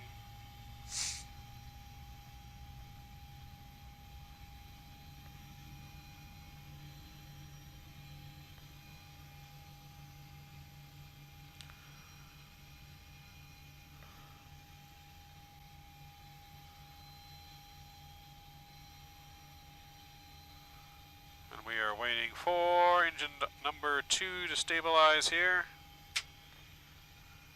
Engine starter is cut out. There's a very big sun glare over to my left. It's like atoms are dancing in front of me.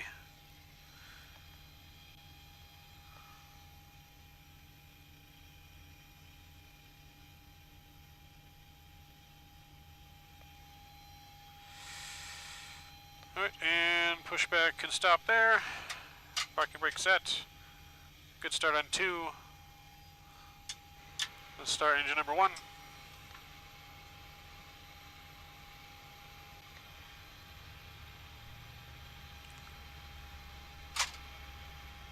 Oh.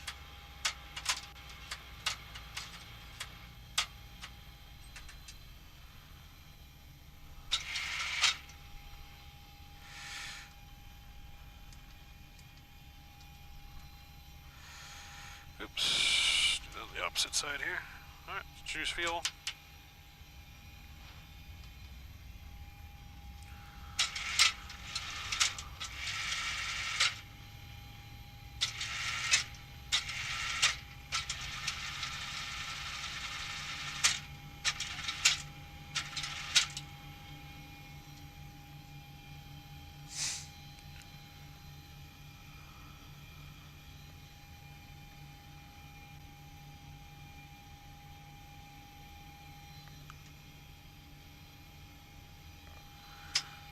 Alright, starter cut out. Waiting for number 1 to stabilize.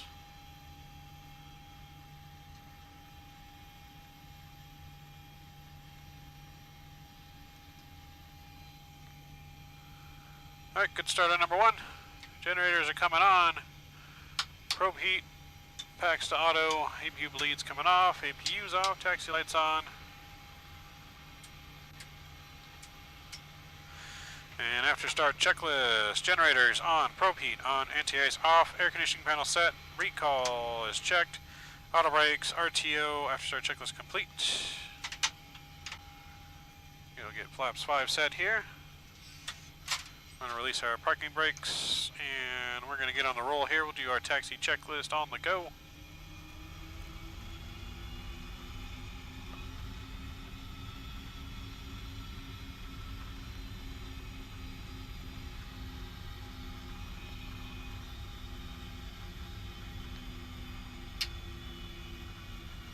There we go. I don't know why the ground is so dark in front of me right now.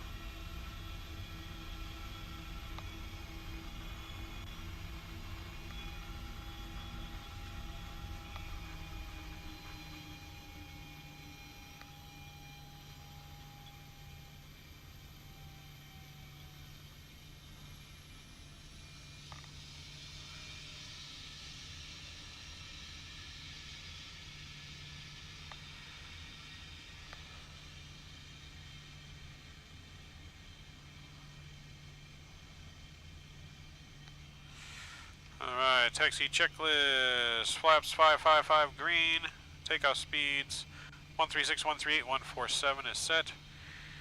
Thrust, D-rate 94.8, stab trim 5.4 set. Flight control free and clear. Taxi checklist complete.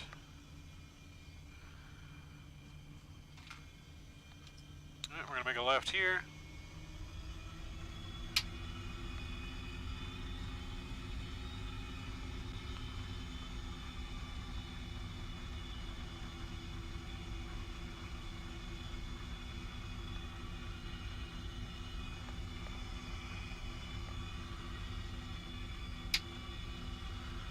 Like the way the sun is shining right now, it's like blocking all view.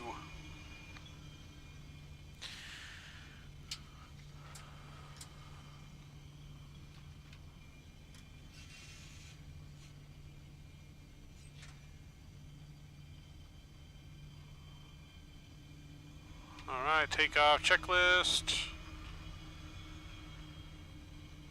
Runway position, 10 left inside, outside, flaps 55 green. Navigation briefing is completed. Takeoff warning checked, auto throttle armed. Engine start switches are continuous. Transponder TRA flight attendants have been notified before takeoff checklist is complete. Portland traffic, Delta E317 lining up and departing, runway 10 left, Portland.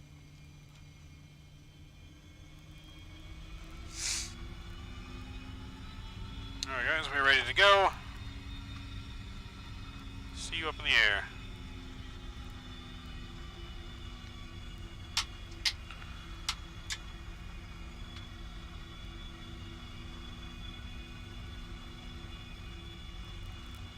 Engine's up 40%, roll and takeoff.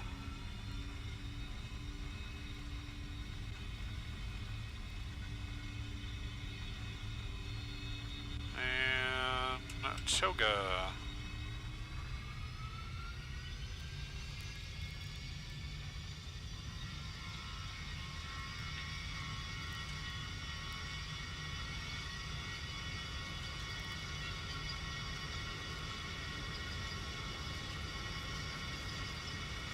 Speed's alive, 100 knots. V1. Rotate.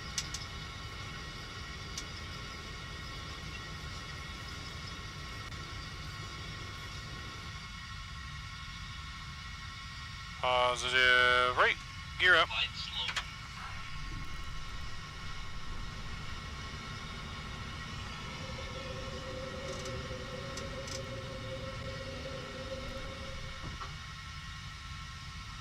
Bar feet, VNAV.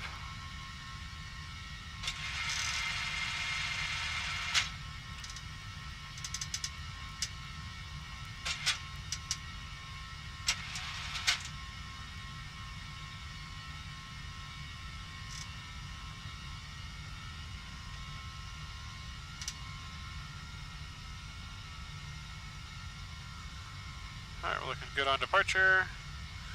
Portland traffic, Delta 317, clear runway, Delta, Portland. Alright, flaps 1.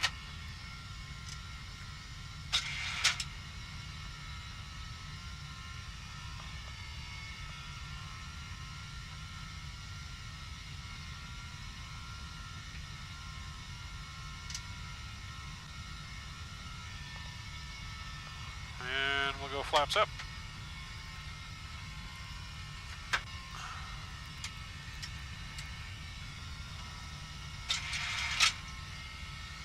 Looking good.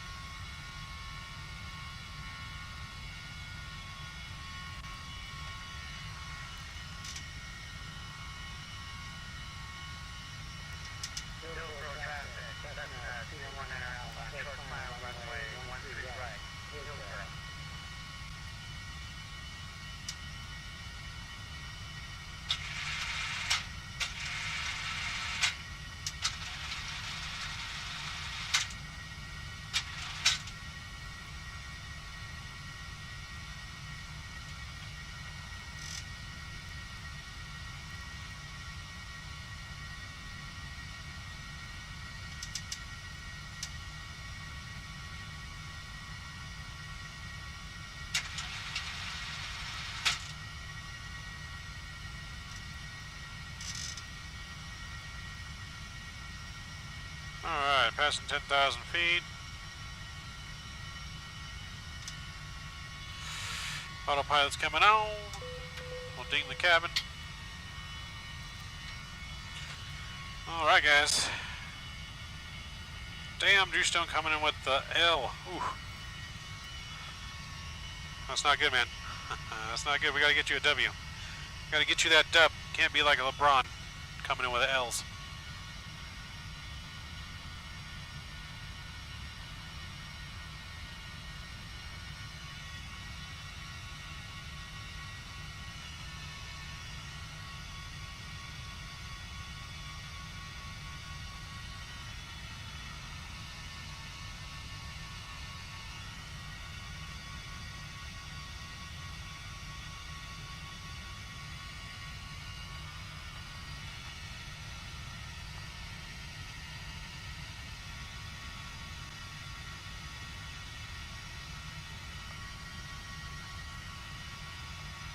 That sun is looking bright in P3D right now.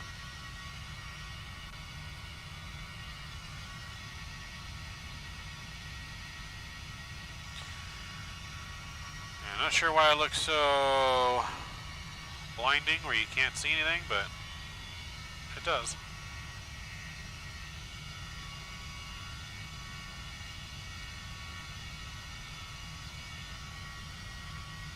We're climbing out, passing 13,000 after takeoff checklist is complete.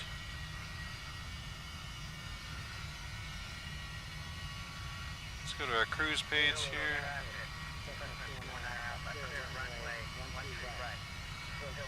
We're going to cruise at 0.81 here. It's looking a little bit better now.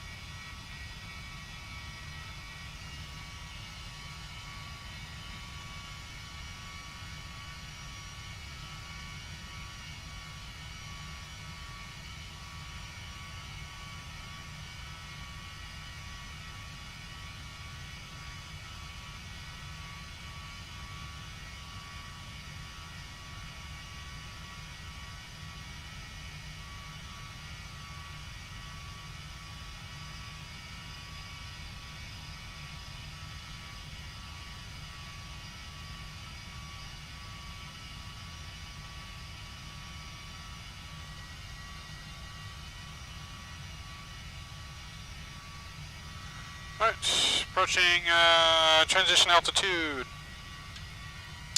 Standard set cross-jet climb checklist is complete. Alright, seatbelt signs off. Feel free to move out the cabin, people. Stretch them legs, party, use the stripper pole in the back, whatever you want to do, you can do now that the seatbelt sign is off. We do have a lovely stripper on board. Her name is Skippy. And you can see Skippy in the back of the plane. There you go.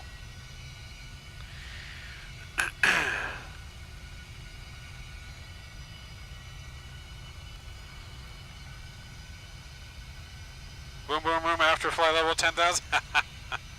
After 18, Drew. We're going to go up to our cruise now, 37.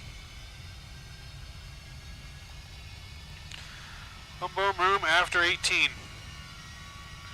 That's what the transition level is for. That's why we're transitioning.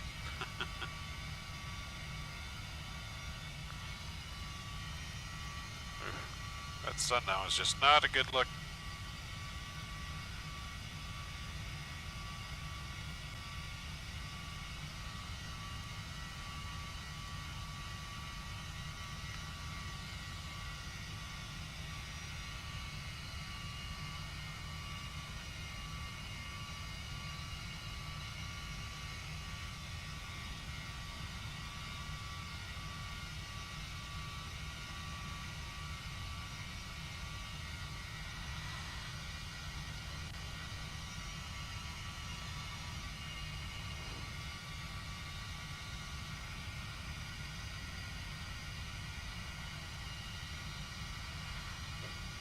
Boom, boom, boom, when the lights go out, yes. When the lights go out. That's why I turned off our dome light. Turned off the dome light, so you're good to go.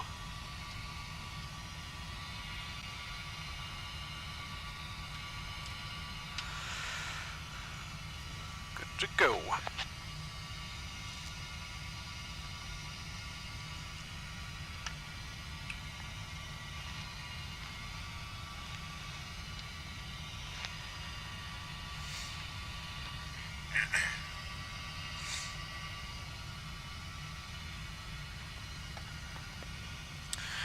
Juno hobby. Juno.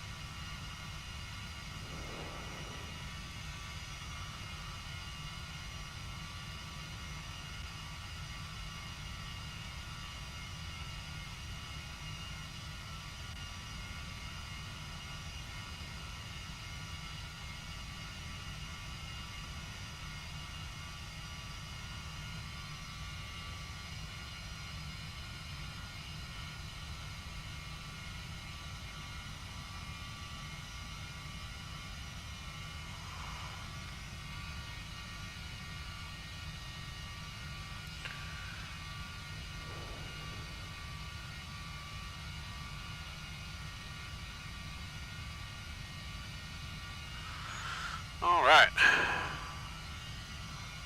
So we are heading, we're on flight number 3 for the night. We got one more flight after this down to LAX to wrap up the night. Then we'll be headed home, and we will be looking to do some farming sim tonight. Yeah, looking to do some farming sim tonight. Then tomorrow morning I got work to do, and then we'll have our members only stream in the evening. I think it's at 4 p.m. is what I think I have it scheduled for. I could be wrong. I'd have to look here. Let's see.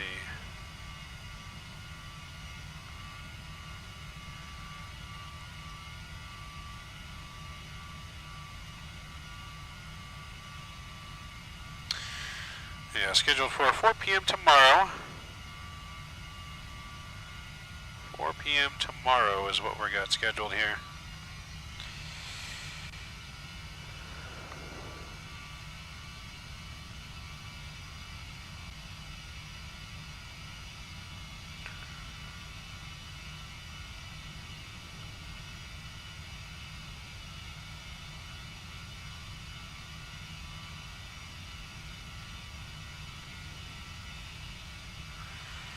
If you guys have not done so already, please don't forget to smash down that thumbs up button on today's stream. That really does help out our stream.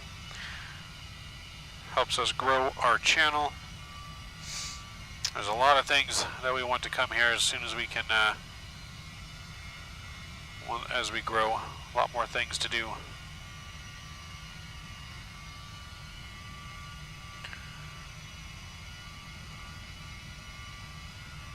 So Mr. Cam flew along with us and landed in Portland today, so he got an entry into December's raffle. End of the month we will be doing every end of the month. Whoever flies along with us gets an entry into a raffle. And a winner will be picked live on stream at the end of the month to see who wins a giveaway for December. And that will be every month moving forward. So give you a little bit more incentive to fly along, get that conga line started with us. We want to get the biggest conga line out there going, right? We want to give VATSIM nightmares with our conga. Give VATSIM some nightmares. Alright, but we are climbing up to 370.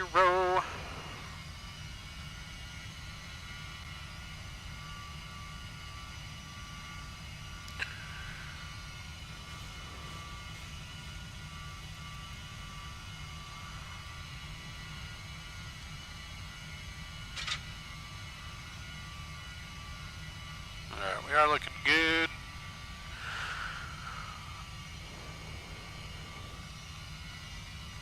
Looking about as good as we can be.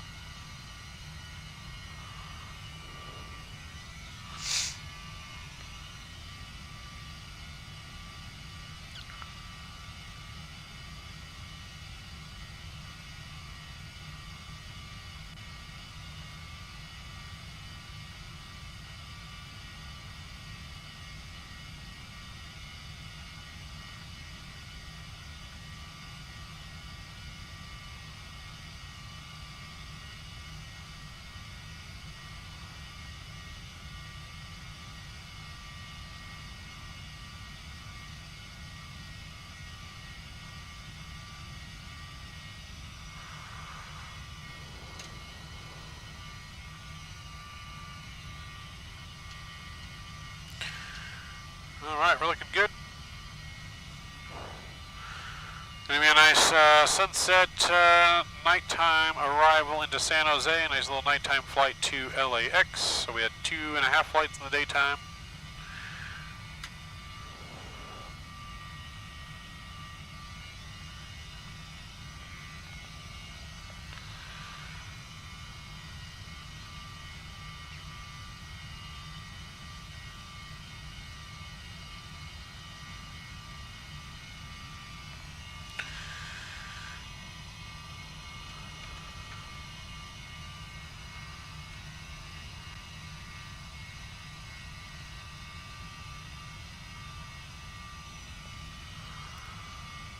Do do do do do do do do.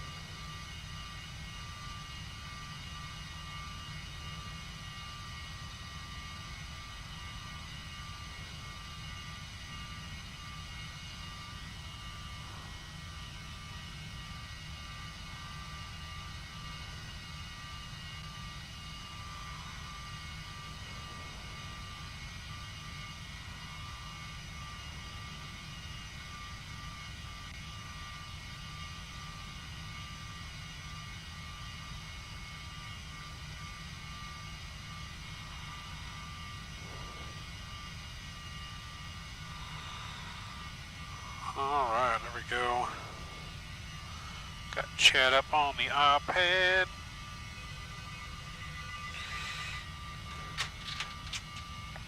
Play deck. How long till top of descent?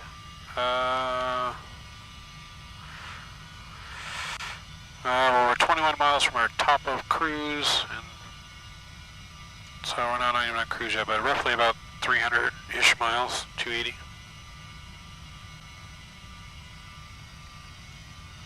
Okay.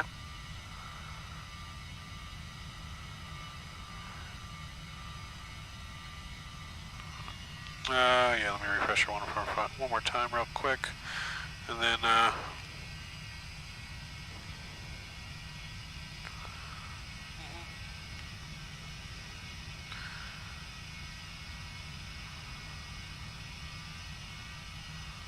okay.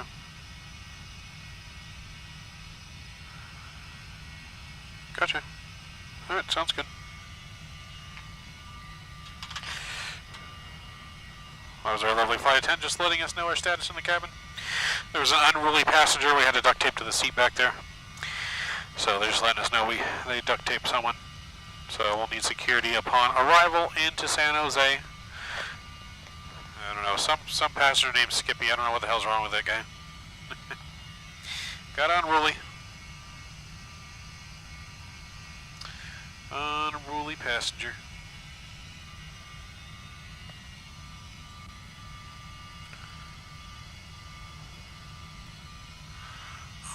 Unruly passenger.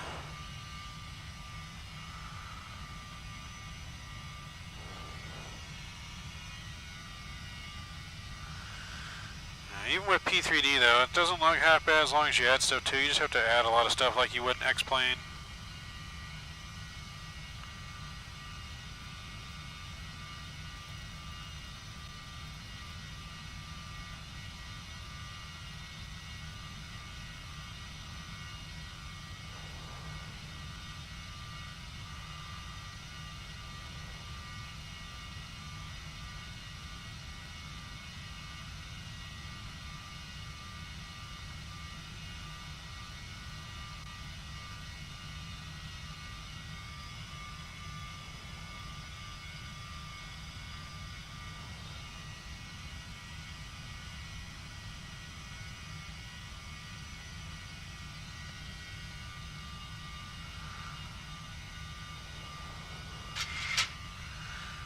P3 doesn't look bad yet. No, it really doesn't look that bad.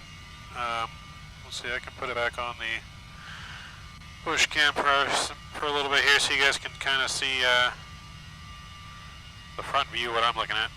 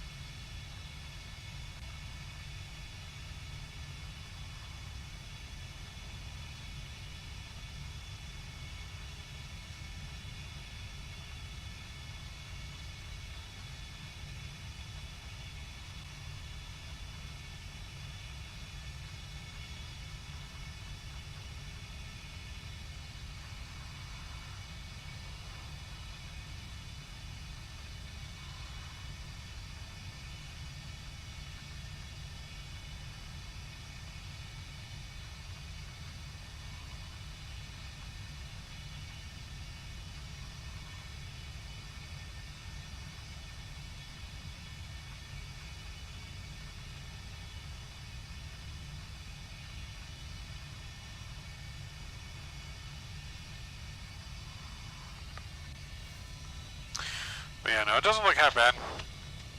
I mean, there's obviously not, it's not no Microsoft level, but not bad, even though it's not Microsoft. So, but yeah, just one more flight. Hopefully you guys can fly along on the next flight if you have not already to get your entry into the raffle.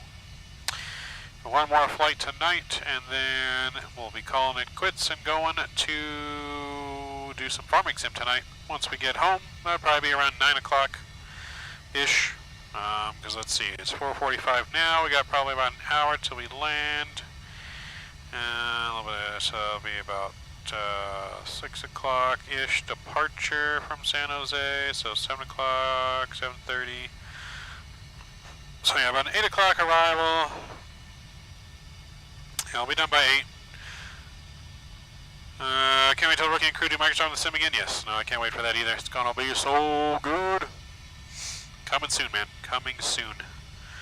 We'll probably be ringing in the new year with it, hopefully. Hopefully, we'll ring in the new year with it.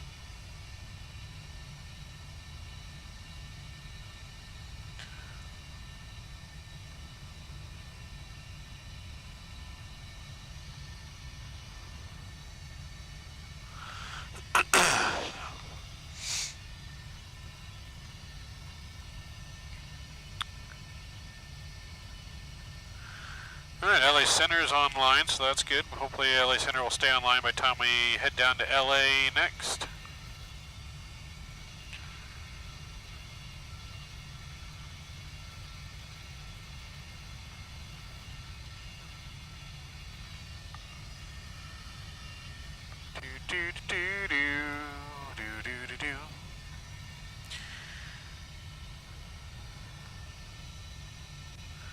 And I can't wait either, man. It's right there on top of my bucket list. Cannot wait for that. Alright, so we got the Bricks 3 arrival from Ghibli, and we're planning for the ILS 30 left.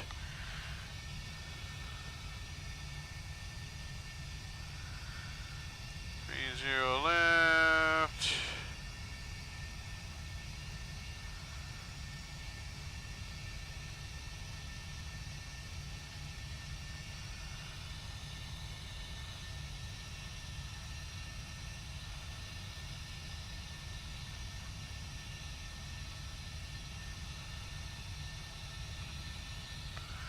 Zero left from Clyde. There we go. We'll execute that.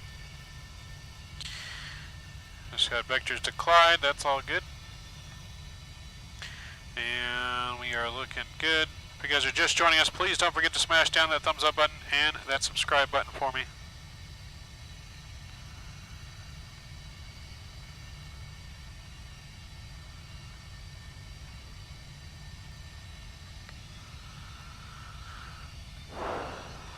Progress page on for you guys there.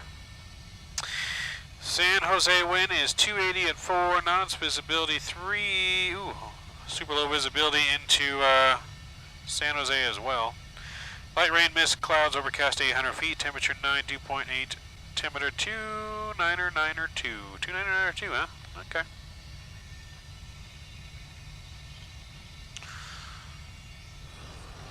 Two 2992. Okay, and that's set on this side. 2992 is set on that side. Alright, cool. That's all set up for the approach there.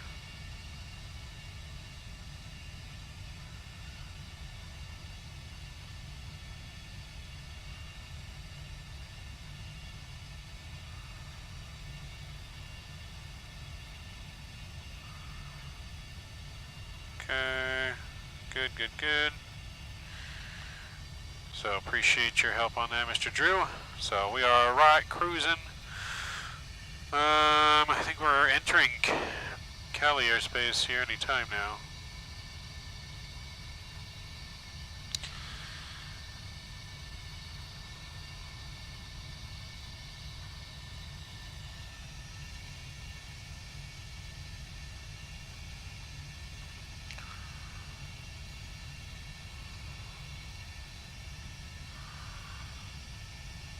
So yeah, we got a little ways to go. see where Crescent City is there. It's kind of the border of California and Oregon. So still a little ways to go, but we're getting there. Getting there. Be right back. Be in the boom boom room. Alright, Drew. Take your time. We got some time in cruise. Make it last. Make it worth it, sir.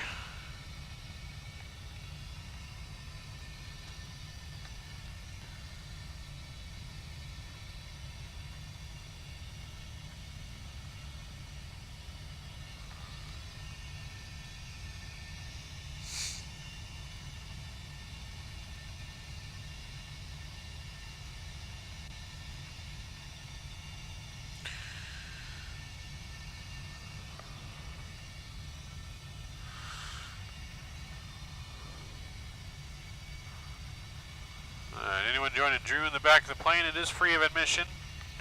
It is included with the ticket, the airplane ticket purchase price.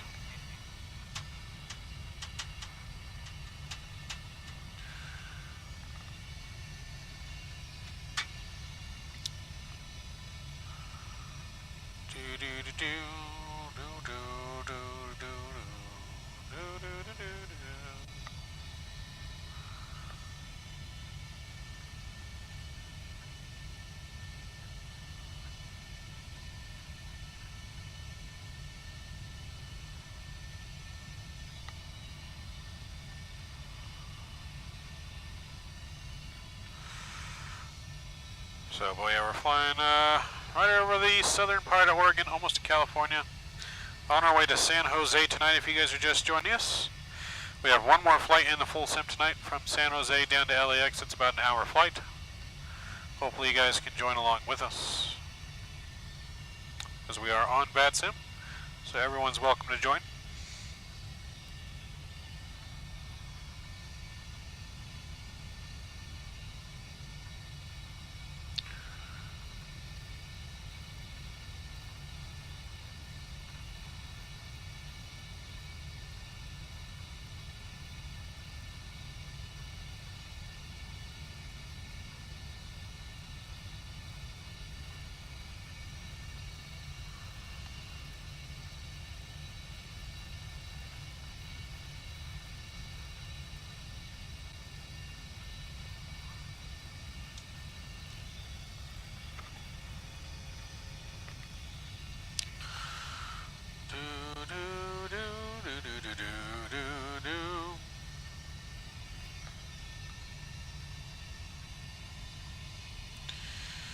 Need to charge my phone.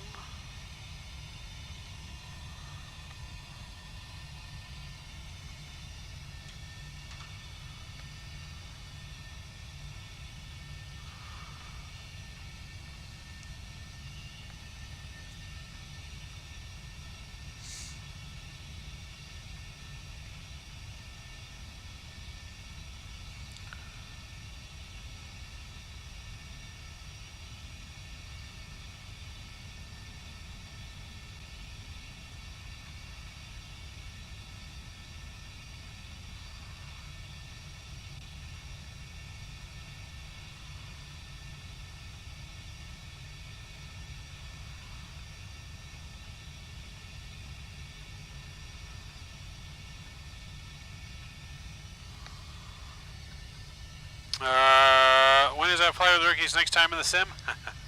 I don't know, man. You're going to have to ask him, Drew. You know him. He's always camera shy. Hopefully the next time I'm out there, he's willing to fly. Hopefully. Got to get him over that camera shyness. I just see some lightning. No, that was just the screen.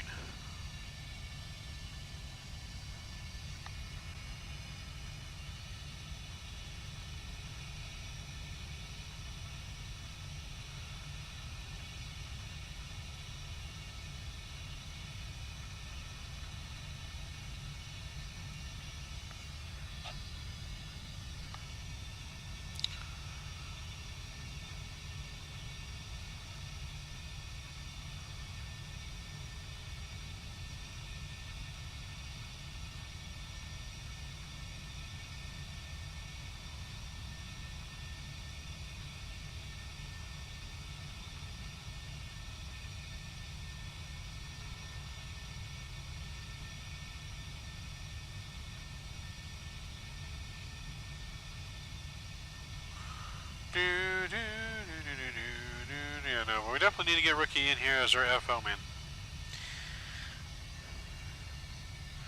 Maybe we can convince him to come in here for at least our last flight into LA, or landing into LA.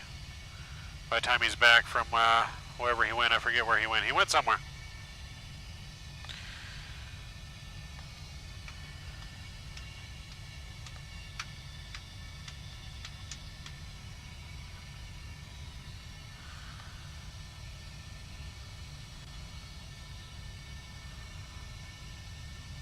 He's probably going to say it's going to require like a donation to get him in here.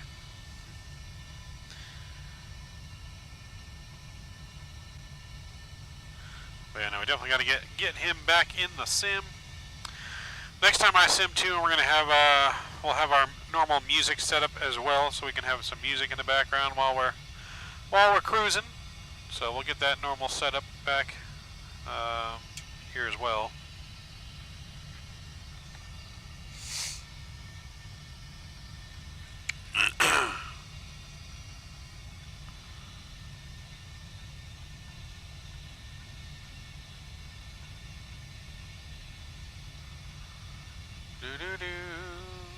San Francisco departures online.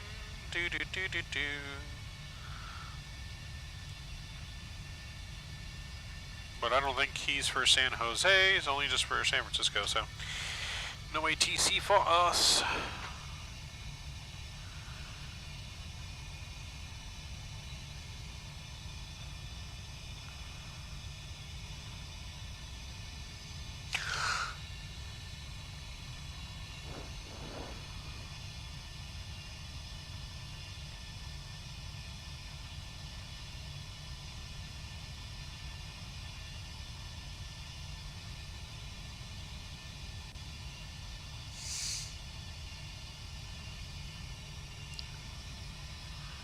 We got LA Tower approach and center all online.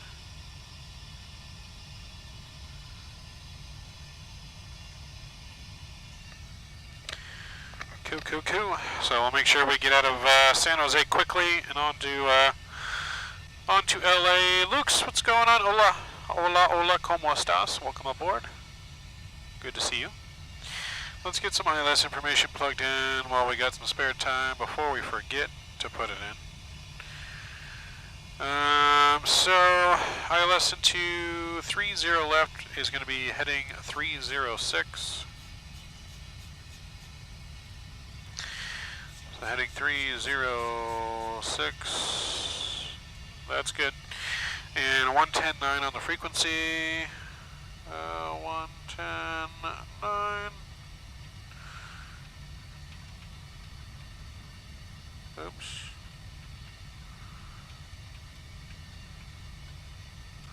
110.9 is in the box. Minimums 257. 257.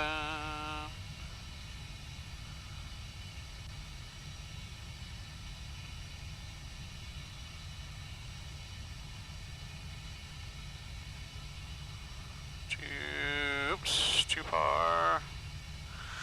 And 257 is set. So minimums and ILS are all set up for our approach. That's looking good. Let's see. Finally done. Been cleaning the house all day long. Everyone is stressed here because we leave for Cancun on Monday. Well, if you leave for Cancun on Monday, you shouldn't be stressed. You should be ready to party. Better be sipping those mojitos or some margaritas on the beaches of Cancun. You better have a margarita for me. Yeah, if you guys are going to Cancun, you guys should be like ready to go. Who cares if the house is clean? You're not even going to be there. Right?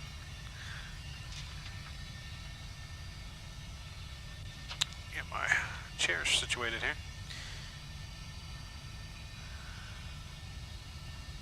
Yeah, you don't need a clean house going to Cancun, buddy.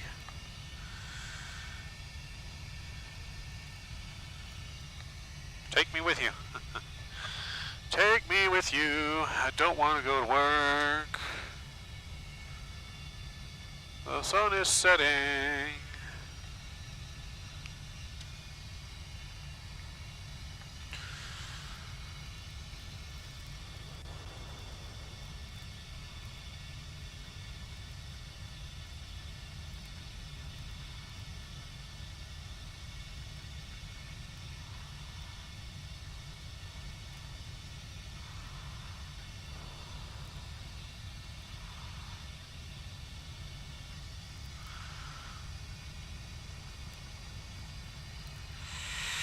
We have a pit sitter coming over. I'll get my mom to get a margarita while I'm there. I'm 16. That's true.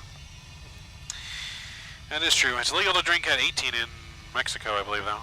So you gotta grow 2 years. But yeah, don't drink. You're too young. Have your mother have a margarita for me. Just gotta go up, tell her you gotta have a margarita for Maverick.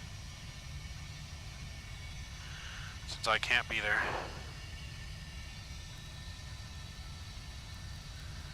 Probably don't want to mention age and drinking unless you want unmarked cars to come to your house. Hey, well, I'm of age. There's no cars coming to my house. Ain't no special patrol coming to my house. All above board here. We got top of descent in 168 miles. We're going 404 on the ground speed. Not very fast because we got a nice little headwind. So that puts us top of descent in roughly 20 minutes or so. Roughly. They'll show up at rookies. True, yeah, see, they're going to show up at rookies. I'll be gone by the time they show up. The rookie will have to answer to the unmarked cars. I'll be long gone.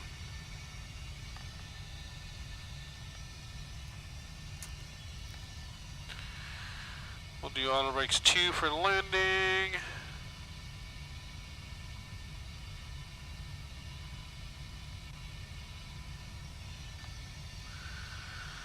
That's true. They will show up at rookies, and then I'll be long gone.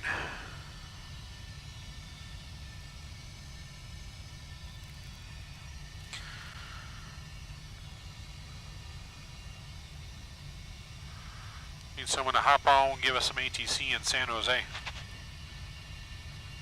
If any of you guys know any VATSIM controllers, wake them up. Wake them up, tell them to get online.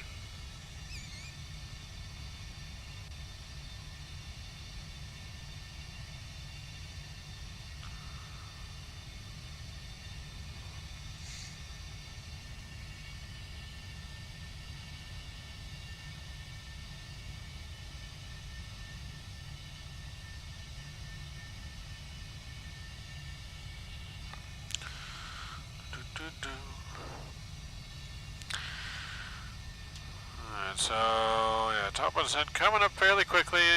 Like I said, less than 15 minutes or so, and we shall be descending.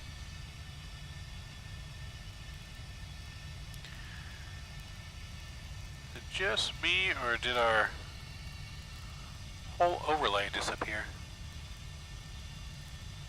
I see it says SoCal Crew, but where's the rest of our overlay? What the hell? That's weird. Maybe if I go to a different shot?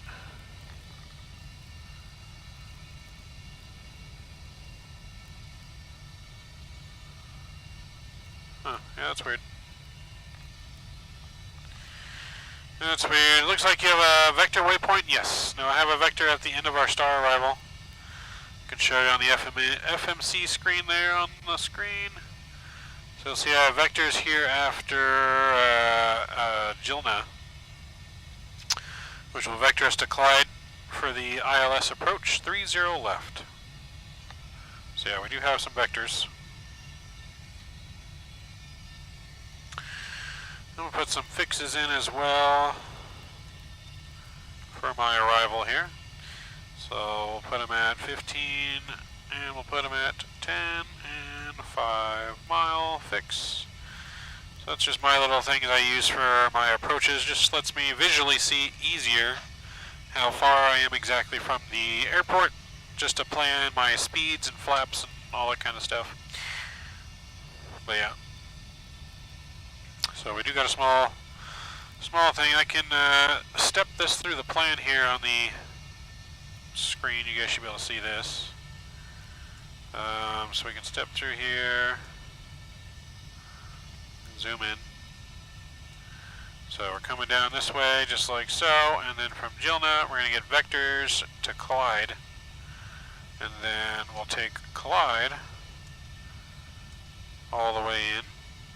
So at Clyde will be about 15 miles out. That's where that first green ring separates. That means 15 miles from the airport, 10, 5 as you get closer. That takes us straight in, 30 left.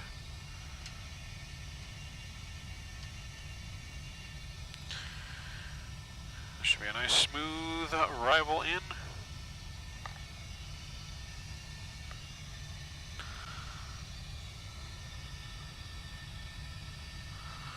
And then we're going to have one more quick flight down to LAX. Once we're on the ground in San Jose, we'll get turned around real quickly. You probably won't even go to ground power. Probably leave it on APU power and just unload and load and get on back out of here.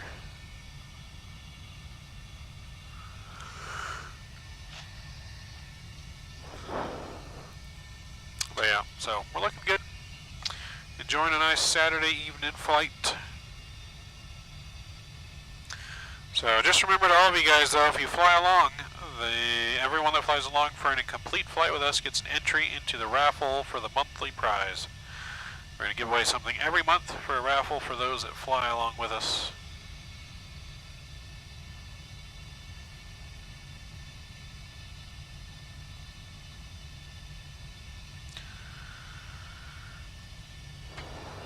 So, should be good.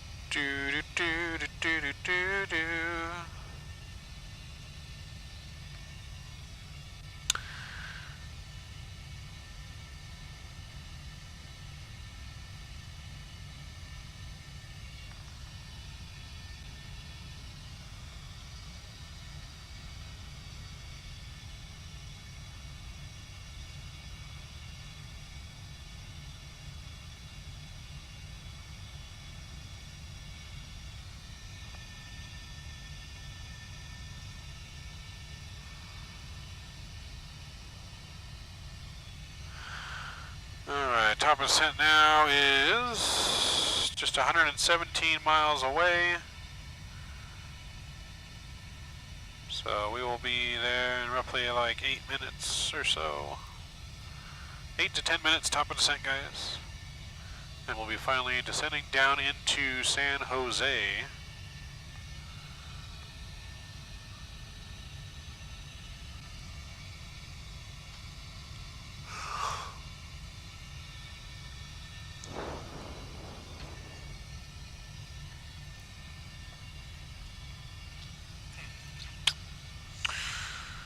I have a Biscoff cookie here we got next to us. Have some Biscoff. Can't be a Delta flight without some Biscoff cookies. That's right, real Biscoff.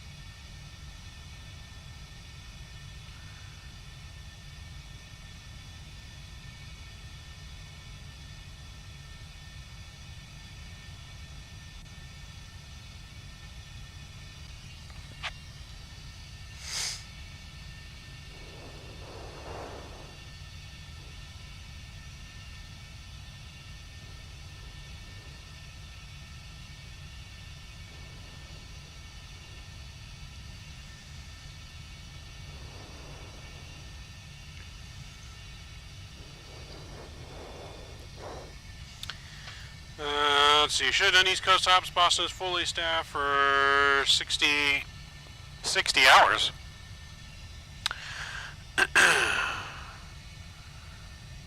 When did they say they were going to be staffed for 60 hours? I never saw that because they were offline late last night, I thought. But yeah, no, I did not, didn't know about it before I planned the event. I saw that they're online, but I had already planned to fly on the West Coast. We flew East Coast last weekend we flew the East Coast with VATSIM and event on Volante, and I've seen it. I just didn't know they were going to be for 60 hours, but like I said, last weekend we flew there in VATSIM, and we got a lot of the ATC coverage. We flew last night on the East Coast and got ATC coverage.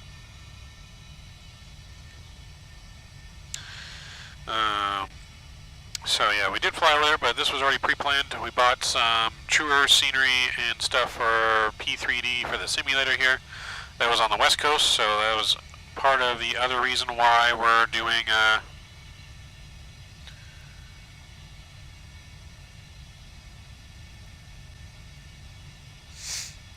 yep, nope, didn't see that part. Didn't see the whole 60 hours thing. But if I knew that, definitely would have probably done some Boston ops. But like I said, we just added some True Earth ortho and airports and stuff on the West Coast here for the simulator, which is currently in P3D, but will be moved to Microsoft eventually, so that's part of the reason why we're doing the flights that we're doing. But yeah. Probably a little bit better right now. Anyways, it's we're not, since VATSIM audio is getting doubled up on stream right now. So it's probably better that we don't have constant ATC in our ear, to be honest. We've had a little bit of ATC. We had some ATC in and out of San Francisco on our first flight. We had a little bit of ATC. We had Portland approach on, going into Portland. Not so much leaving Portland, but going into Portland. So I think it's been probably a better result that we haven't had constant ATC, since it's going to be echoey and like double repeating on stream right now, as we do have that VATSIM audio issue for the stream. Not for my headset, but for the stream.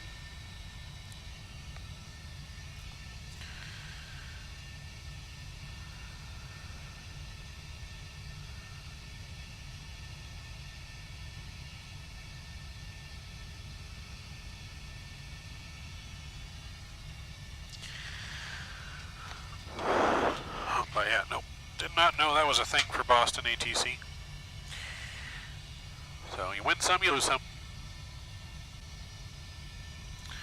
I'm just happy to be in here flying in this full cockpit simulator. Like it is, it does not get any funner than me able to fly in this thing on the sim. Especially when we have a co-pilot with us. Hopefully we'll have a co-pilot on a future stream soon. But yeah.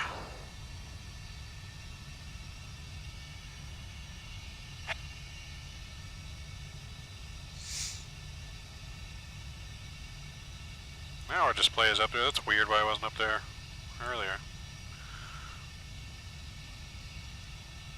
Huh.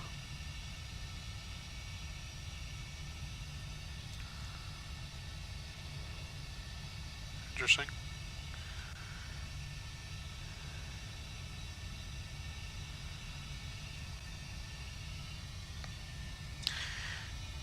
Interesting. This iPad does not want to stay connected to the internet.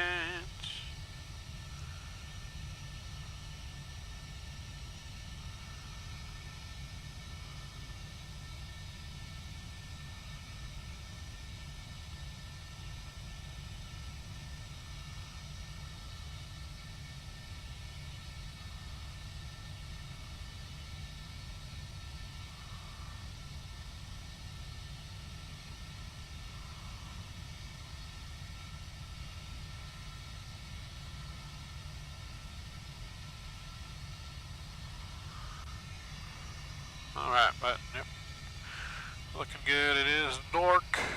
I don't know if you guys will be able to see the front screen now. You see how that looks on stream. I guess you guys can kind of see. You can see the curvature of the earth a little bit.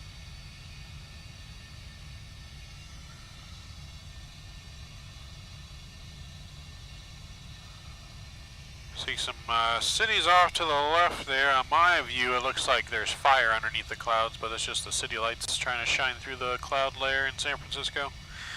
Because we are almost to San Francisco. Speaking of which, we need to reset our altitude here as we're about to begin our descent. We're going to go down to... we'll go down to, say, 8,000 to start.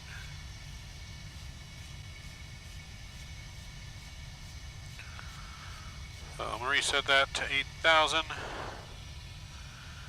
That looks good. And then, yep, so that looks good. We are back. Alright, Luke's. Sounds good, man. We'll see you in a bit. This probably needs to be deleted and signed out. Okay, good.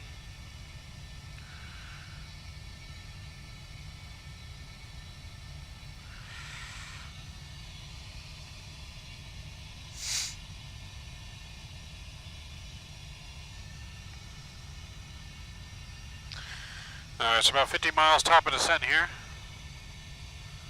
as we are going to begin our descent down into San Jose.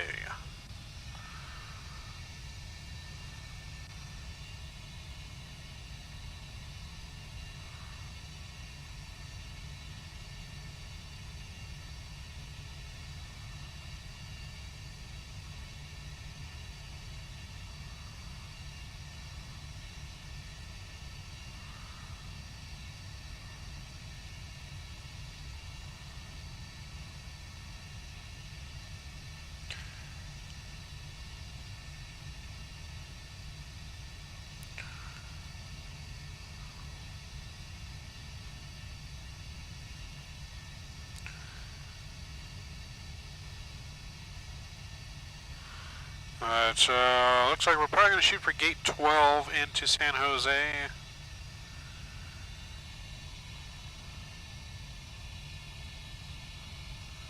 So if we zoom in here to San Jose,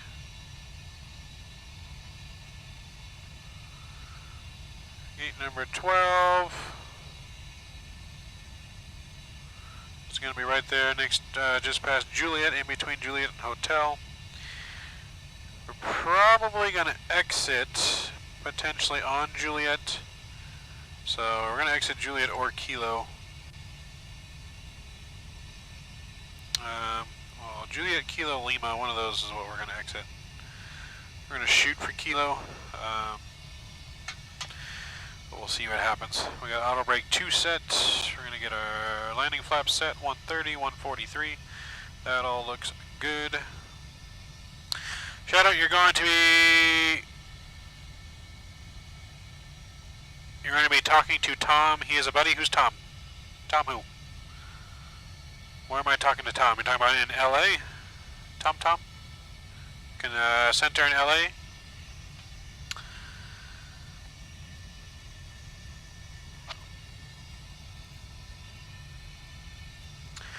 Hopefully Tom stays online for us, because we're about to descend now into San Jose, then we'll get turned around in about 10 minutes and on our way to LA.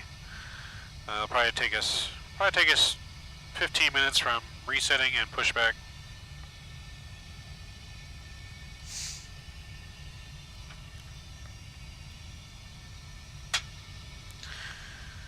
So yeah, but I've dealt with Tom before on ATC, Tom and Derek. Yep. Good guys.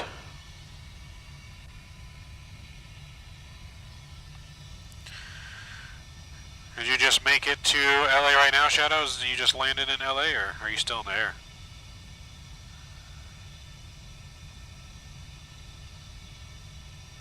I don't remember passing you. You're about to land? Okay.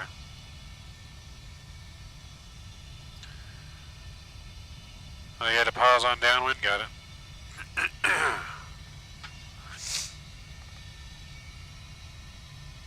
Alright, San Francisco City is in front of us. San Francisco and San Jose, I should say. I think we're just about over San Francisco, aren't we? Nope, not yet.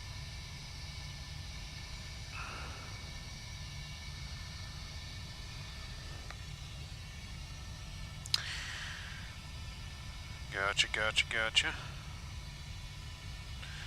Did you do it on the network or off the network, Shadow? Because I don't remember like seeing you in the air when we were going to Portland. Like I didn't see any plane that would have been you passing us. But if you pause, I'm assuming you probably did it off the network.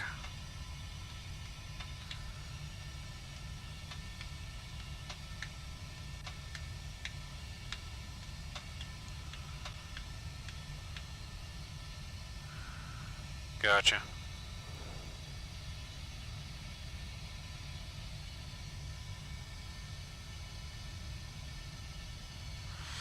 Makes sense.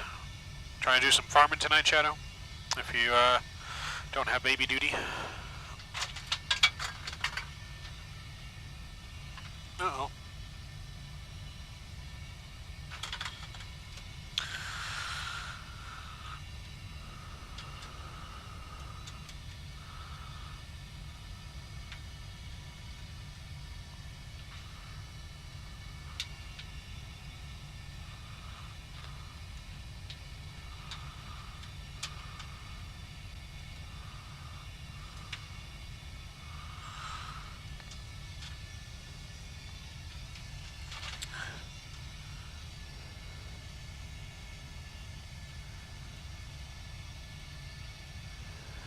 Maybe I might do some ATS, but nothing. Yes, okay, just let me know.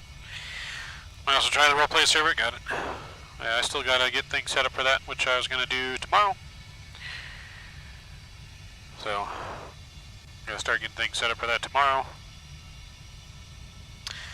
And I gotta get my hard drive plugged in so I can transfer my files over and have room to download GTA as well, so I gotta be able to download that.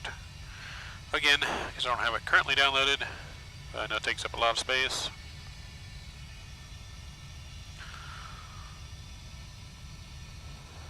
So I'm going to get my hard drive plugged in, I'm going to get my files, I'm going to get all my scenery files for Microsoft transferred over to the new hard drive and then data link them into thing. Am I doing GTA? Yes. Affirmative. I don't know when I will be able to do it on StreamDrew. But you can message me on Discord. I can't really say too much about it at the moment.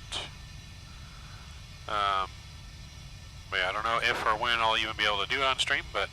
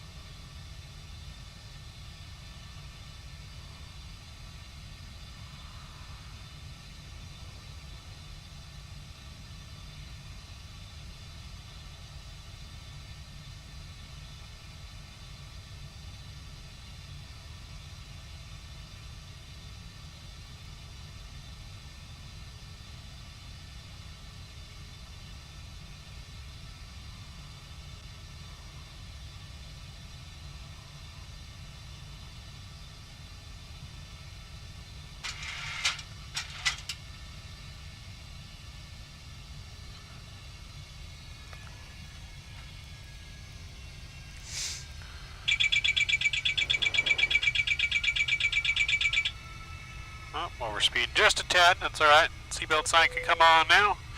Ladies and gentlemen, please return to your seats. Caps turn on the fasten seatbelt signs. We've begun our descent into San Jose. Should have on the ground by the next 15 to 20 minutes. It's nice chilly, 48 degrees in San Jose. Also still raining. And should be possibly a little bumpy on the way down, so expecting some small to light turbulence here. But we'll see you on the ground here about 20 minutes, San Jose. That's yourself on PS5, nice Drew. I don't have a PS5 yet.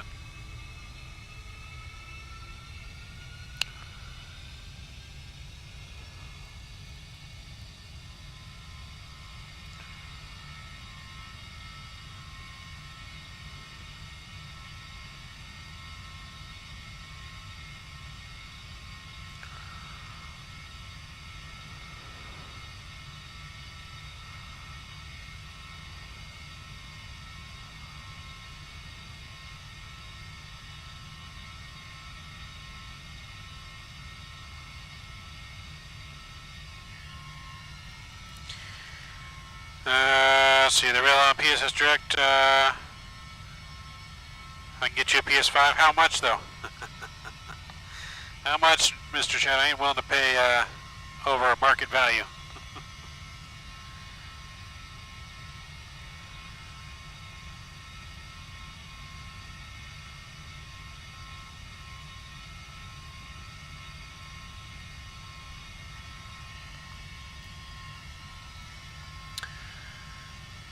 Are we talking MSRP, like the above listing price, like on a car?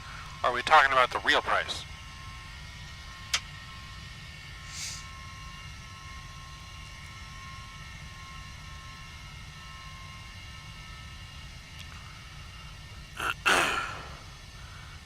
What's the MSRP price, Shadow?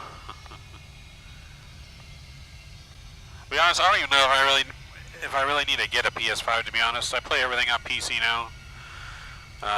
The only reason I have a PS4 still is because I can't play MLB The Show on PC yet. They have not made it available on PC, which is I'm surprised because they made it available for Xbox, but I haven't seen it available on PC. Maybe this next year they will, but yeah, that's really the only reason I even have a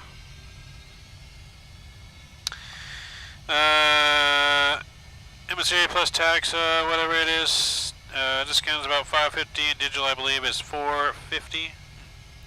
Or disc, not discount. Disc. I guess that's not too bad.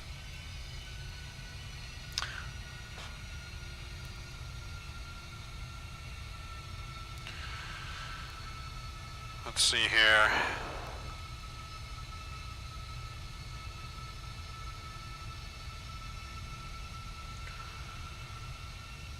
Says order by 12/14 to receive your items by 12/24.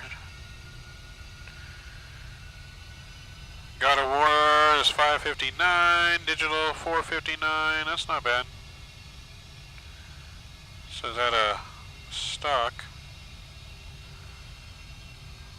So I mean that's not bad though. $5.59.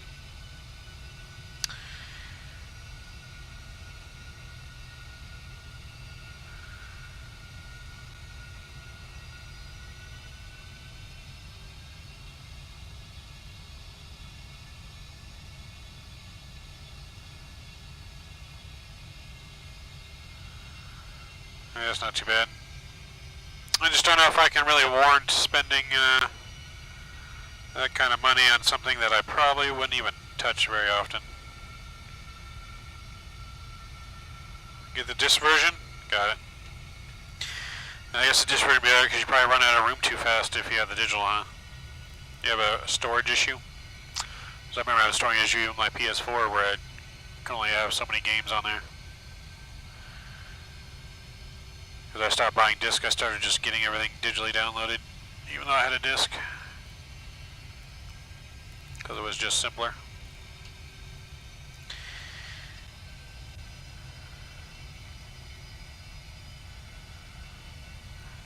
Okay. Yeah, see, I just don't know. I'd have to look at what games there are, to be honest. Like, you know, I'm playing NBA 2K now, I'm playing it on PC, I'm playing Madden on PC, Call of Duty's on PC. Like, I don't know. I don't know what games there would be on there. I can play golf on PC, racing on PC. I mean, the only thing that, like I said, that I can think of that's on there that I would really want to play would be like MLB The Show, because I haven't seen it available on, let's see, you play VCOD? What do you mean by VCOD? Like virtual COD? Virtual reality? No. But I play the newest Call of Duty. I have the newest Call of Duty downloaded, which we're going to do some Call of Duty on stream eventually as well. But yeah, I got some Call of Duty, yeah, I play that. I have the newest one downloaded. I've done the newest Warzone the other day with one of my friends. Are you so down for that tonight? We could do some Call of Duty tonight. Just not Warzone? What kind of Call of Duty then?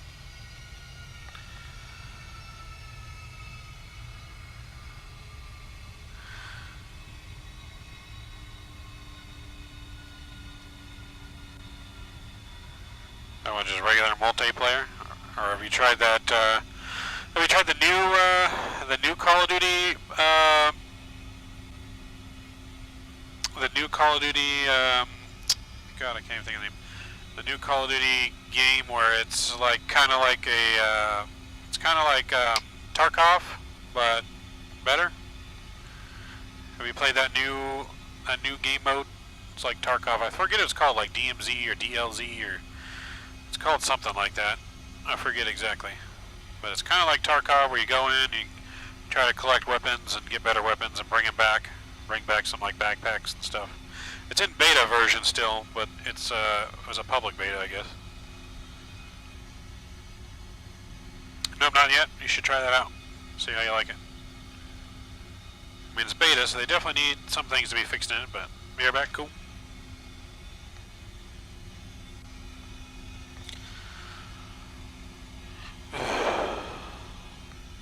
Alright, well, we are descending. We are looking good.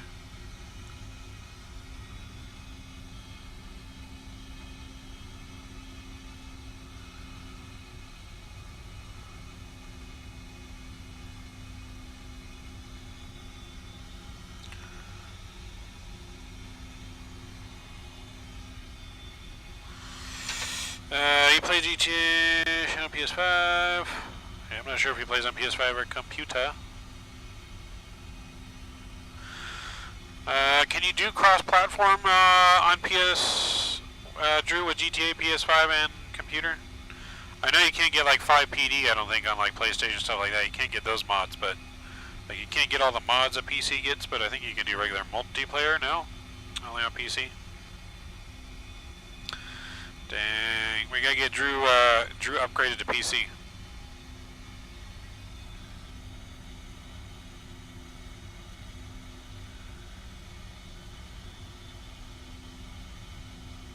You transferred your character? What?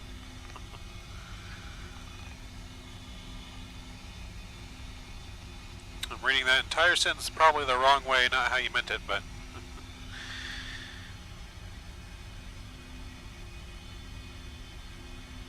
Oh, from PS to PlayStation, you transferred your character. Got it. You have a computer, but don't play GTA on it? Well, we got to get you on the computer on GTA then, Drew, so we can get all these roleplay mods and everything going down. Just got to plug your controller into your computer. And then it's like the same thing, but better.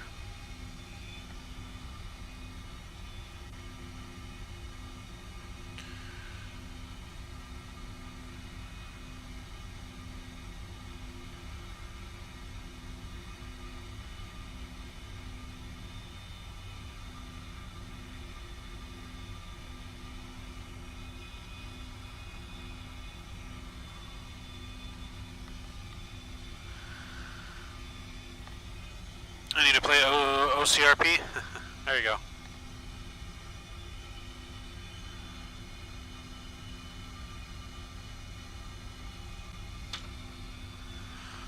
I can't do that on a PlayStation though.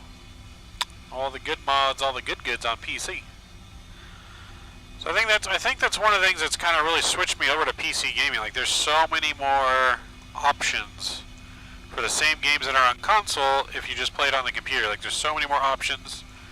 You can do so much more with a simple game, even like farming sim. Like it's blowing my mind all the stuff I'm finding for farming sim online now that I'm seeing other people's videos and stuff more. And, like you can do role play, you can add in trucking companies, you can add in police, you can be a cow. Alright, transition level, standard pressure, 299 or 2 set, and cross check both sides, 292. And let's go descent checklist. Altimeters, 299 or 2 set, cross check, minimums 257, landing data, flaps 30, 143. Approach briefing completed, auto brakes are 2, seatbelt signs are on, pressure station panel is set, recall checked, descent checklist complete.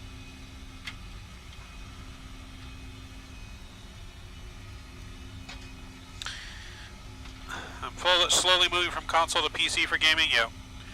It was kind of like how it was when I first started Flight Sim. I still played my PlayStation a lot. Like the only thing I did on computer was Flight Sim. And then slowly I started playing Call of Duty, I started playing Battlefield, The Sims, City Skylines, and just like City Skylines I used to have on PlayStation, and I moved over to PC because on PC there's so many mods for it, and it's so much more fun on City Skylines to have like real McDonald's and real Taco Bells and real objects in the game. Like my Series X hasn't been turned on in a while. There you go. And I've always really been a PlayStation man, never been an Xbox guy. I did have an Xbox at one point, and I think the only reason I got an Xbox is because all my main friends had Xboxes and not PlayStations. And so I got it so I could actually game with them.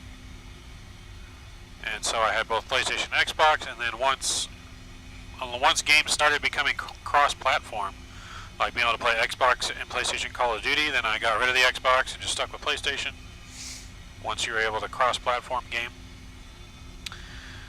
So that was a huge thing. Ugh. Seat's starting to get uncomfortable now. I've been sitting in here for 5.5 hours now. 5.5 hours and just one more flight left.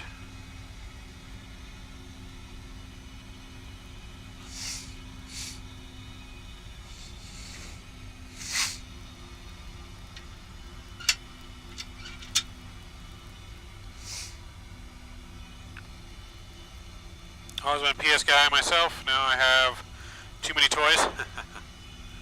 I feel you on that. I mean, if I was rich, I would have, you know, like one of everything. I'd have like a Nintendo Switch, I'd have an Xbox, PlayStation, PC. You know, I'd probably have multiple PCs, to be honest, because I'd have like my trucking simulator set up, I'd have like my flight simulator set up, and then I'd probably have 3 PCs, to be honest. I'd have the trucking flight simming, or the wheel setup, so you can do trucking, racing, whatever with the wheel. Flight sim setup for all the flying, and then another PC setup for all the other games that don't require that kind of hardware. I'd probably have that all set up, so I'd probably have three PCs. Ooh, look at that red sail. Luckily we're going around that red sail. There's some red weather on there, guys.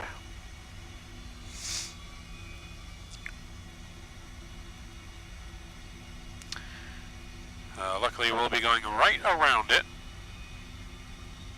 Right around it as we go past it, and right around it as we come back for the arrival.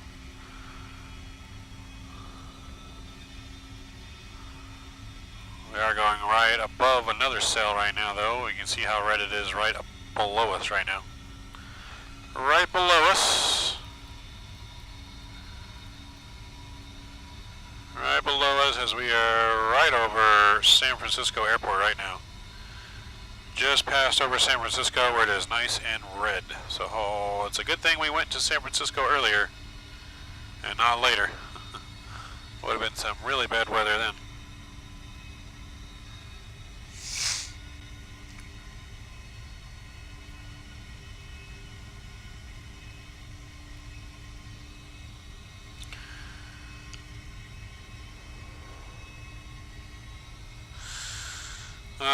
PS4, PS5 with VR, Series X gaming, PC, modded arcade one-up, and a few retro gaming rigs. Nice. You definitely have a lot of toys there, sir. Although, since you're always moderating YouTube, I don't know how you have time to play them. I guess you're just so good you're playing them while moderating 7 streams at once. I guess Drew is just that good.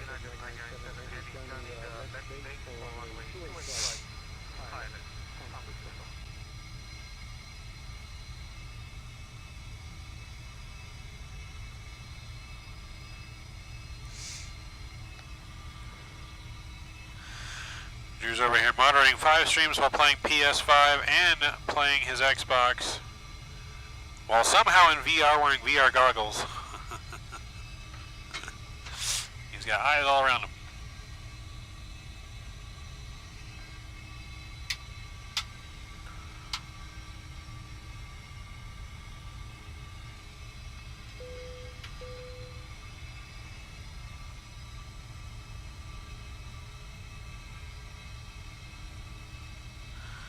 I did not get plant on it. I just played the story mode 2 years ago. What did you play 2 years ago? Talking about GTA or Call of Duty?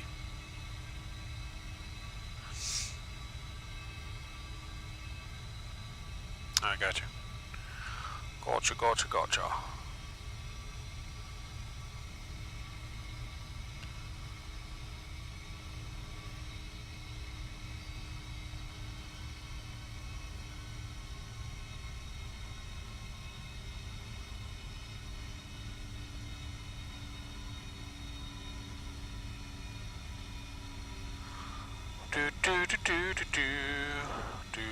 Do.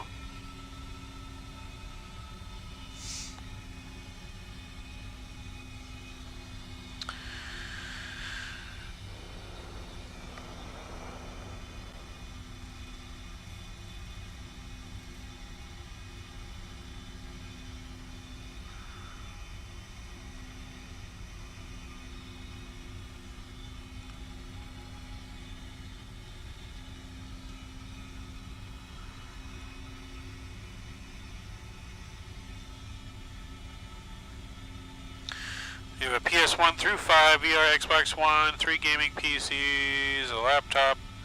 Just got the Infinity tablet. My wife has retro game stations. 2 gaming laptops, pretty much. If I have it, the wife has it as well. Well, there you go. That's what happens when you get married. You got to get 2 of everything. Or if you get 1 of everything, it's always just hers. And then you have nothing.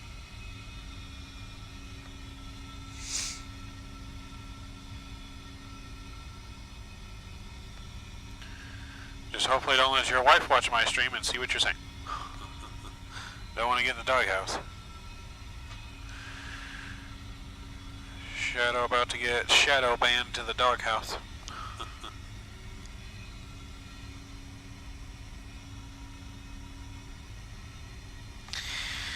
Alright, so at Clyde, we need to be 4,000 at Clyde. So we're going to go down to 4,000.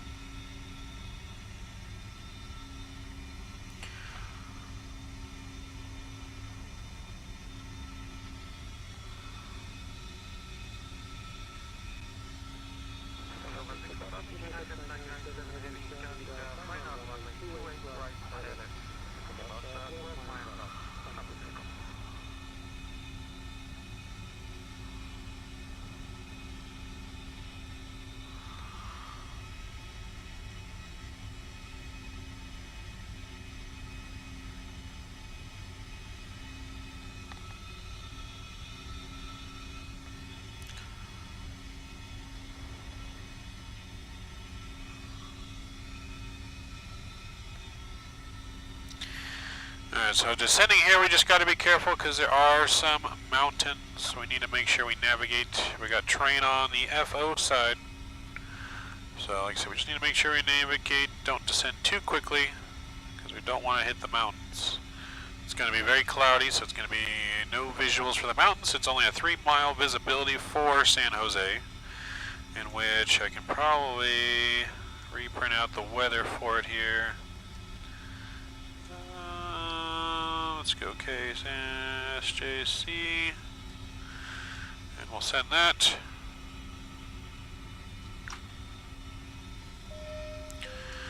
Here's our weather, let's print that out.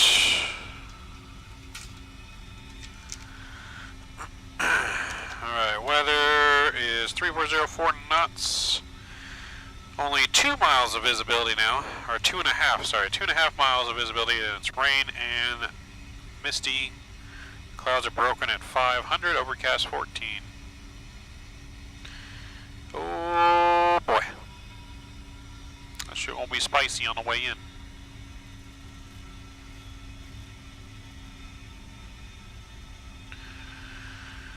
Alright, let's start some descent down here.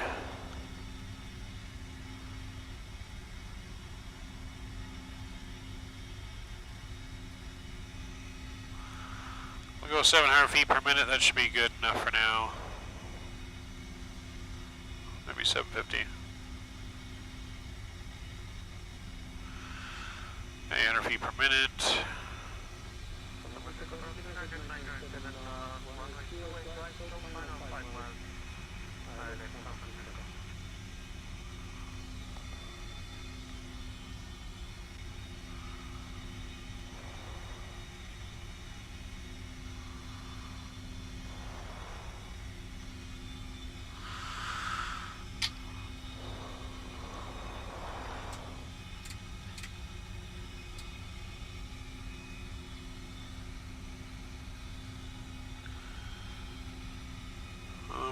we're looking good.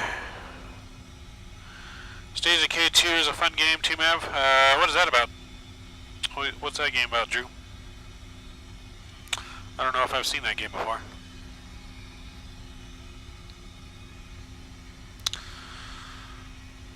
So, I mean, there's so many games.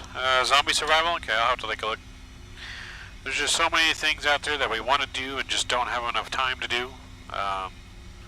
You know, if hopefully our goal of becoming a full-time content creator one day comes to pass, and if that does, I mean, there's endless possibilities of what we can do with the channel, but time is just limited with resources and time we have available from working every day, you know, Monday through Friday, and then still gotta, you know, do other adult life things outside of that, plus the streaming.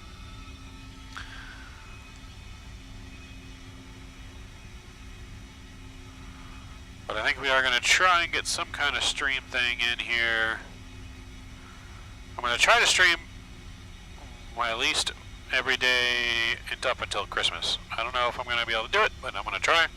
We'll for sure get our 4 normal days that we stream every day, every week, but I'm going to try and do other things in between. There's always time, less sleep helps. I can only get so much less sleep. I do need some sleep. I barely get sleep as it is.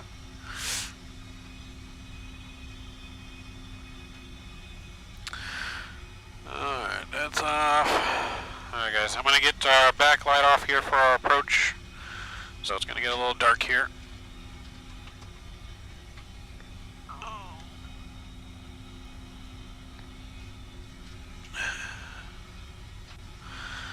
So I had to get the backlight off here so I can see our approach.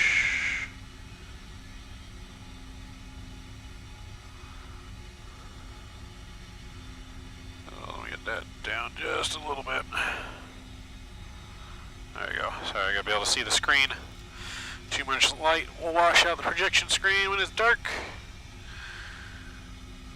But yes, less sleep would help.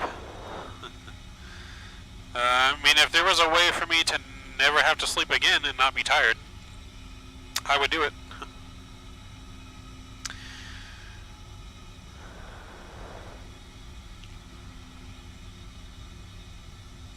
If there was a way to never have to sleep again, but still be functional and not tired, not feel tired, I would definitely do it.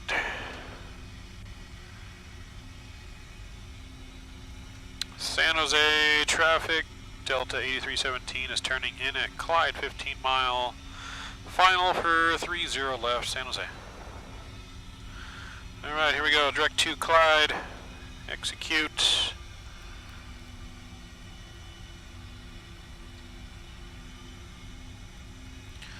We're going to get VNAV back on here, and we'll bring it down to 2700.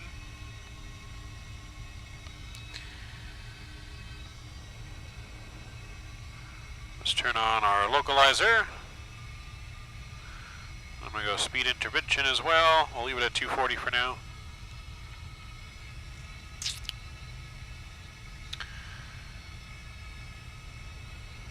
Can't see anything right now for you guys because we're right in the clouds.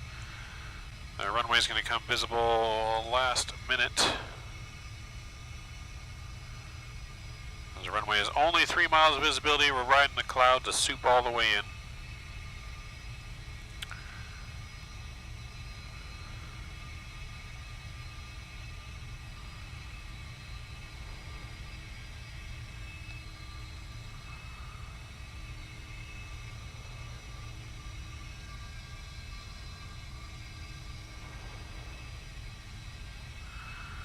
Alright guys, get your landing rate guesses in now. We got a minus, I think, 151 into Portland. Let's see if we can get better than 151 here into San Jose.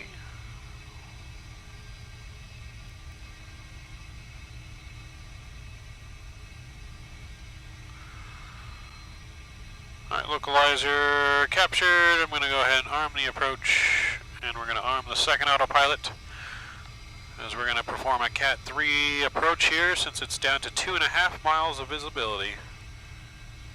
We may, just in case we have to do an auto land. If we can see the runway though, we will take over just like we did on our approach into San Francisco earlier. Didn't see the runway until just about, a little bit before.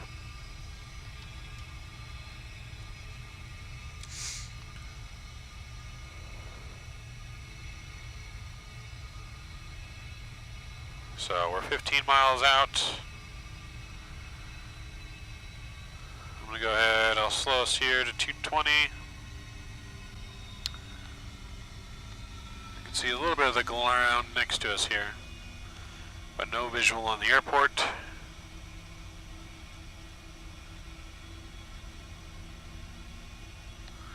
Let's go flaps 1.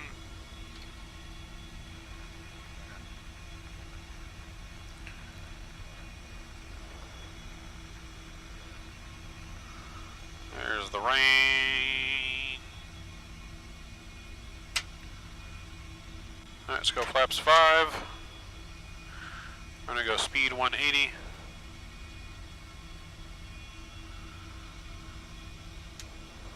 San Jose traffic Delta 8317, 10 mile final, 30 left, San Jose.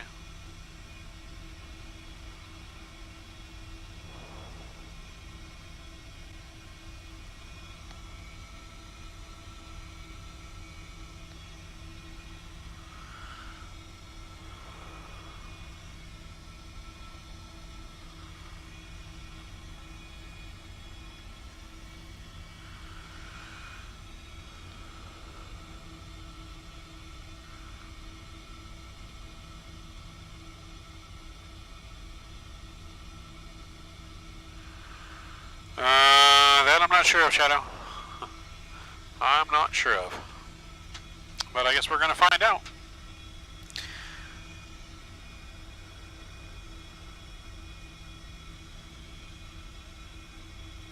Alright, let's go final approach speed.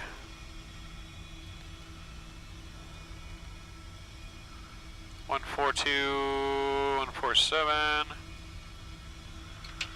Okay, I'll slow her down here. Let's go gear down.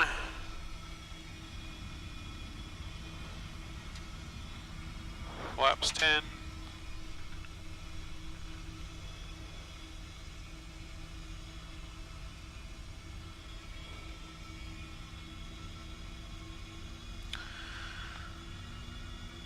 San Jose traffic Delta 8317, 5 mile final, 30 left, San Jose. And we got some ground in view here.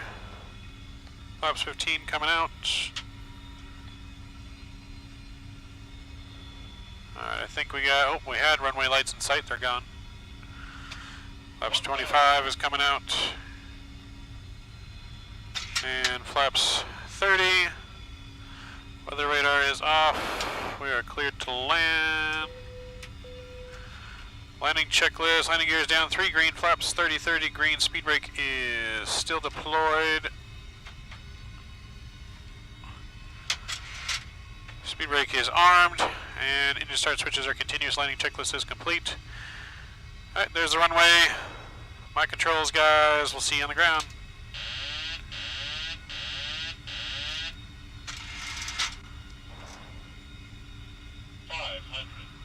Five hundred. 400.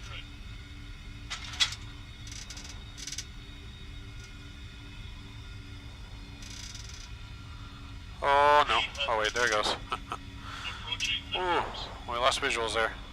But we got it back before minimums. minimums. Line slope. There we go. 100. 50. 40. 30. 20. 10.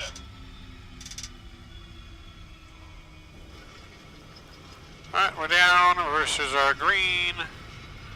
Nose is down gently, right on the center line. Decelerating. 80 knots. Manual braking. Still on the reversers. Alright, reversers are stowed. We'll take the next exit on the right.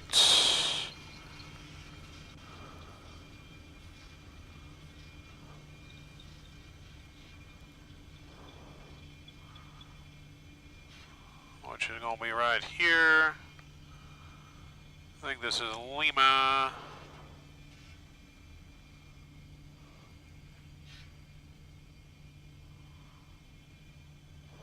Alright, welcome to San Jose, everyone. Speed brakes can come in, we can get our flaps up.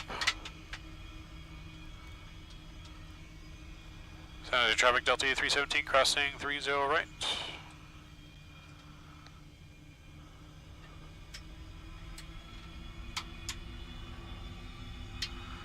Get the APU fired up. I think you said we're going to spot 12.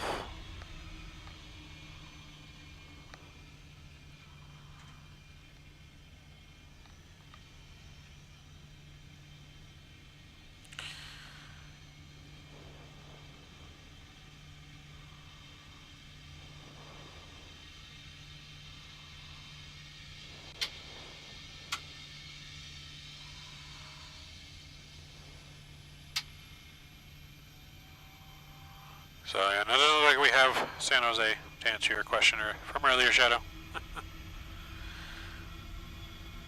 So I'll be with you guys here in chat in just a moment. We're going to go though to number 12, which just passed Juliet.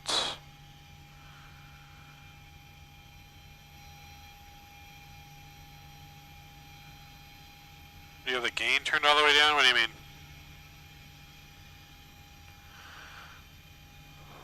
Alright, I'll catch up in chat here in just a moment. We're going to get to the gate here, parked, and then we'll get turned around.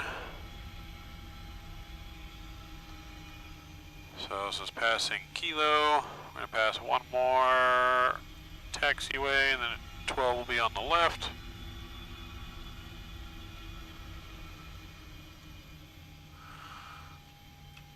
APU Gen is on the bus.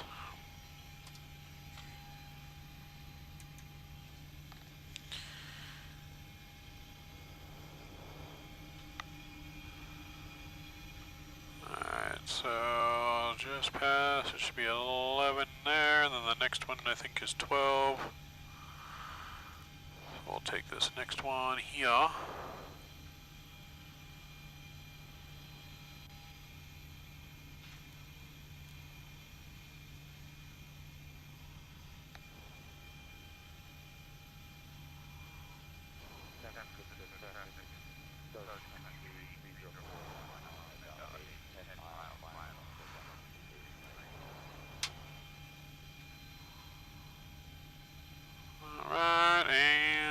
Let's go ahead and we'll stop right about there. Parking brake is set. Shut down, load up. Seatbelt sign is off, fuel pumps off, hydraulics off, probe heat off, window heat's off, fuel number is going to stay on, APU bleed is on, isolation valve is open, beacon lights off. Alright, we made it. Welcome to San Jose, everyone. Let me get caught up in chat here in just a second. Alright, I got minus 69, you, yours. Minus 198, 109. You have the gain turned all the way down. What do you mean by gain, Shadow? I said 198, it was 191, yay. So I got a 191, nice. I wasn't sure what I got on the arrival, since I can't really see it unless I was watching stream when I touched in.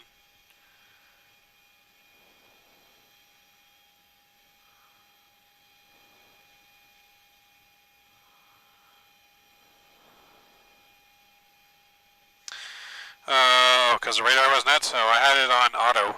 Yeah, I had everything was on auto. So I wasn't messing with the radar manually.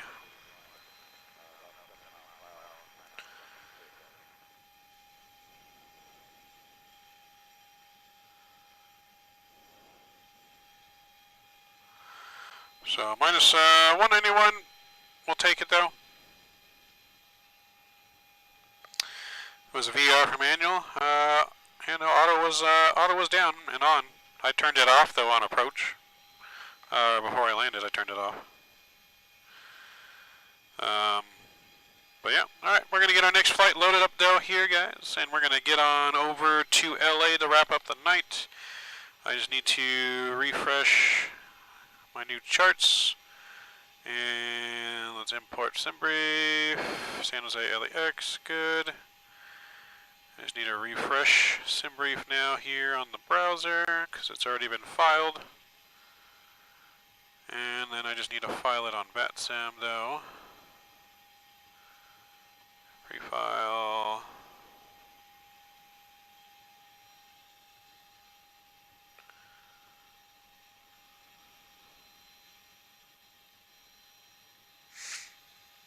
Alright, there we go. Flight plan is filed. Cruise altitude just 31,000 feet. Good, looks good. That will go back there. That's our flight plan. Alright guys, we are going to be reloaded up here good. You love that center line? Really good? Yes, no, we were nice and center on the center line today. So, we weren't as soft on the landing as we were shooting for, but we were nice and center.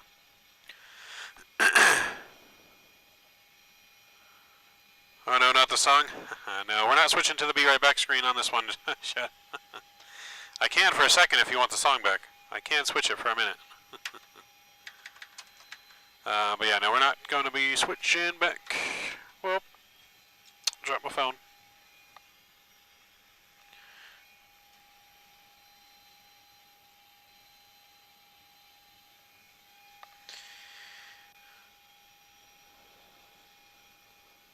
No? Are you sure you don't miss the song? You want the song again, Shadow?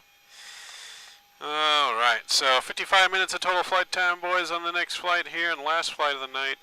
Checking our altimeter, still 299 or 2. Visibility is now out to 3 miles, that's good. Visibility is getting a little bit better. So yeah, I'm going to go ahead and reset my FMS here, and we're going to get things ready to go. And request our flight plan.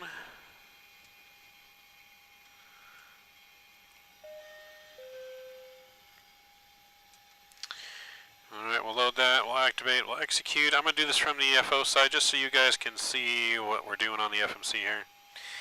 Alright, so those are our routes, Valerie, eBay, and Burglar, going into LA. We're going to be departing 30 right, and we're on the Techie 4, nope, Spartans 1 departure. So Spartans 1 departure, Valerie transition, and we'll execute that. Go to our leg page here, look for any discontinuities. We got one for eBay there. Let's get rid of that. We'll go eBay and, oops, erase that. Can't do it from that side, sorry. We'll go eBay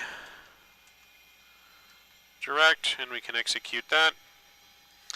And then we can go to our departure and arrival page into LA.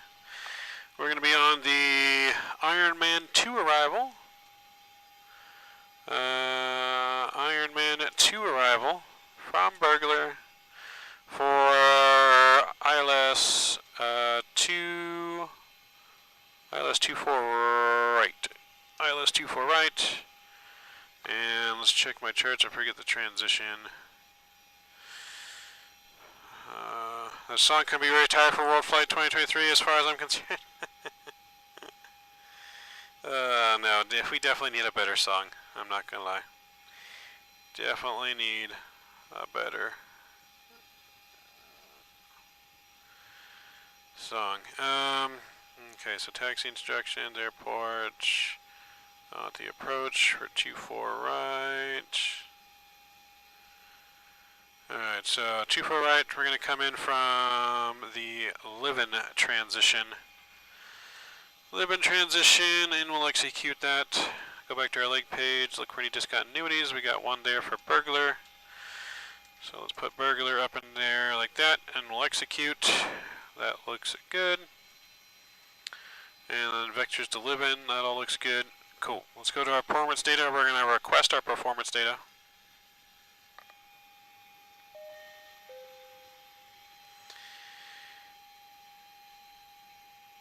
might complain about the song, but I have no better options. Don't judge me. Alright, let's load our performance data. So that's going to load our performance data there. We got 12.2 on the fuel. I'm going to double check our flight plan, make sure that the fuel is correct.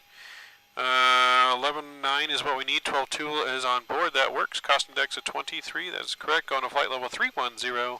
Let's execute that. We'll go to our init page and we're going to do a flex of 38 degrees. And we'll do a takeoff with flaps 5. And our CG, I'll get on this side. Weight is 22.3. And our takeoff speed is 136, 138, 146. All looking good. So that's it with that performance data there. APU is already going. 146 is going to be set up here. Let's get our flight directors back on. I'm going to go straight up, no ATC, so we're going straight up to 31. LA Center is still online, so that's good. So we're going to go straight up to 31,000 feet, and that's good. We got our pressurization panel set now to 31. Landing altitude is 50 feet into LAX. That looks good. Seatbelt signs can come back on. Window heat is on. That is all set. That's good, good, good, good. Alright, someone want to give me a new squawk code? Or also just use another random one, but you guys can give me one. Got my charts up here. Let's go back to our ground chart. There we go.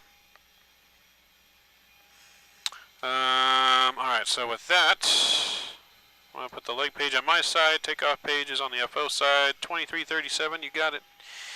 2337. Alright, that's on and transponding.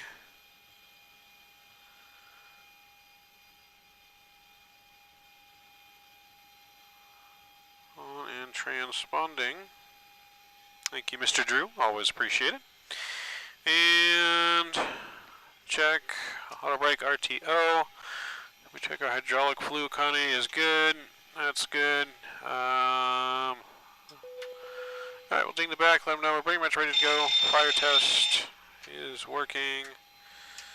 Squibs, good. Cargo fire is good. And we are ready to rock and roll.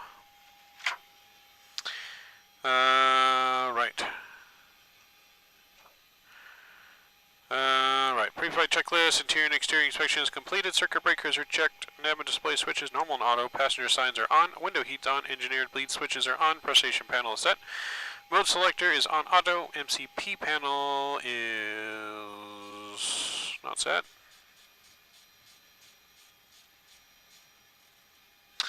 Alright, mode selecting panel is now set. Oxygen checked, altimeters 299 2 set, cross checked, fly 9 instruments checked, warning outside checked, speed brake is down, takeoff warning checked, engine start levers cut off, stabs, trim switches are normal, and fire warning checked. Radio and transponders are set, radar is off, rudder and aileron trim free and zero, parking brake is set, windows are closed and locked, flight attendant briefing has been completed, departure briefing is completed, logbooks on board, and fuel required is 11.9.12.2 on board. Pre-flight checklist is complete. And let's do our pushback flow. Good, good, good. Alright, ready for push and start. Doors closed, hydraulic panel set, fuel panel set, flight deck door closed and locked, transponder is transponding, pushback checklist complete. And just like that, guys, we are ready to get on out of San Jose. Nice fast turnaround. Flight attendants got those passengers on and off the plane in a hurry. Cracked the whip back there. And we're ready to go. So with that, let's go ahead and we'll release our brakes. Releasing the brakes.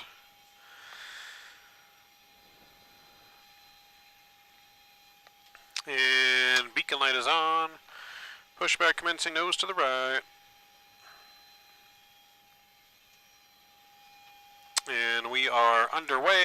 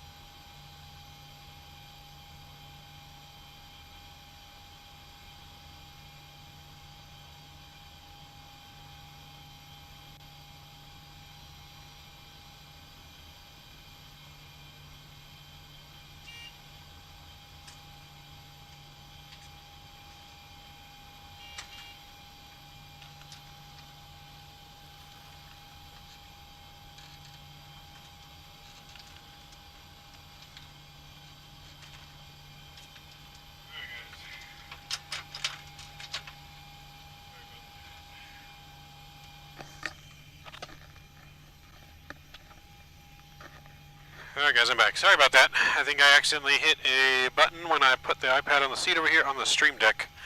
And the Stream Deck paused OBS's streaming. It still stayed on, because we're still on the same stream, but it definitely paused it and took it off for a second. Alright.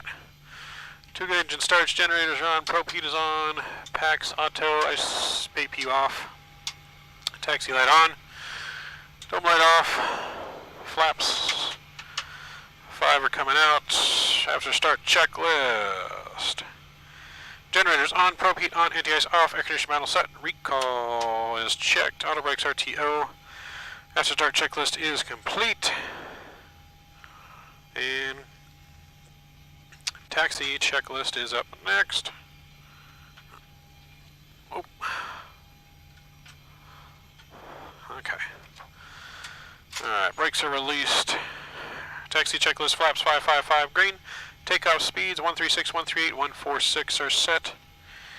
In the box, stab trim should be 5. 5.3 is set.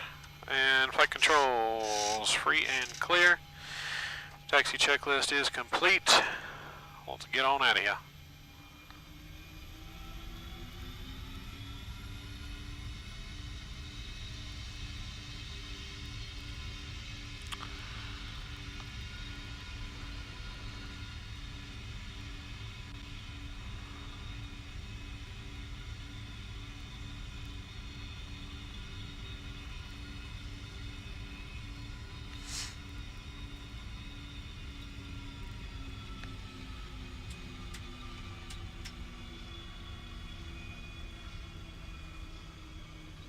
Alright, we are taxiing Southwest style. Scotty D's in the house. What's going on, Scott? Good to see you for our last flight of the night, man. Good to see you.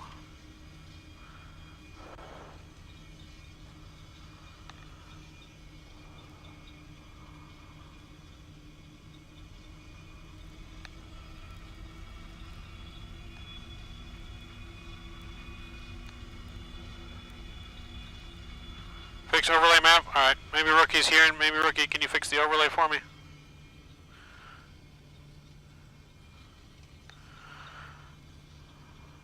Hopefully Rookie can fix the overlay. If not, I'll fix it after we depart and we're on autopilot. I'll go out there and fix it, Drew.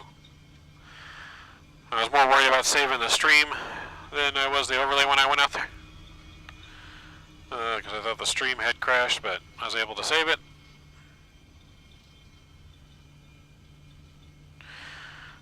Just woke up. Me and Skippy partied it hard last night. Yeah, well, Skippy's on board. You got the boom boom room in the back with the stripper pole for Skippy, don't worry. Drew's already visited there on the last flight.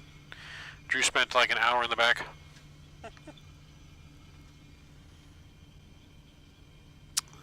I know, you gotta get on Rookie and chat there, Drew. Tell him he's gotta be riding shotgun. Tell him he's gotta give the people what they want.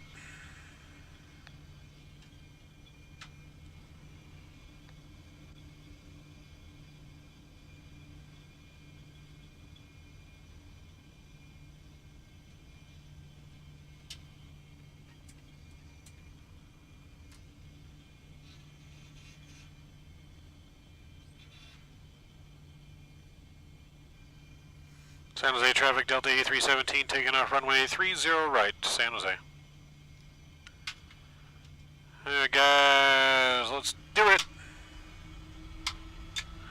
Cleared for departure. It is raining.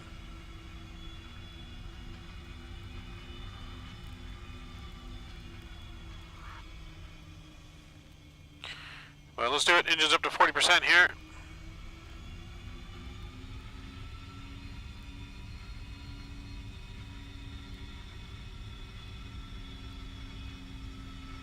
And here we go, Toga.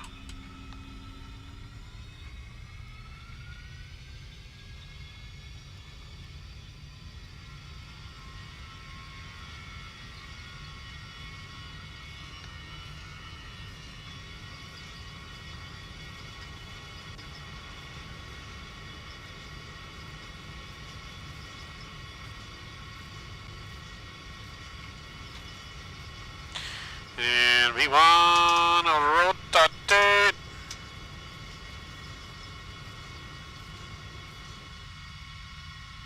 And positive right. Gears coming up.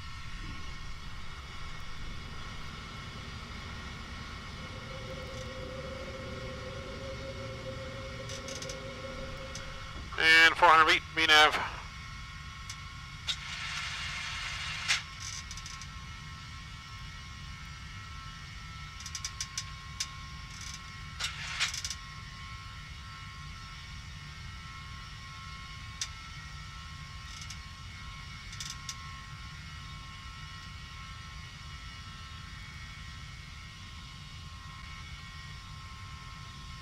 Let's go flaps 1.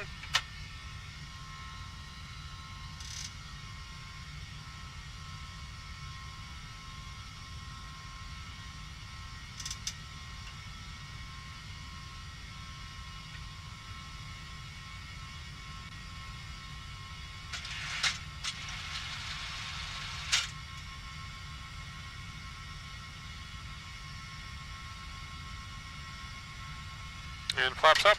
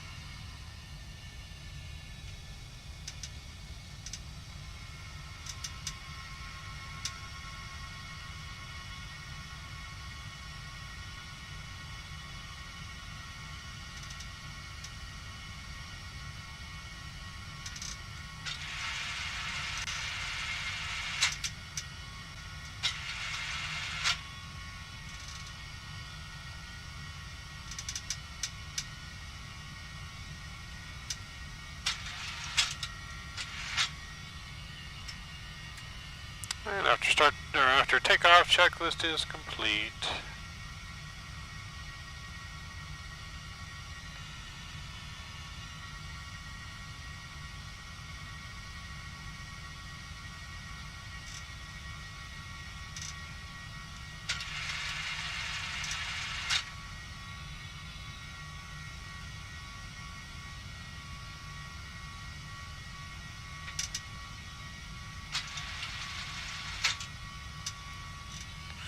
And autopilot's coming on.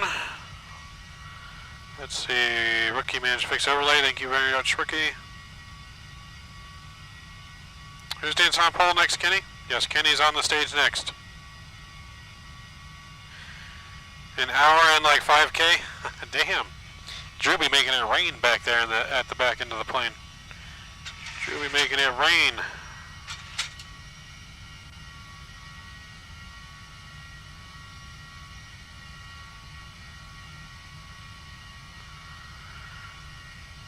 Drew be making it rain.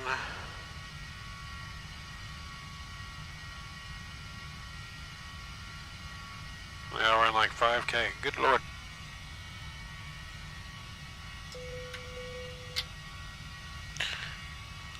Passing through 10,000 feet. You can now use your portable electronic devices.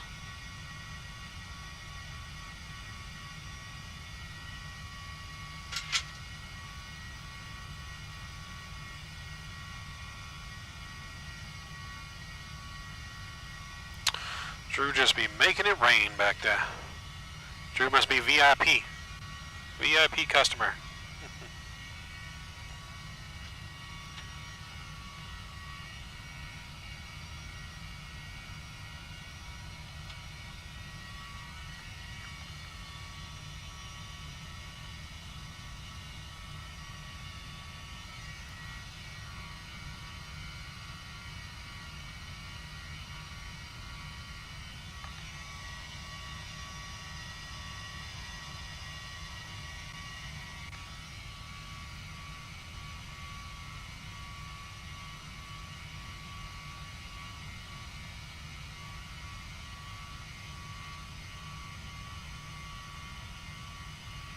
traffic left, 59 miles, 30 left, okay.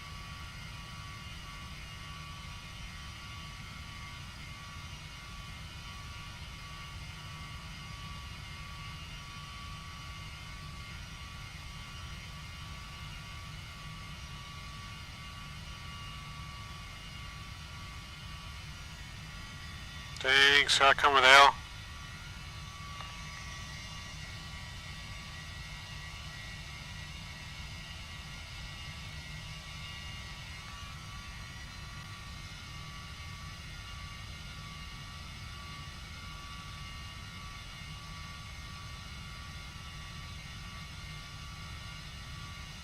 Gotta work on your gambling skills, Scott. You're getting rusty.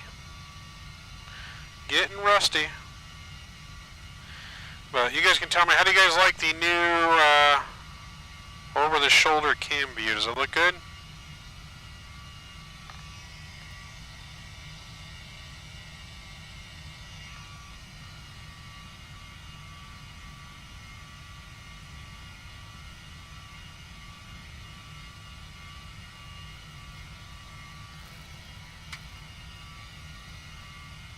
We'll get the light on here so you guys can see. Transition, altitude, standard set, cross-checked, climb checklist is complete. Seatbelt sign is off.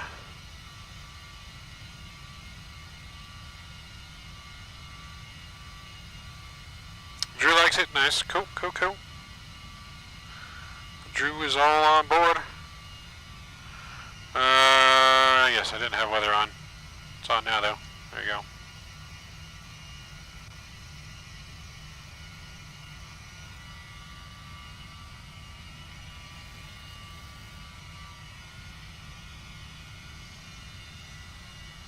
Alright, departing out of lovely San Jose down to Los Angeles. Only 55-minute flight time. So now flight time about 45 minutes, roughly.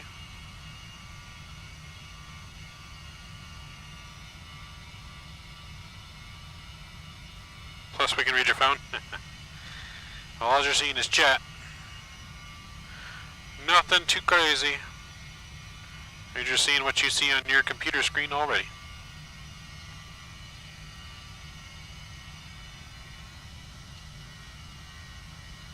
And don't worry, we're not going to have any Captain Canada incidents here on stream.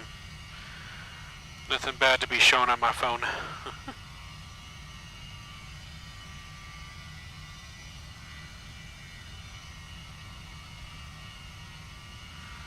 No Skippy.com or anything's going to be popping up.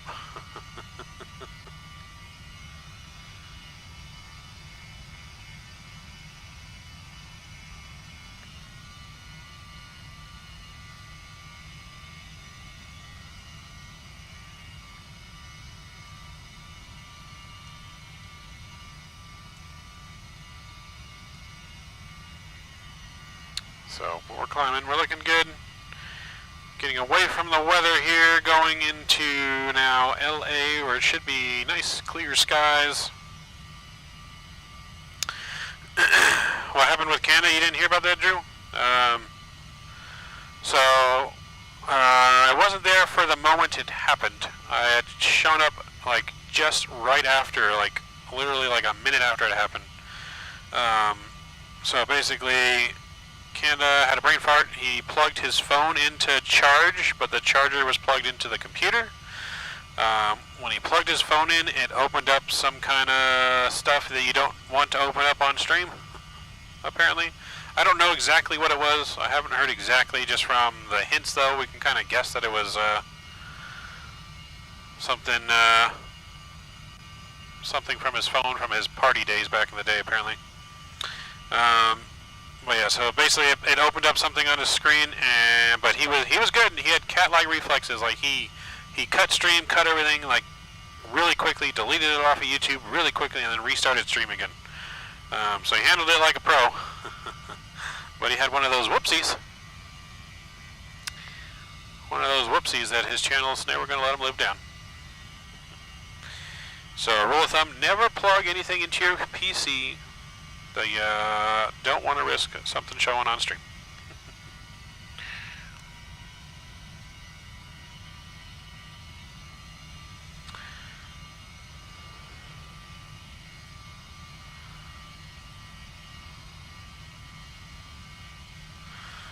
Yeah, no, he had super calorie reflexes and just cut the video off of YouTube so it wouldn't stay on YouTube, and then restarted his stream again real quick. I think he might have even been able to do it quicker than anyone could clip it. I don't think anyone was even able to clip it. That's how fast he was.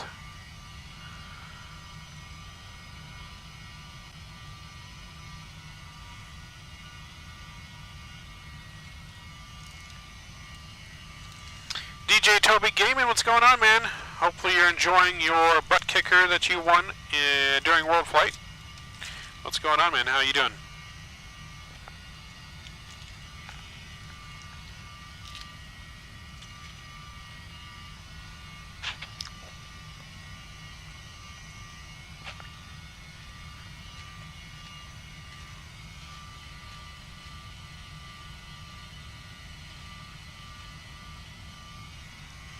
We're just flying, we're eating Biscoff cookies.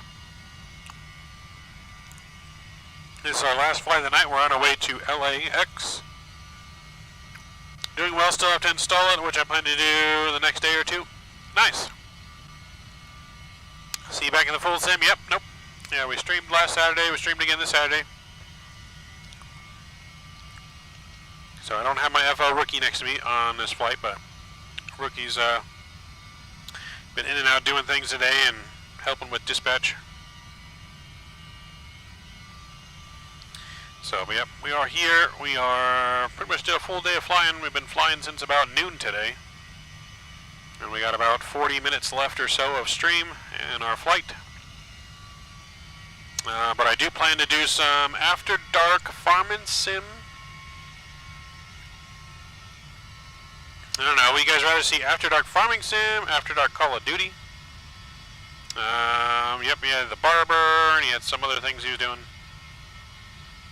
Did you use every Saturday? I mean, I've done it, I don't know, Ricky, tell me, is either my second or third Saturday in a row. Might be my, second or third Saturday in a row that we've done this. So I wouldn't say that we're going to do it every Saturday, but so yeah, he went for some massages as well, he said. Haircut, massages, other family appointments. But yeah, I mean, we're going to do it as much as we can do it. I love flying in the full cockpit simulator. So we will stream in here. Hopefully we're going to get some co-pilots with us soon. Might have a bed reserved at rookies. Yeah, I had to put a deposit down on a bed just because we're here so much.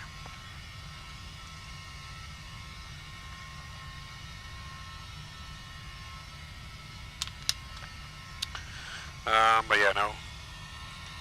But I would love to do at least a couple flights in here most weekends if we can. And but get some of the team here to come fly along with me.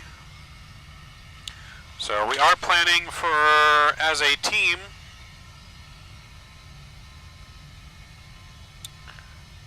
let's see, or should have one. Next edition of the full simulations, some fold down beds. Hey, Rookie's already been talking about putting a cot in the galley, so maybe.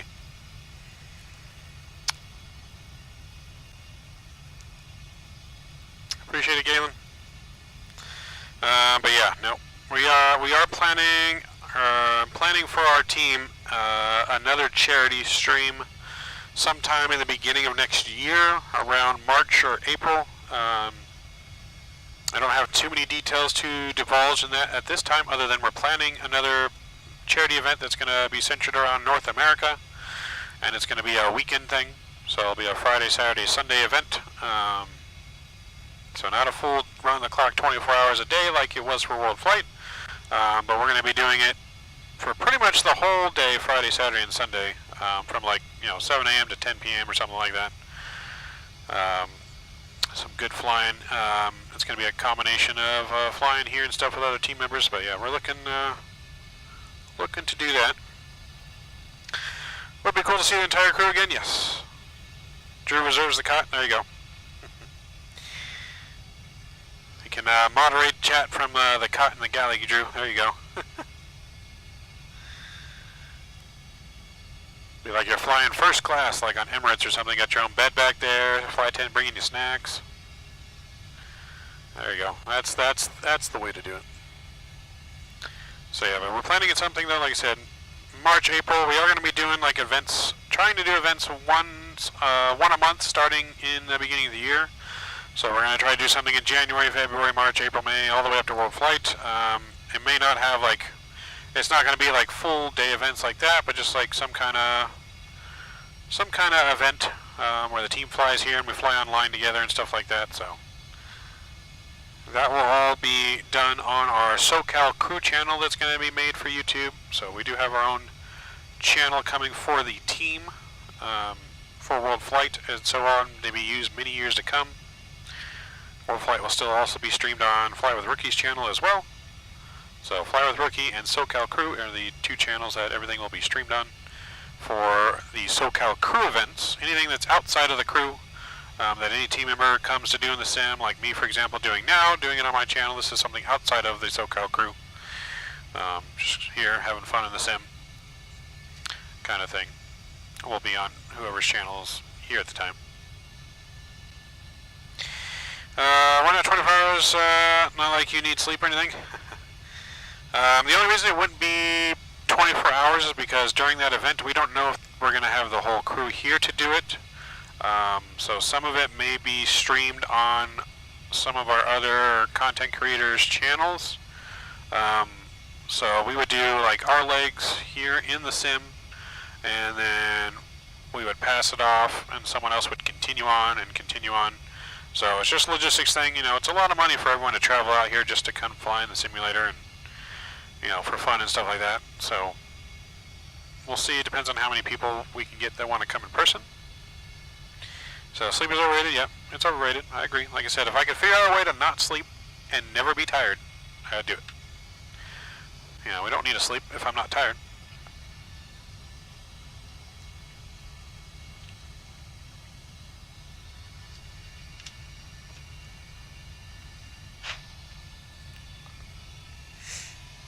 So more details will come out of that as we get closer to the event, because like I said, everything is still in the works for that. Nothing is concrete at this point in time.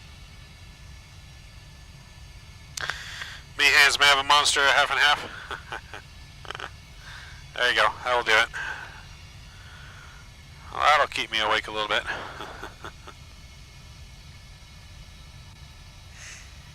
36 hours max. I mean, that's pretty much what I sleep every night. Don't go to bed till midnight, wake up at 5, 6 in the morning. I don't really ever sleep past 6 hours, usually. Somewhere between 4 to 6 hours, I think, is usually what I sleep.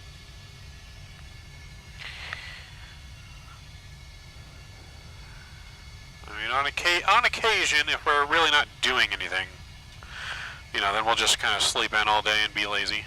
But those occasions are very rare at this point in time. Very rare. People saying 8 hours are nuts. Yeah, I mean, look, even after we stop streaming here and we land in LA here in about 30 minutes or so, I mean, we're going to go home, we're going to eat dinner, and then we're going to be doing some after dark farming sims, so we're not even going to bed. We're going to be streaming more until about midnight. Streaming again until about midnight, or I start passing out, whichever comes first.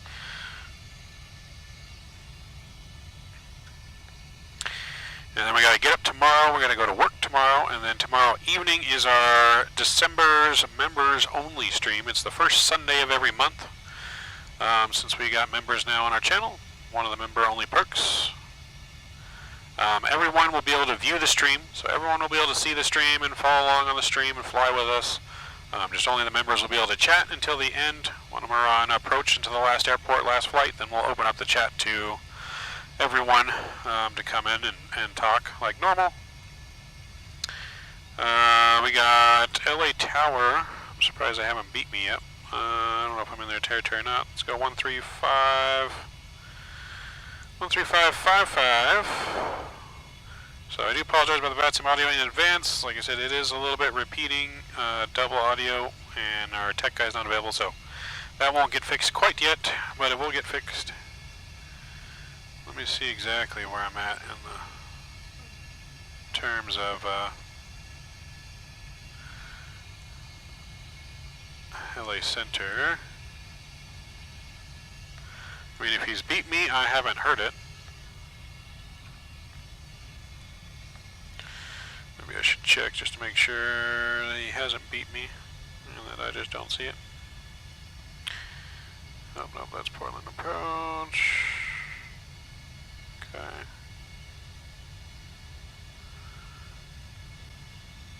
Okay, I mean, he hasn't beat me yet.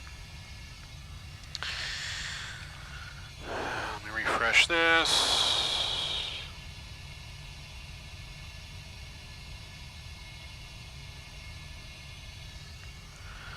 Doesn't seem to be beeping yet. We might still be out of his airspace. I don't know why this isn't loading.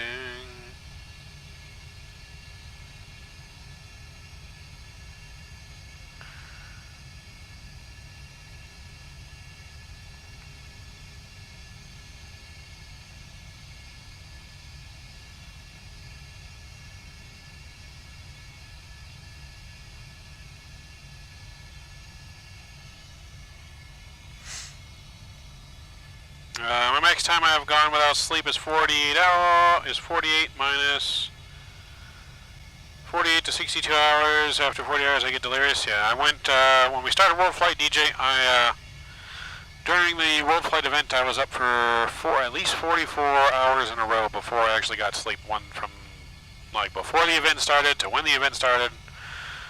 Because let's see, Thursday so Thursday I woke up. Thursday I had to go to work. I left work early on Thursday. I went home, changed. From there, I went to Rookie's house to help get things set up because we were starting at 3 o'clock Friday morning, or 2 o'clock Friday morning. So from Rookie's house after work, then I drove to LAX, had to get Captain Geo. Then go and start. Then I had like 3 flights to do, kicking off that, and so I was up during all of Thursday. And I was up pretty much all of Friday. I think, all of Friday, I don't think I went to bed till Saturday morning, so I could have been up 48 hours. Yeah, because I was up all the way from Thursday morning to Friday morning to Saturday morning, I think. And I went to sleep for a little bit. So yeah, somewhere between like 44 hours-ish. That was a funny way to start World Flight, right?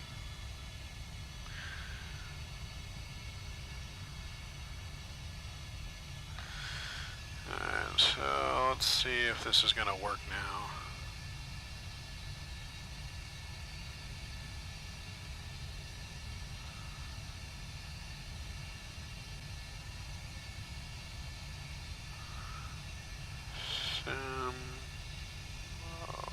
Where? Alright, yeah, SimWare doesn't want to work.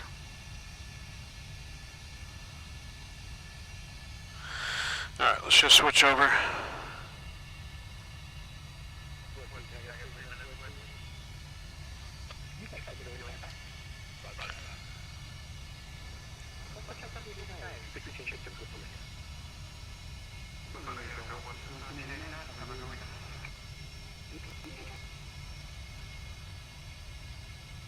LA Center Delta 8317, flight level 310.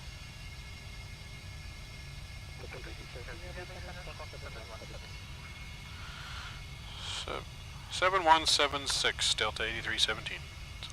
7176.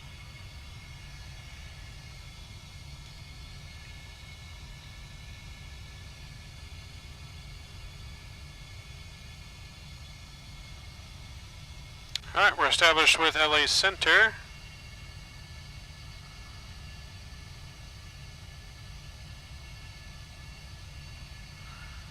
Internet is just going.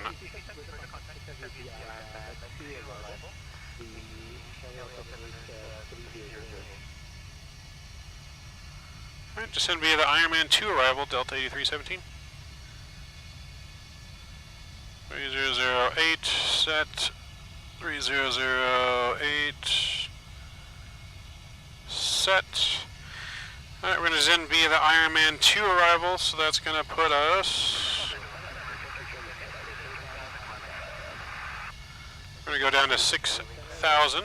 So let's reset our altimeter to 6,000. And 6,000 set.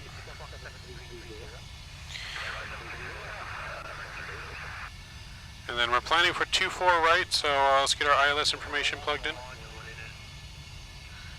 251 is the course. 251, that's set. 251 is set. And our frequency 1085. So let's change that here. 1085. Oops.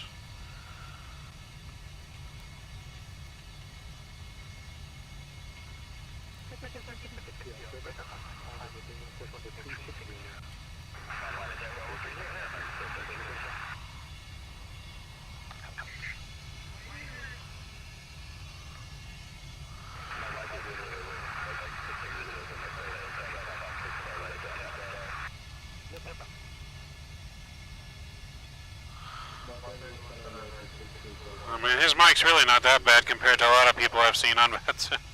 A lot of people I've heard on VATSIM.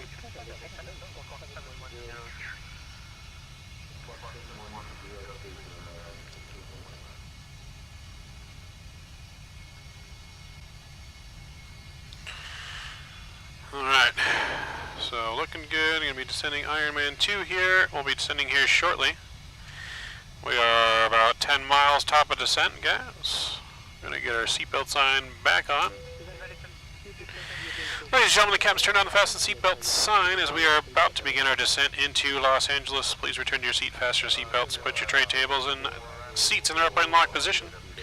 Should be on the ground in about 20 minutes in LA, and we'll be roughly about 10 minutes behind schedule. Thank you for choosing Delta. I'll have to go eat and watch some NCIS reruns. Have a safe landing, man. Hey, I love NCIS. I love it, Mr. Gibbs. See ya, DJ. Thanks for coming along, and congrats again. Hope you enjoy that butt kicker. Let me know how it goes.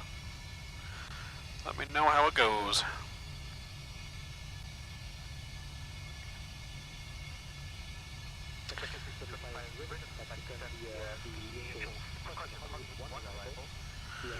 So we're going to go brakes, auto brakes 2 for this arrival as well.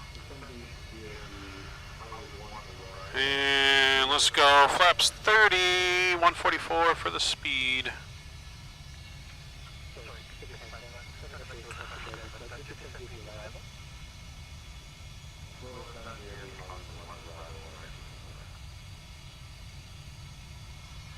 All right, we're looking good.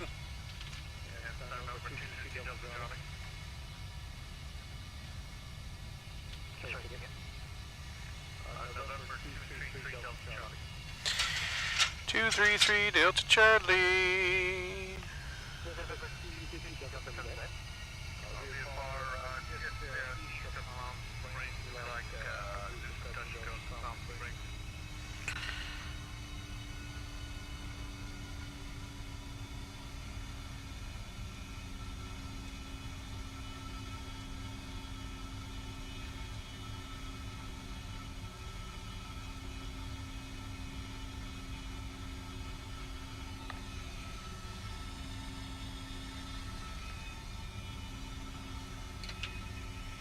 Bringing our drag out.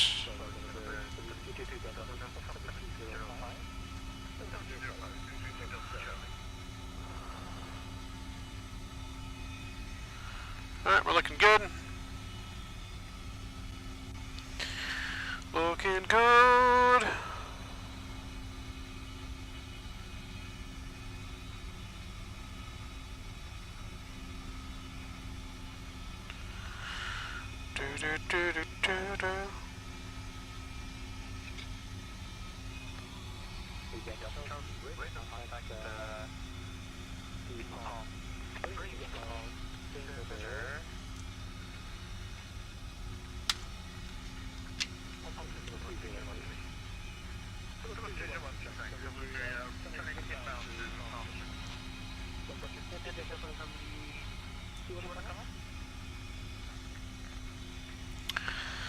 Alright, so we're looking good. Ironman 2 all the way in. We're going to be about roughly 10 minutes late arriving due to that short technical delay that we had.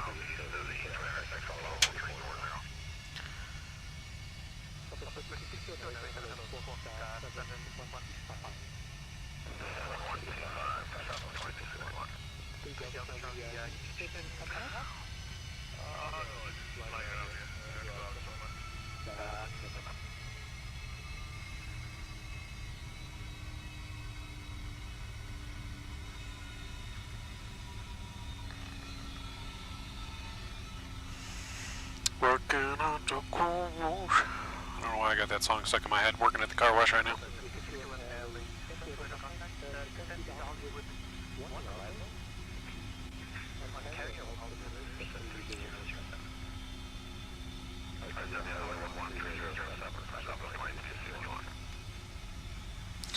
Then we do have LAX Tower online as well.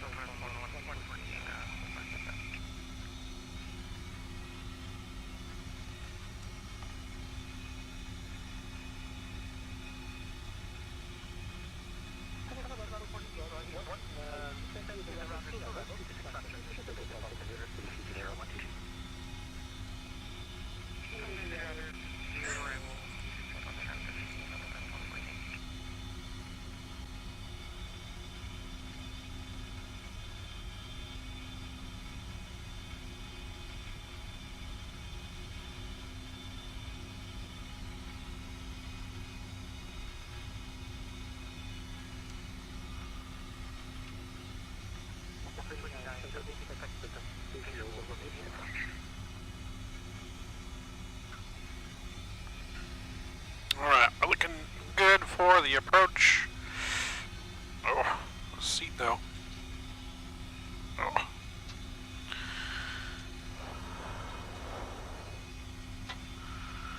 Passing through 22,000 feet.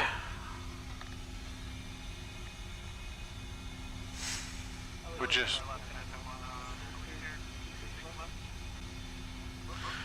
passed M-Dots, about to pass Grippers.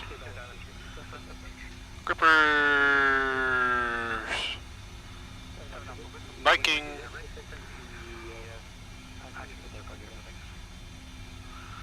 Viking, Run, Ironman, Simon.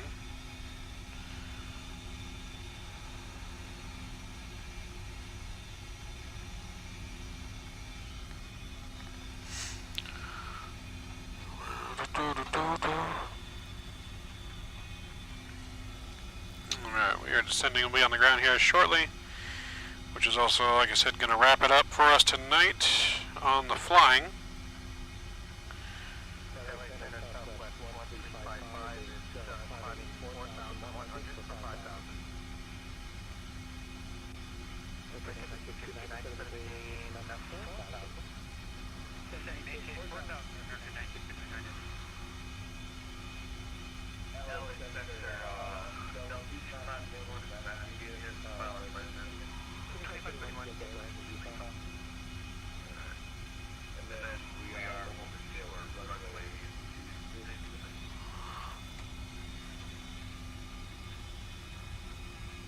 Guys in Vegas. In Vegas.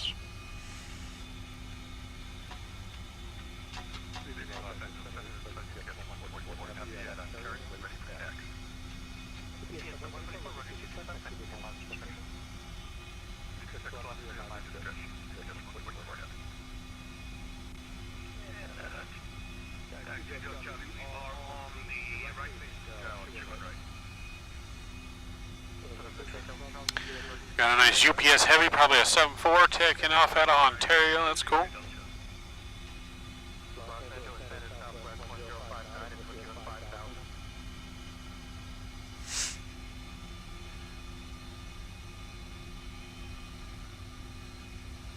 Alright, transition level 3008 left, 308 left, on the right. Descent checklist.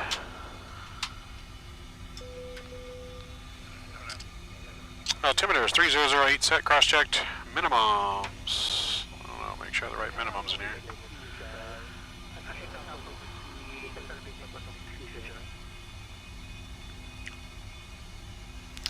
Minimums are actually going to be 222.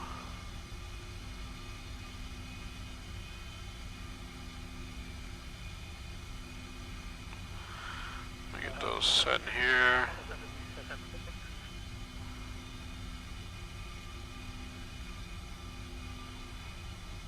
Alright, 222 is set. Landing data, flaps 30, speed 144 is set. Pressure briefing completed, auto brakes 2 set, seatbelt signs are on, pressure panel set, recall checked, engine reverser that we already are aware of. Descent checklist is complete.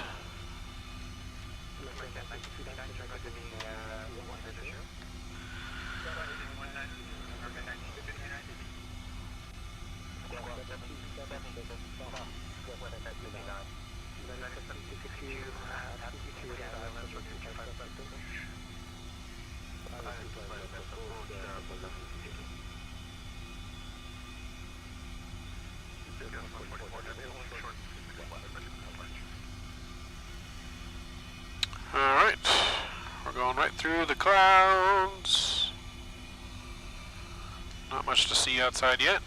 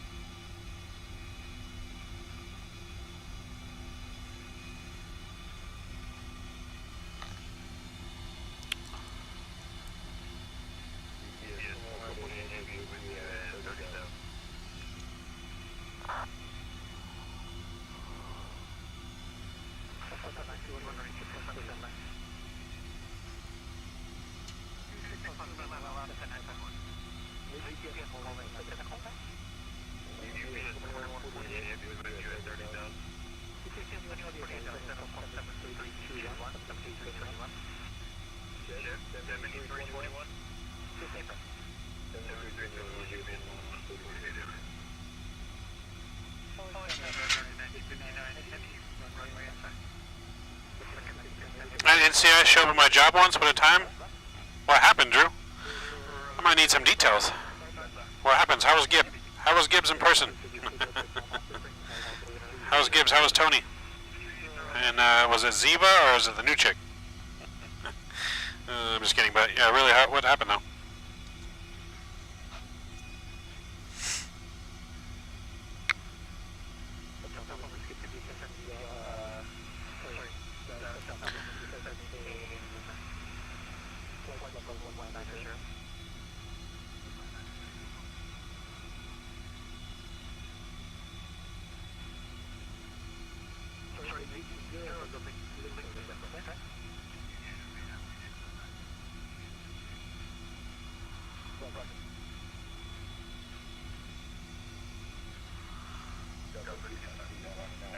Okay. We're descending nicely so far, passing through 11,000 for 6,000 on the Ironman 2 arrival.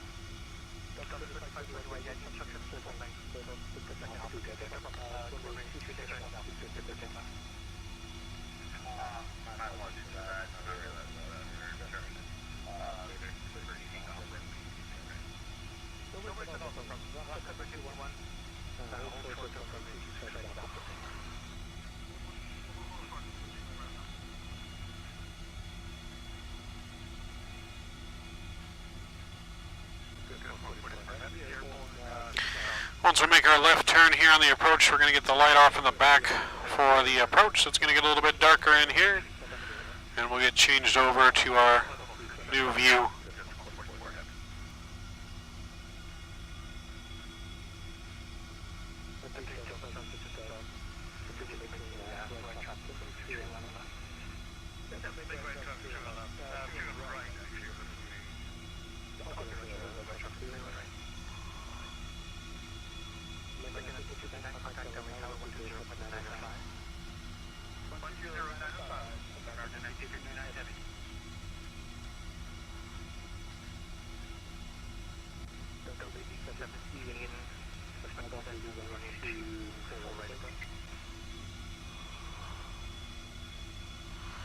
Can we get the ILS for 24 right approach, Delta 317?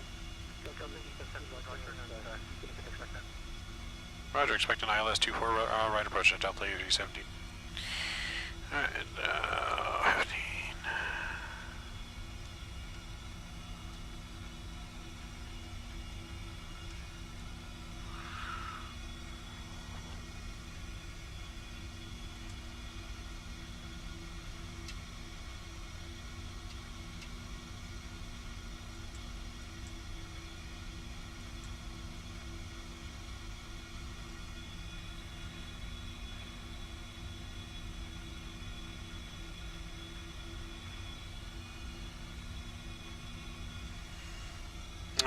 Got a job, sold some parts to a company in England, but they were selling the part to Iran.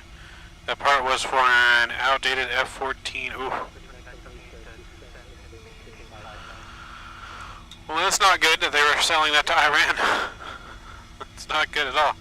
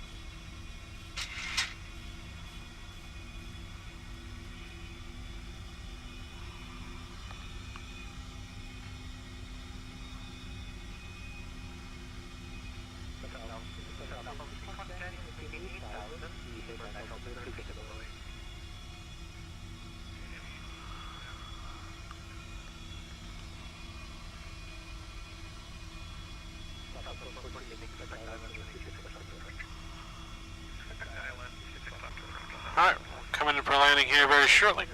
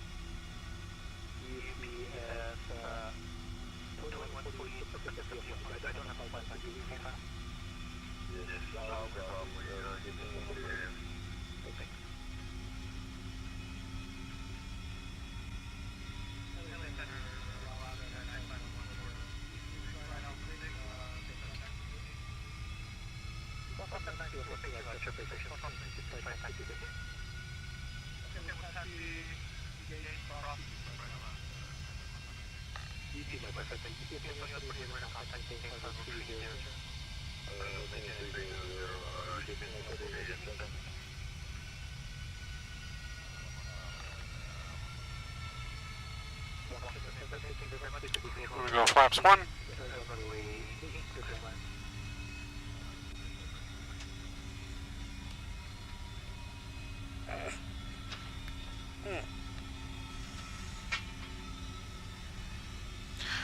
Alright guys, get your landing guesses in now.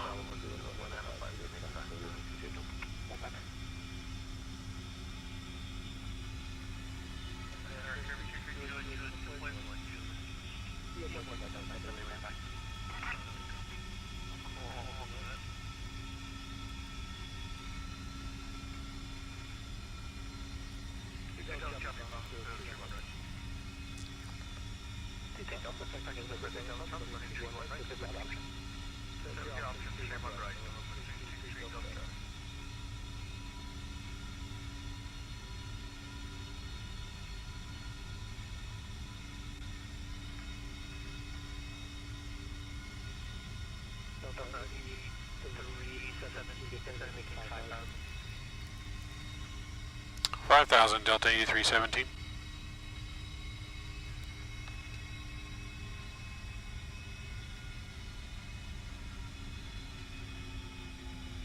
Southwest 261, expect the RNAV runway 24 right approach.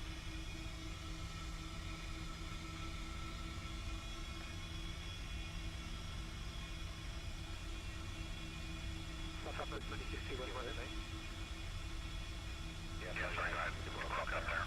Sorry, expect the RNAV runway 24 right approach. RNAV 24 right, Southwest 2261 next. The aircraft is 25 to the RNAV runway 25 left approach.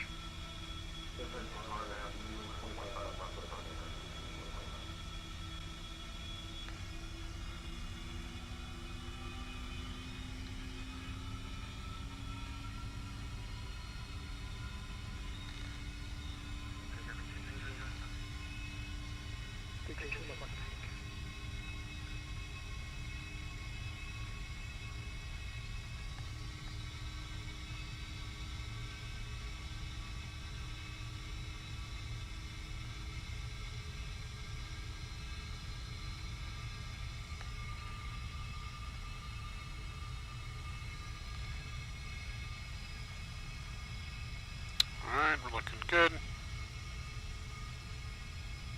Should get our turn in here soon by Bork.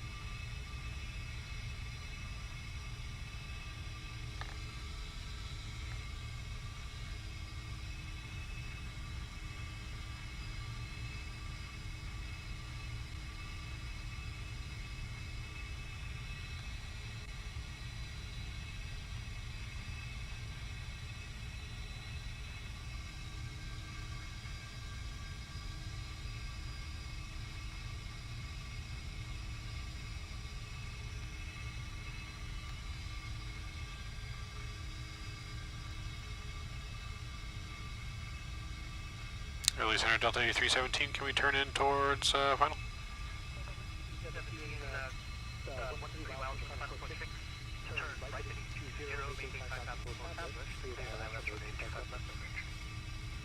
Right, 220, maintain 5,000 till established, cleared, ILS 2 for right approach, Delta A317.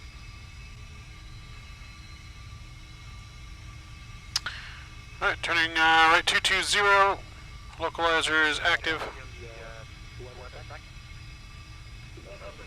I think he forgot about us a little bit there.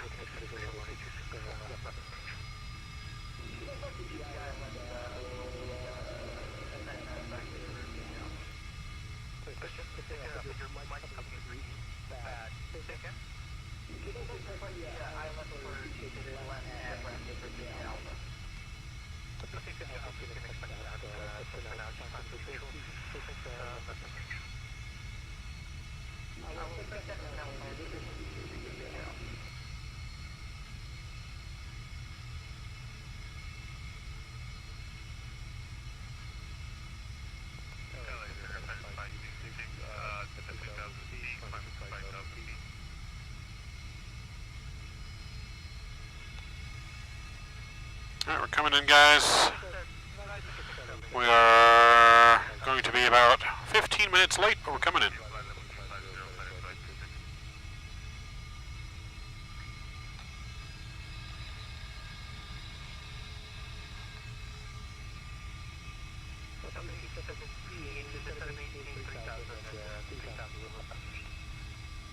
Three thousand till established, Delta A317.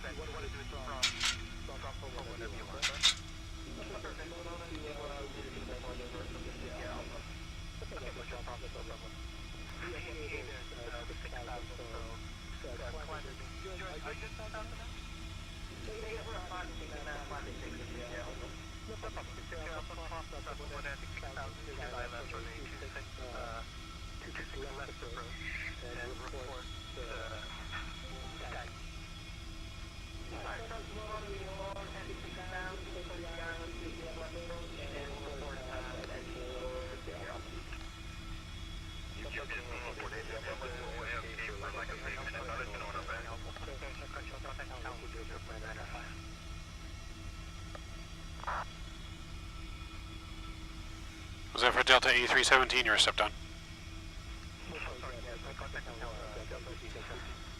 Over to tower, Delta A317.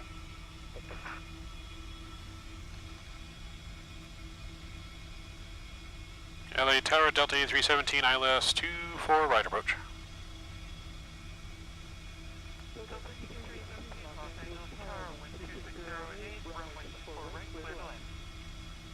Right, clear to land, Delta A317. Alright, we've been cleared to land. We are about 15 miles out with the runway in sight. 3 miles out, runway's in sight. Get your landing guesses in now. We shall be landing here very shortly. With about a 15-minute delay, so we'll have to, our passengers are getting a little rowdy in the back. Landing 15 minutes behind schedule.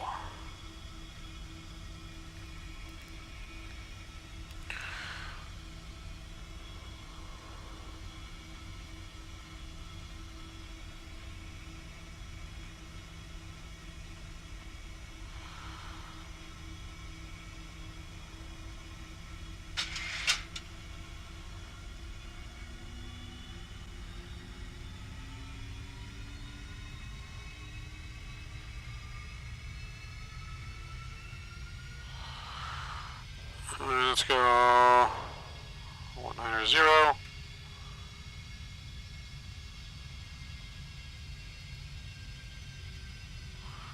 going to go 180 here. We're going to go flaps 5.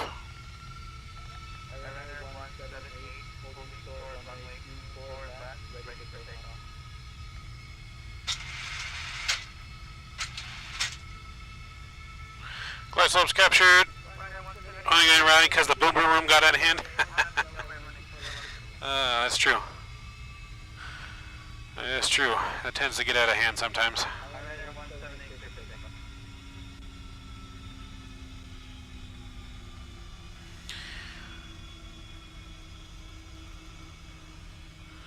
Flaps 10 coming out.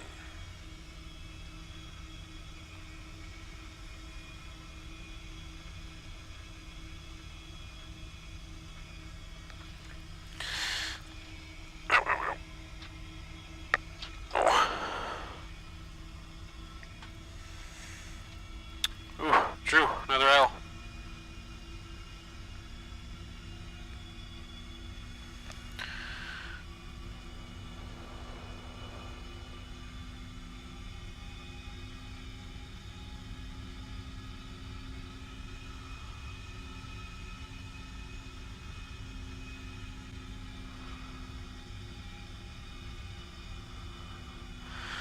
Alright, let's go gear down and flaps 15.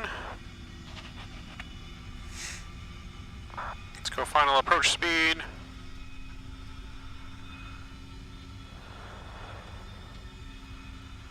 149 is set, looking good. Flaps 25 is coming out.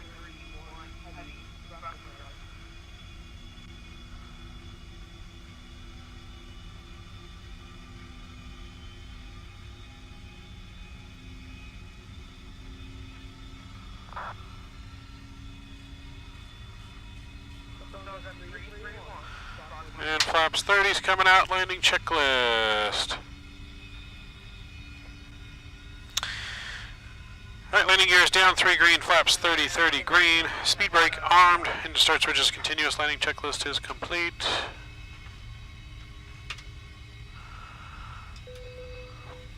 1,000. I don't know why the landing lights right now in LA are like pitch black. I don't see landing lights, but we're coming in.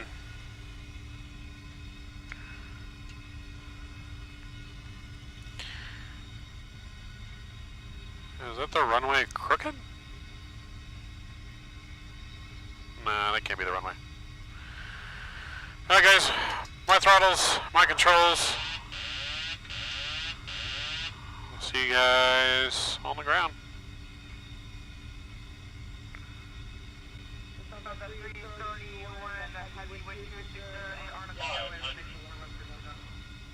Well, this is going to be interesting. This is going to be interesting. Just got to follow the flight directors because I can't see a thing right now.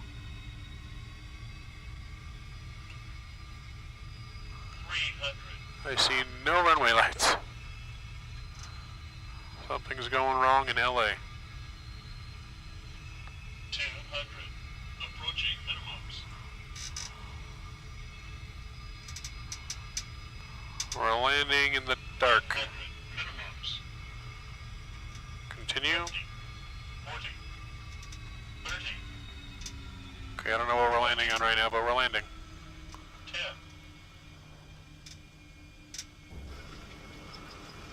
Alright, speed brakes are disarmed.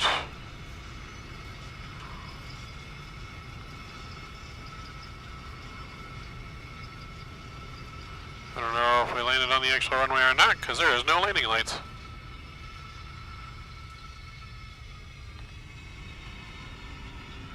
Well, this is going to be interesting.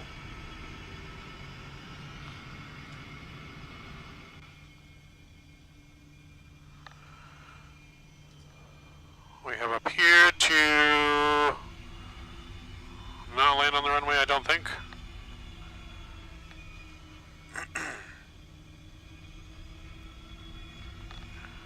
I'm using Navigraph here as a guide because I don't think we landed on a runway.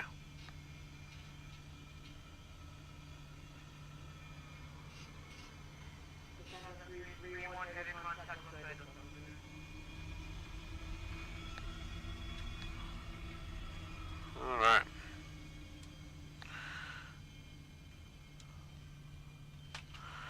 Let's just go ahead and taxi this way,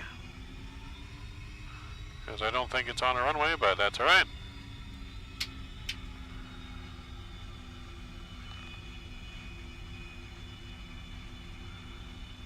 Yeah, something has happened to LA, because that's one runway. It don't look like a runway. Yeah, there's like no buildings here in LA. Something has happened to our LA scenery. It was here before, but not now. So we're just going to taxi this way. And we're going to guess we're on the runway, or guess that we're on a taxiway of some kind.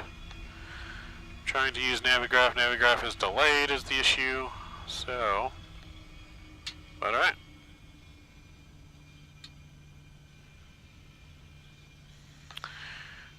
So I feel like we're on a taxiway. Let's clean up our flaps. Speed brake down. Is this a taxiway? I don't even know. But yeah, something happened to our lovely scenery, guys. No taxi lights. No, we do have taxi lights. You can see the taxi lights there. We just, well, we don't have taxiway lights. Should land by in and out then. East Aviation, Texas. East Texas Aviation, where we're going. Where are the runway lights? Yeah, we don't know. We've gone in and out of LAX plenty of times before and it was working, but whatever reason now it is not. LAX is not here. So let's just pretend, according to Navigraph, I'm on a taxiway right now.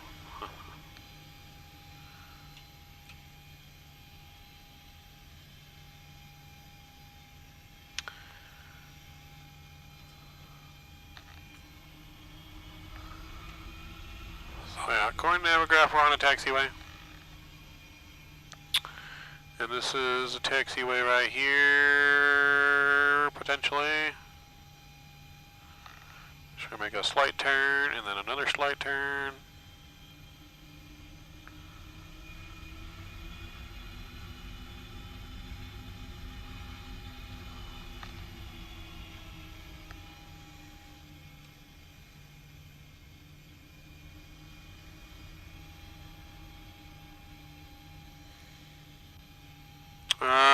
East Texas Aviation, thank you for subscribing. Appreciate you. Welcome to the Midnight Maverick family. I'm going to taxi right around here to the right, where these lights are, potentially where the terminal's supposed to be. So that's what we're going to do. I'm going to taxi right around to the right here. And we'll park right over here to the left or so. At what normally would be the terminal.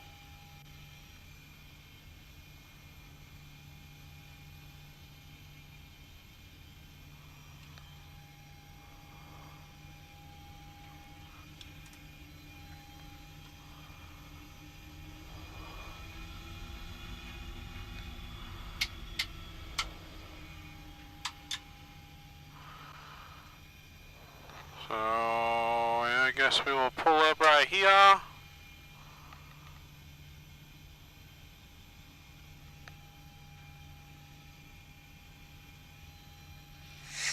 And we'll park there. Taxi lights, parking brake is set. APU's on, shut down the engines. Transponder standby, fuel pumps are coming off, seatbelt signs are off. Hydraulics, probe heat, window heat, yaw damper, irises. Beacon light, APU bleed can come on. And welcome to Los Angeles.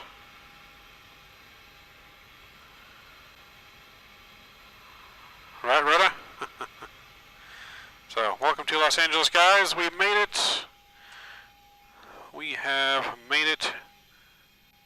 A little bit more light in here so you guys can see as we are ending our stream. Let me get our ground power connected here.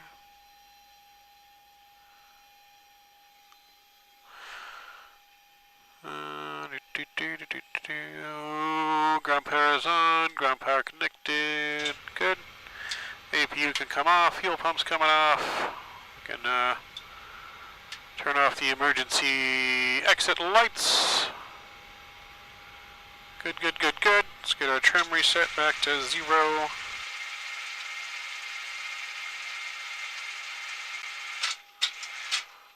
Alright. Well, anyone catch what the landing rate was on that one?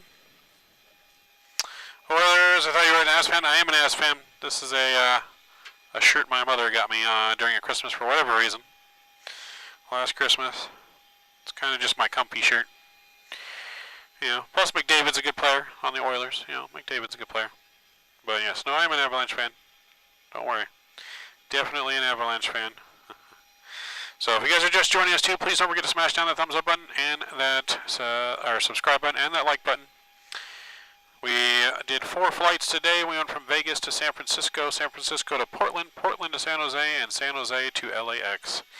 So that's going to be it for our flying today. We are going to be going home and probably doing some after dark farming here in roughly about an hour and a half or so. So we're going to be doing some farming simulator to close out the night. And then tomorrow we got our December members only stream. Everyone can view the stream, only members can chat. That's tomorrow afternoon at 4 p.m. Pacific time. Flying some Velo ops from Raleigh-Durham to New Haven and back. Also the Joe Franco birthday stream. One of our members on the channel, his birthday's tomorrow, and it's his flight request that we are doing. We take flight requests for every Sunday. And yeah, APU is shut down. Our plane is shut down. I guess we can go cold and dark. We can do a cold and dark shutdown. We'll do a cold and dark shutdown, and sorry, Mama Map. We'll do a cold and dark shutdown and get everything ready to go. Make sure everything looks good. That can stay there. That goes good, good, good, good, good. That is off. Research fans can come off. Packs are off. Boom. Boom, boom, boom. That's off. That's good. Those can stay. That's good. Those need to go off. Boom. And we can get our brightness turned down and our panel lights down. And we'll get these panel lights down and we can disconnect the battery. And ground power's off. We are cold and dark, guys. Cold and dark. Again, appreciate you guys for coming along. And let's see here. Go to the giveaway screen. You guys can see me a little bit real quick. Get these lights on. Alright, so yeah, until later tonight. Hopefully I'll see you guys on the farm. If not, hopefully I see you guys on tomorrow's flight. Thanks for coming along. And minus 262 on the screen, I'll take it with no runway. I'll take it. So until later, Maverick is out. See ya!